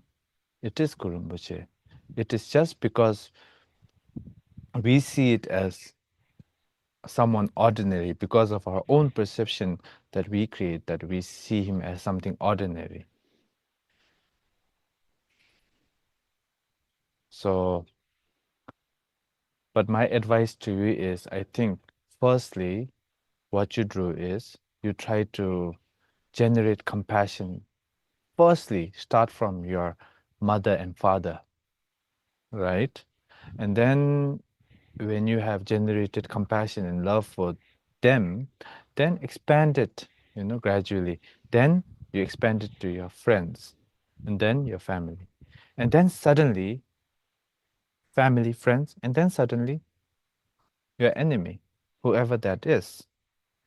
And you also try to put him in your circle and try to give him the same compassion and love you try to give your thing. You don't literally need to visualize him as Guru Rinpoche. You can just tame your mind and your enemy will be tamed, right? But for Guru Rinpoche, he is the Guru Rinpoche. There's no doubt about it. But it's just our impure perception. Okay. Okay. When cultivating compassion, it often remains just an emotional impulse and easily fades away. Is this kind of emotional compassion a wrong approach? No, it's not. Because there are 3 types of compassion. When in the Madhyamika, they explain 3 types of compassion. The compassion which is aimed at the suffering of suffering and the suffering of change. And the second compassion is the suffering of phenomena. And the third compassion is the compassion of emptiness, which is none other than emptiness, right? Yeah. So all 3 of them are compassion. And the compassion that you're talking about, that emotional impulse, is the first compassion, which is the compassion of compassion towards suffering of some suffering. And that is the level that we are right now, most of us are at. As long as you're not an arhat, you know, we're still stuck at that level where we are only able to have emotional pulses of this compassion, right?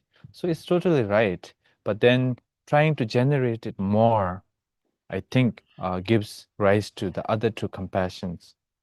Then you start seeing, because right now we are only able to see, because it is because of what we see. Right now, we are only able to see the suffering of suffering and maybe suffering of change. We are not able to see beyond that because there's too much obscuration. So because of that, we also have, we also generate only that much compassion, right? So yes, it's totally fine. It's totally good. It's not wrong. And you should keep trying to do that. Generate as much compassion as possible. Okay. How can we develop confidence in the view when there are times when we are full of doubt? Sorry. Yeah, trying to build confidence to the view can be very difficult. Sometimes we can have so many doubts. And there are so many theories, so many other very tempting ideas, right? But then again, here, I would like to give 2 answers. One is to look at where all this cause of suffering is coming from, right? The cause of suffering, where all our dissatisfaction, where it is coming from, the root. When you find that root, then you have to look for the path, and that path is the view. So that is like an analytical way of finding confidence, right? Making it very skeptical. The more skeptical, because human beings, we like to be skeptical, right? Because the more skeptical we are, the more confident we become, don't we? So that's the skeptical way of doing things, trying to find every solution, and suddenly you find that, of course, it's the grasping to the self that is creating all this problem. So in order to eradicate that, to let go of that, what do you need to do? You need to see the truth, and that is the view, right? And the other one is a very helpful one, aspirations, trying to make aspirations, right? And I feel like this can be more powerful than just being skeptical. When you are too skeptical, you start putting yourself into a deeper cage, you are starting to dig a deeper well somehow.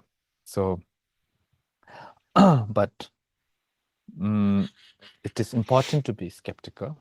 But yeah, making aspirations, I think, really does the job sometimes, because it keeps reminding us and also keeps us, like I said before to that answer, you know, keeps us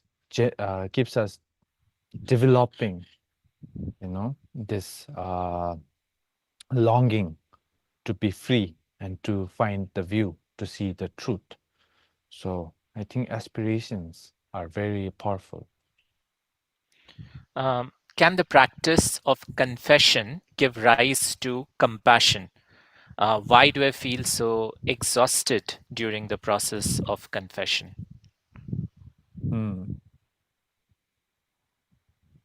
Confession has, yes, I mean, like, there are so many types, but the Mahayana way of confession is, the Mahayana path can sound really exhausting, you know.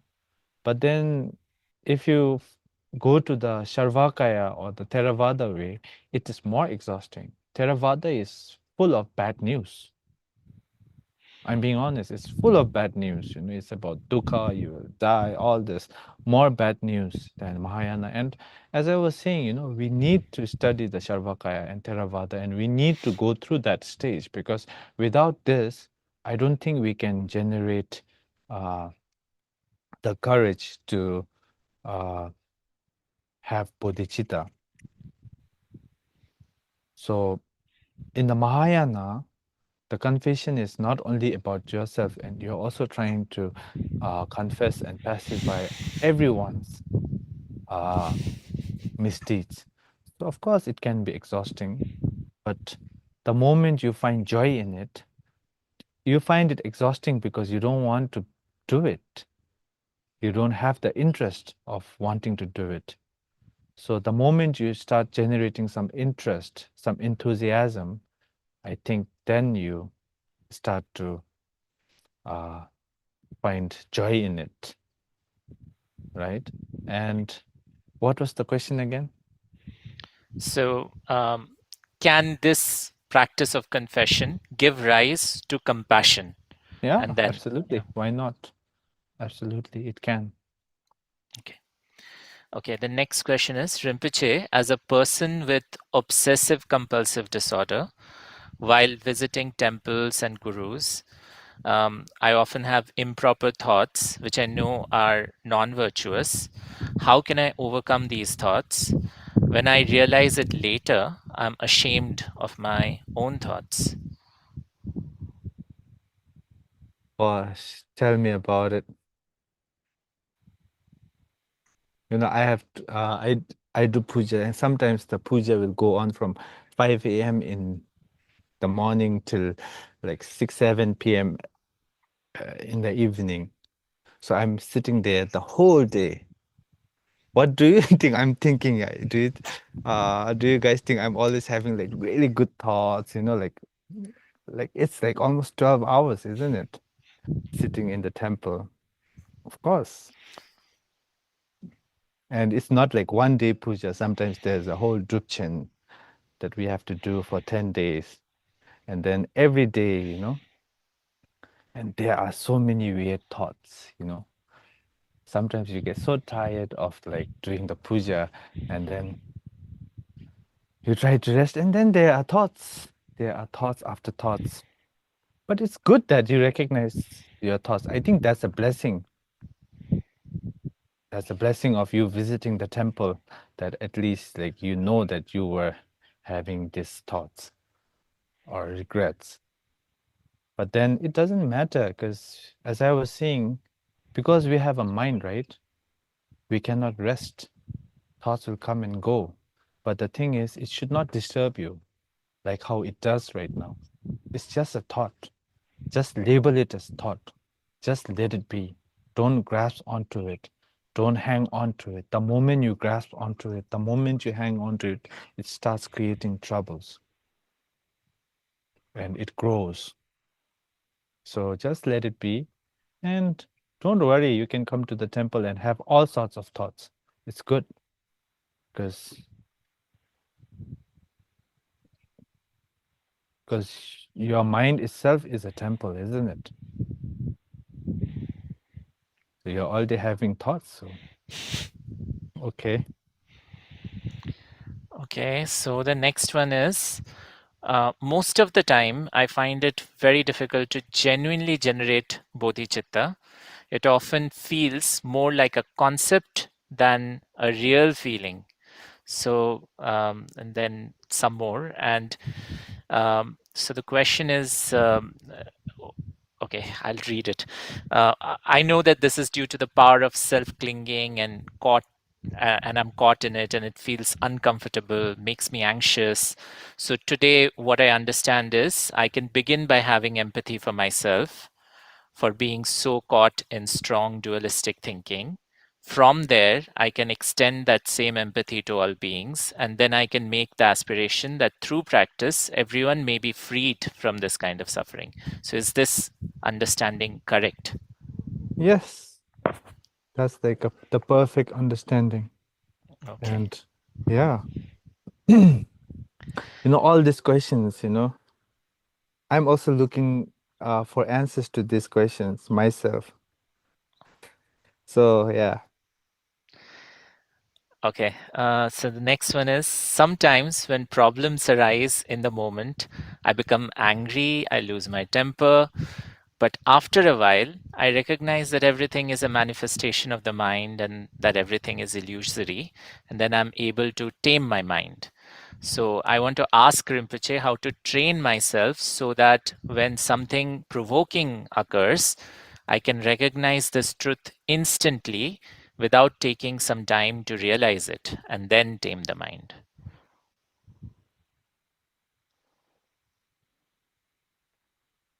Like, is it with anger? Yeah, Anger? anger. I become angry, I lose my temper. Yeah. Yeah, again, Shantideva has the perfect answer to that question, doesn't he? So precious.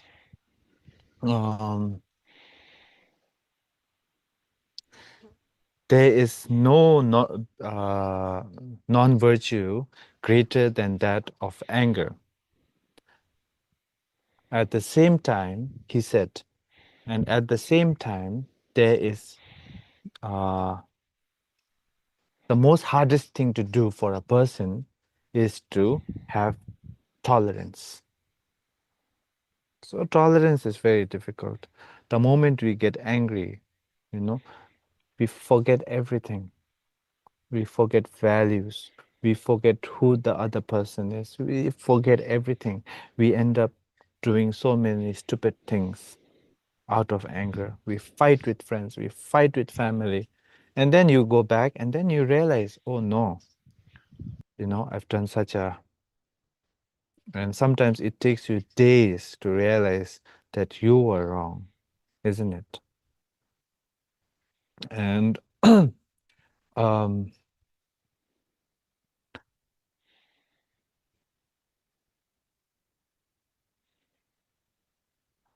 again, Shantideva said that anger can destroy the virtue accumulated over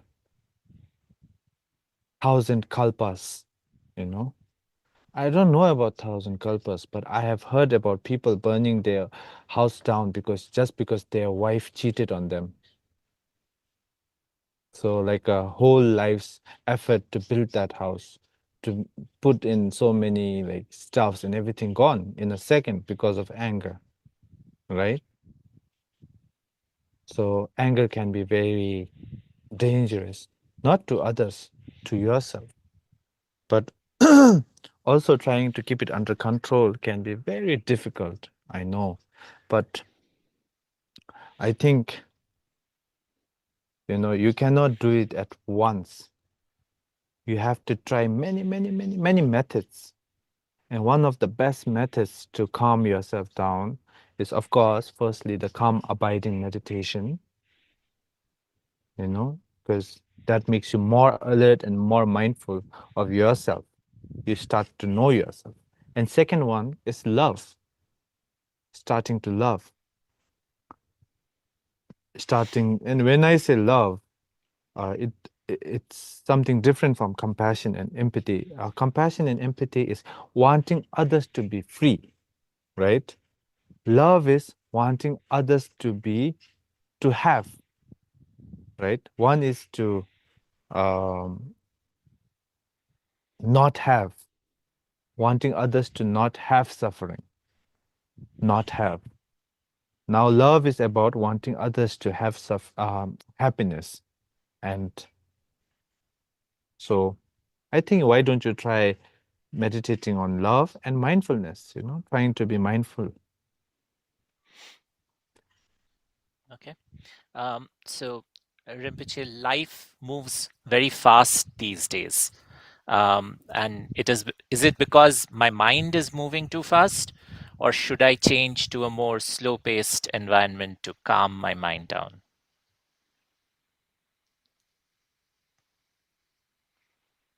Yeah, places, surroundings can make a difference.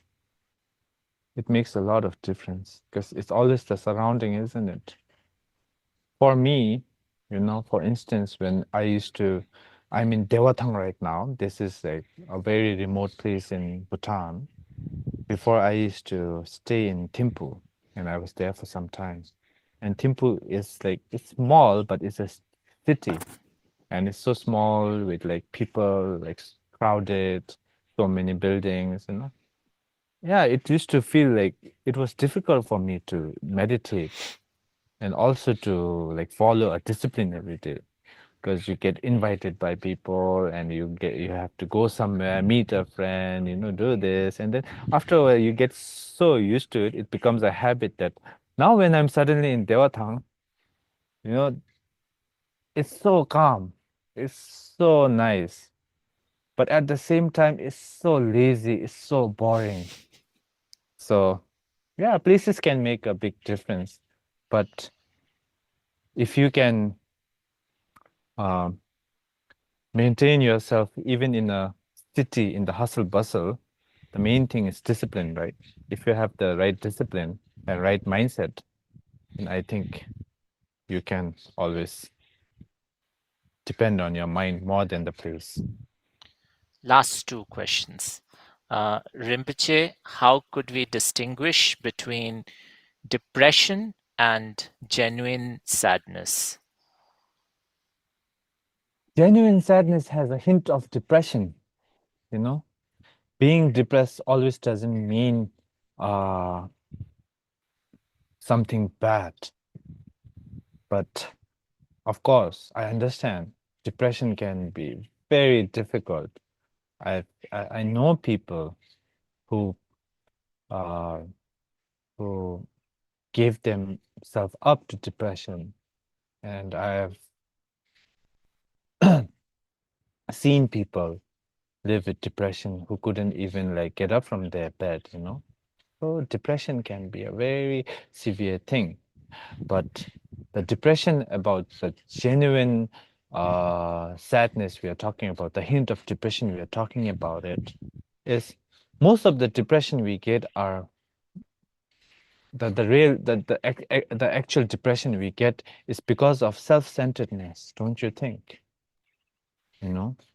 Because they think about themselves so much, and they think that the world doesn't care about them, that no one likes them, and then even like losing something like or someone makes them depressed instantly because they feel like the end has come. So what we call that is Serechen in Tibetan, as Shantideva puts it. It's like not being able to withstand even like the small sufferings. Yes. So depression mostly comes because you lack the courage and the bravery to face your fears and face your problems.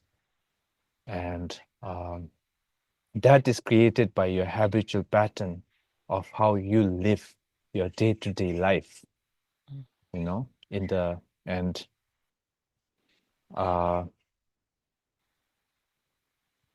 and I think for people who go through depression, the best way for them is to first, no matter what happens, the first thing they have to do is they have to get up and start making a routine, you know, because discipline here works. And it's not a very tough discipline or anything, just like getting up, just trying to, you know, like not give up. But genuine sadness, it doesn't come from self-centeredness. It comes from courage. It comes from empathy. It comes from knowing the truth, right? And depression usually comes from self-centeredness. It's more about why I am like that, self-doubt, so on and so forth. All these things that has to do with self. So that blooms into depression. And I understand, and it can be very difficult, but yeah, I guess that's it. So Okay, last one. Rinpoche, when I visualize Guru Rinpoche, Avalokiteshvara often appears in my mind instead. What should I do? And how can I wow. realize that all Buddhas and Bodhisattvas are actually one? And how should I understand whether the mantras we recite are also non-dual as one? And the request is to please explain this in great detail. Oh, I hope that's not you. That's not me.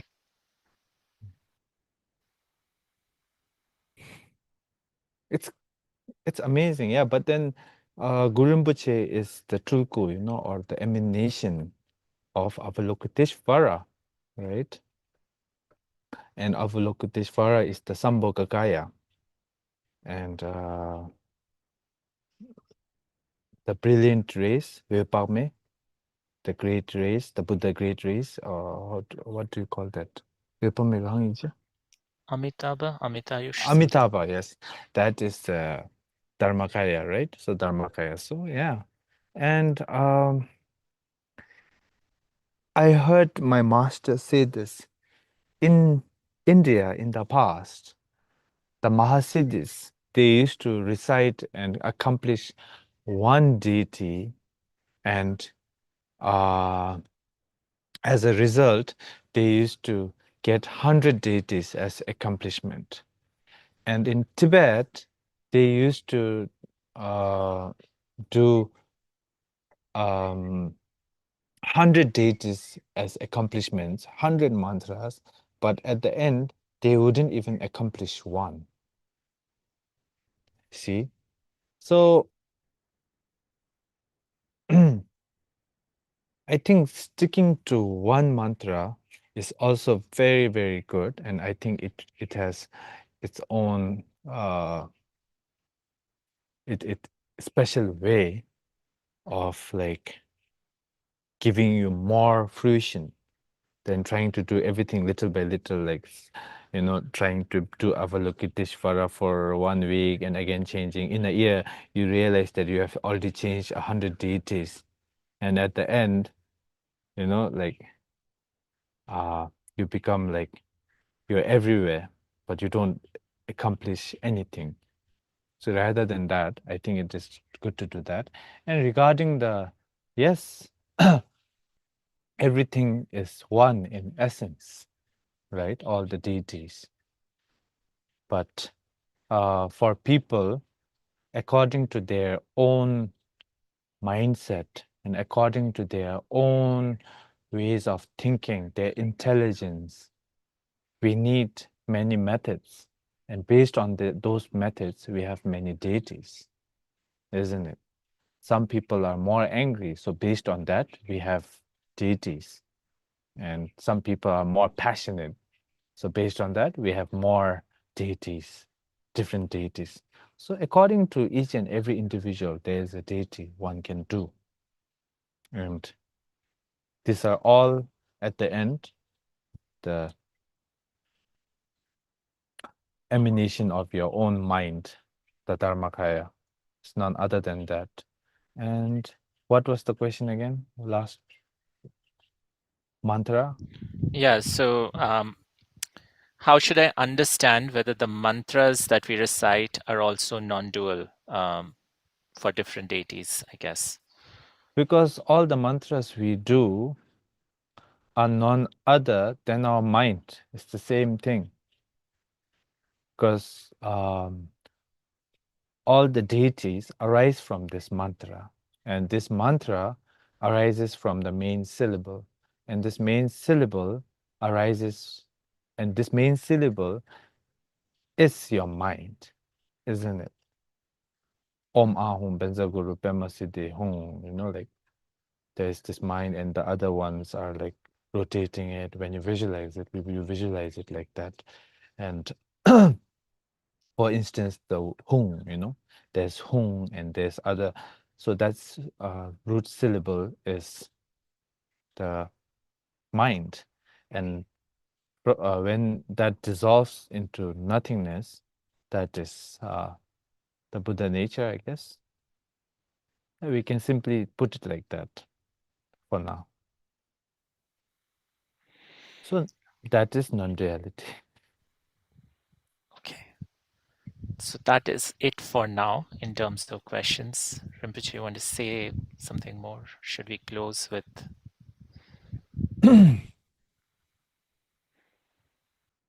I guess we've had a very long day. Please take good rest. I hope to see you again. And thank you for joining again. And again, I would like to thank Siddhartha's Intent India and also the translators for taking your time and hosting this and giving me such a nice opportunity. I don't know if I will be ever be able to teach or help you guys or guide you guys as a guru, but please remember that I'm always here as a friend to all of you, and more than teaching you, I'm learning a lot in the process of talking to you, and thank you for that. And tomorrow we'll be talking about the 8 branches and the generating of bodhicitta and Tonglen. So stay tuned and thank you very much. And now if you have dedication prayers, please do it. Okay.